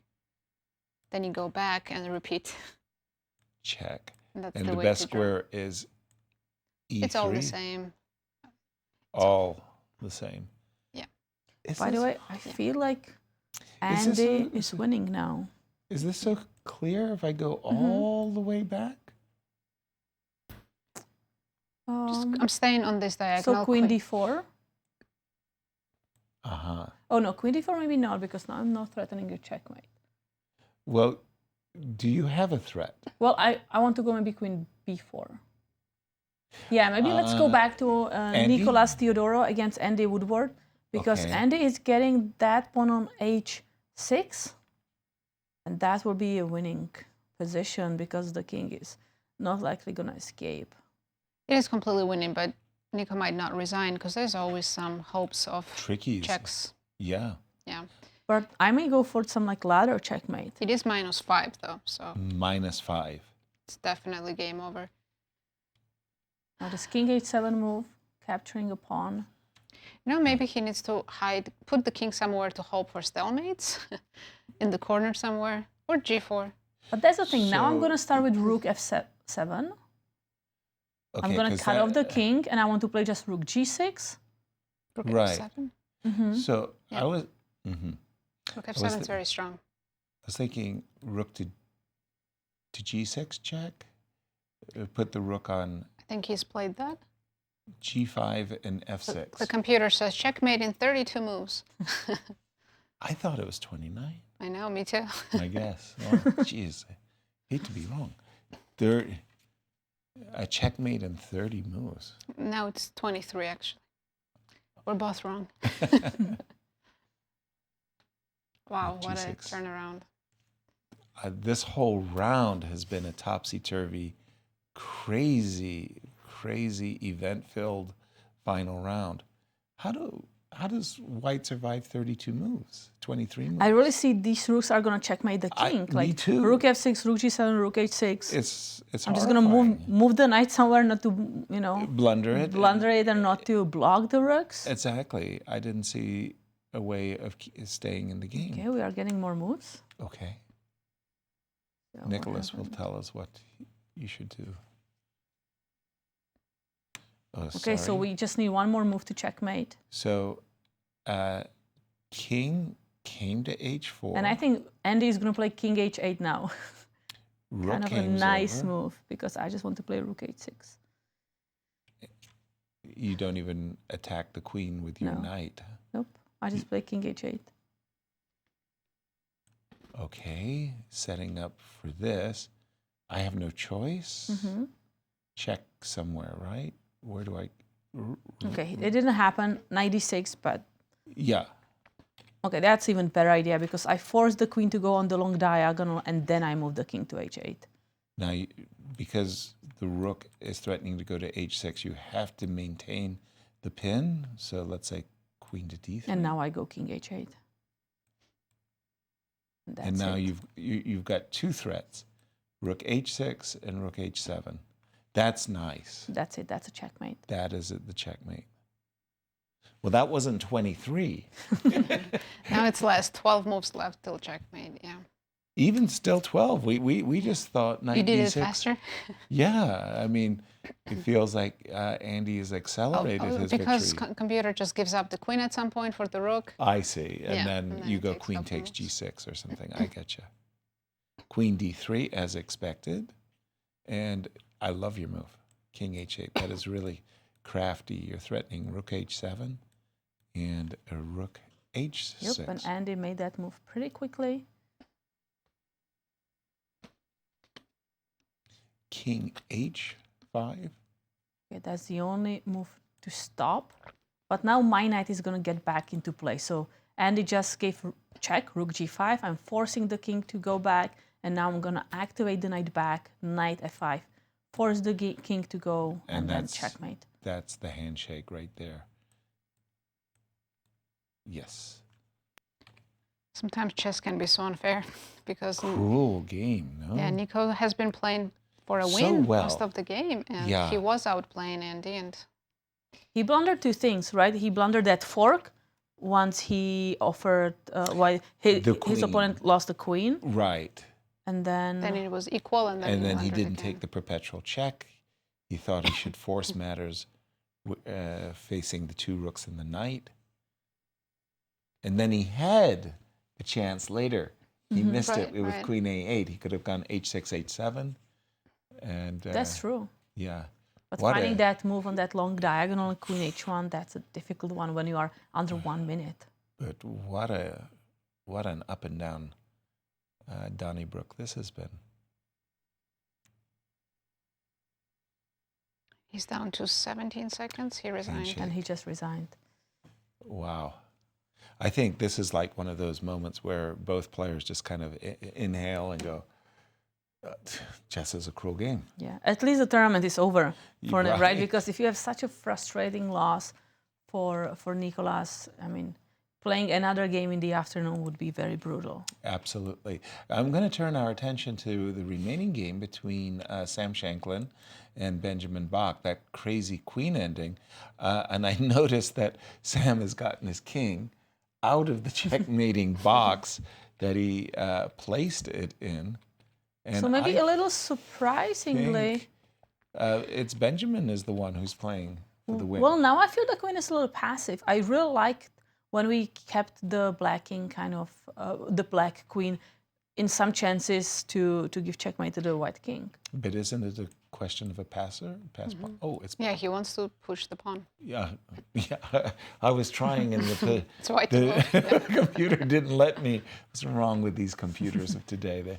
I was trying to push the pawn a But then you moment ago, block it. but it was white to move, and Sam has just played the move, queen b3. Obviously, triple zeros, but for a moment there, it just felt like it could have been a 3-result game as well. I think it could still, either one of them could overpush. I think you need to be careful So about not H8. playing king f8, right? Because if king f8, then maybe queen b7 and some checkmating threats. So if queen b7, then only move is queen e8, which already not so happy about. Right. Queen takes d5, queen e2, and then it's still a draw because of this move h5. And then we have some perpetual here, but this is not obvious, and why did we lose a pawn? So yeah, he has to be careful, and he played the right move, which was king h8. Yeah. And here, there's no improvement for white, and black pawn is moving, so maybe we have to stop it with queen d3 soon. So let's say something like this. Oh, there's queen h4 though, which we also don't want to allow. It's triple zeros, even if both sides lose one pawn here and there, but that starts to look difficult for white, right? Yeah, be careful. Maybe king e2 is better. Yeah.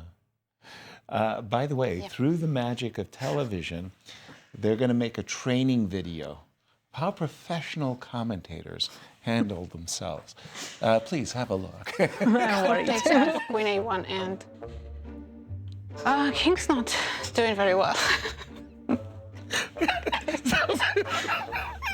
Okay. Both of you have very contagious laughs. Exactly.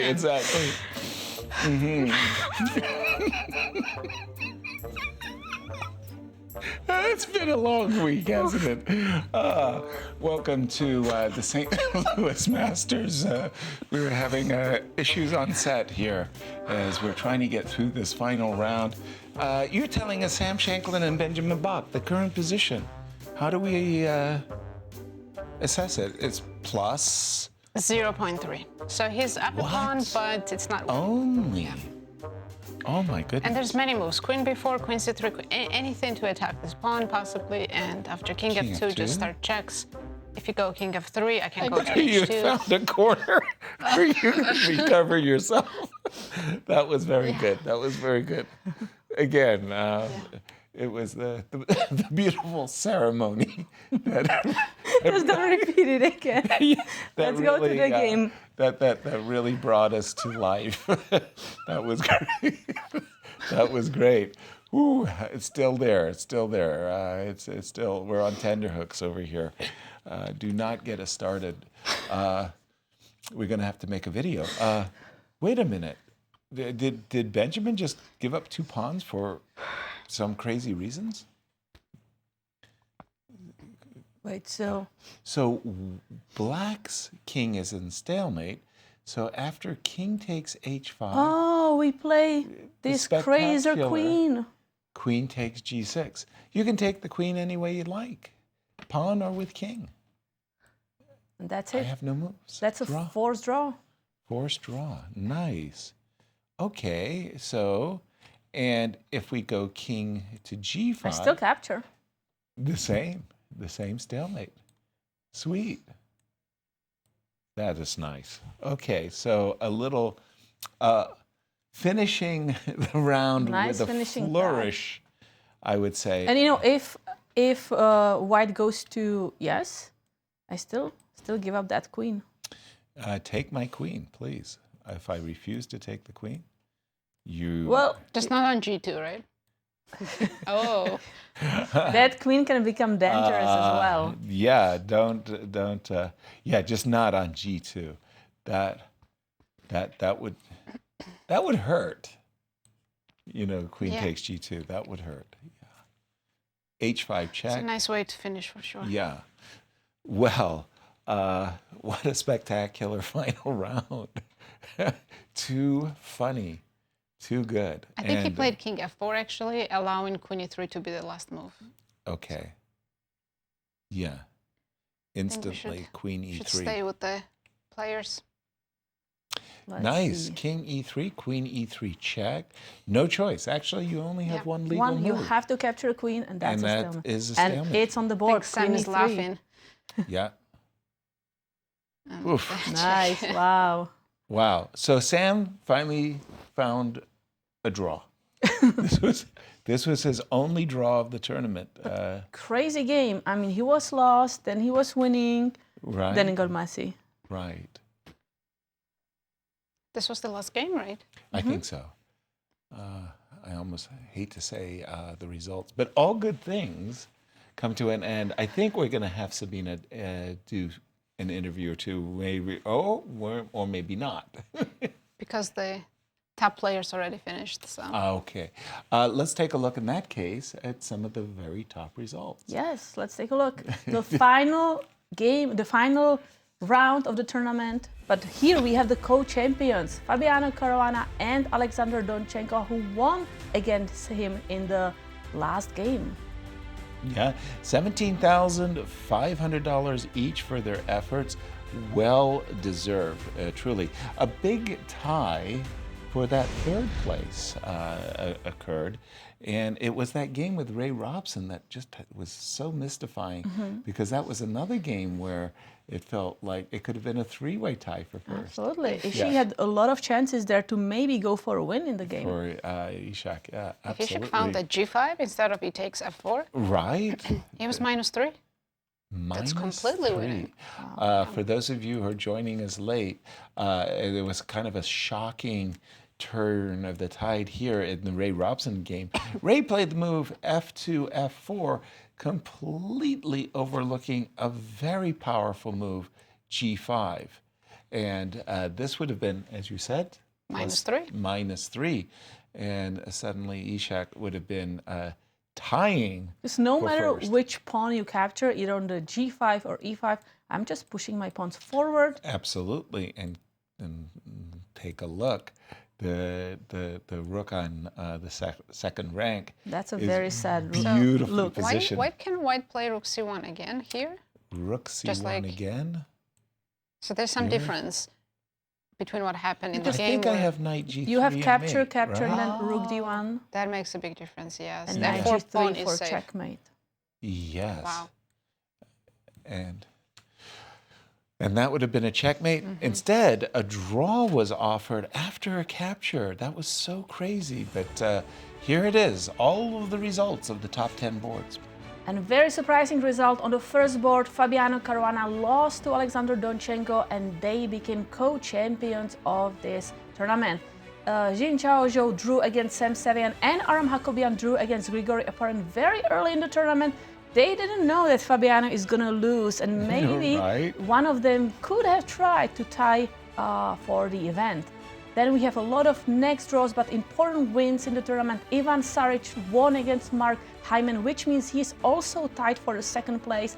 Then Andy Woodward won a crazy game against Nicolas Theodoro, and Yasser Quesada won against Dambasuren Batsuren. I'm looking at this final results.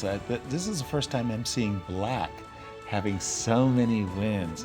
And tell us about the money. Tell us about the prizes. Let's take a look. Who won the big bucks? So we have co-champions Fabiano Caruana and Alexander Donchenko, who are winning $17,500. And then you see this big tie for the third place. 6 players are tying for the third place. Usually when I see $5,541.67, I'm saying to myself, somebody's getting 66 cents. You know? who's the joker gets the 66 cents and not the 67 cents? But our congratulations to all of these players. Just half a point off of. And some of them are also getting the rating prices. I'm sure Ishik Jan is the first under 2,500, maybe even under 2,600. I see. Very, very nice. Well, ladies, really, it was a great final round. Great tournament. To get out of here before I lose it in a hysteric giggles. Kate, really, it was a pleasure to be here with you, Yasser, with Nazi. Loved working with you. I know, it was really, really nice. Thank you for watching. I hope you enjoy our coverage. And boy, I got to tell you, we've got big World Championships coming up in the Big Apple, New York. Everybody's going to be watching those games. Stay tuned for more events from St. Louis and the St. Louis Chess Club. It's been our pleasure. Thanks for watching. Bye, everyone. Bye.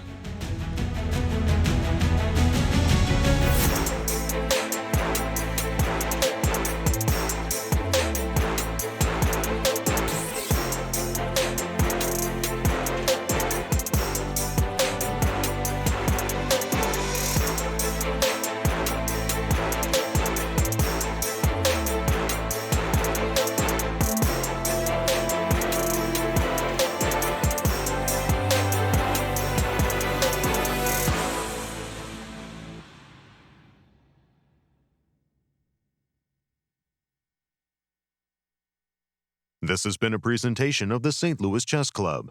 Any reproduction or distribution of this content without the express written consent of the St. Louis Chess Club is prohibited.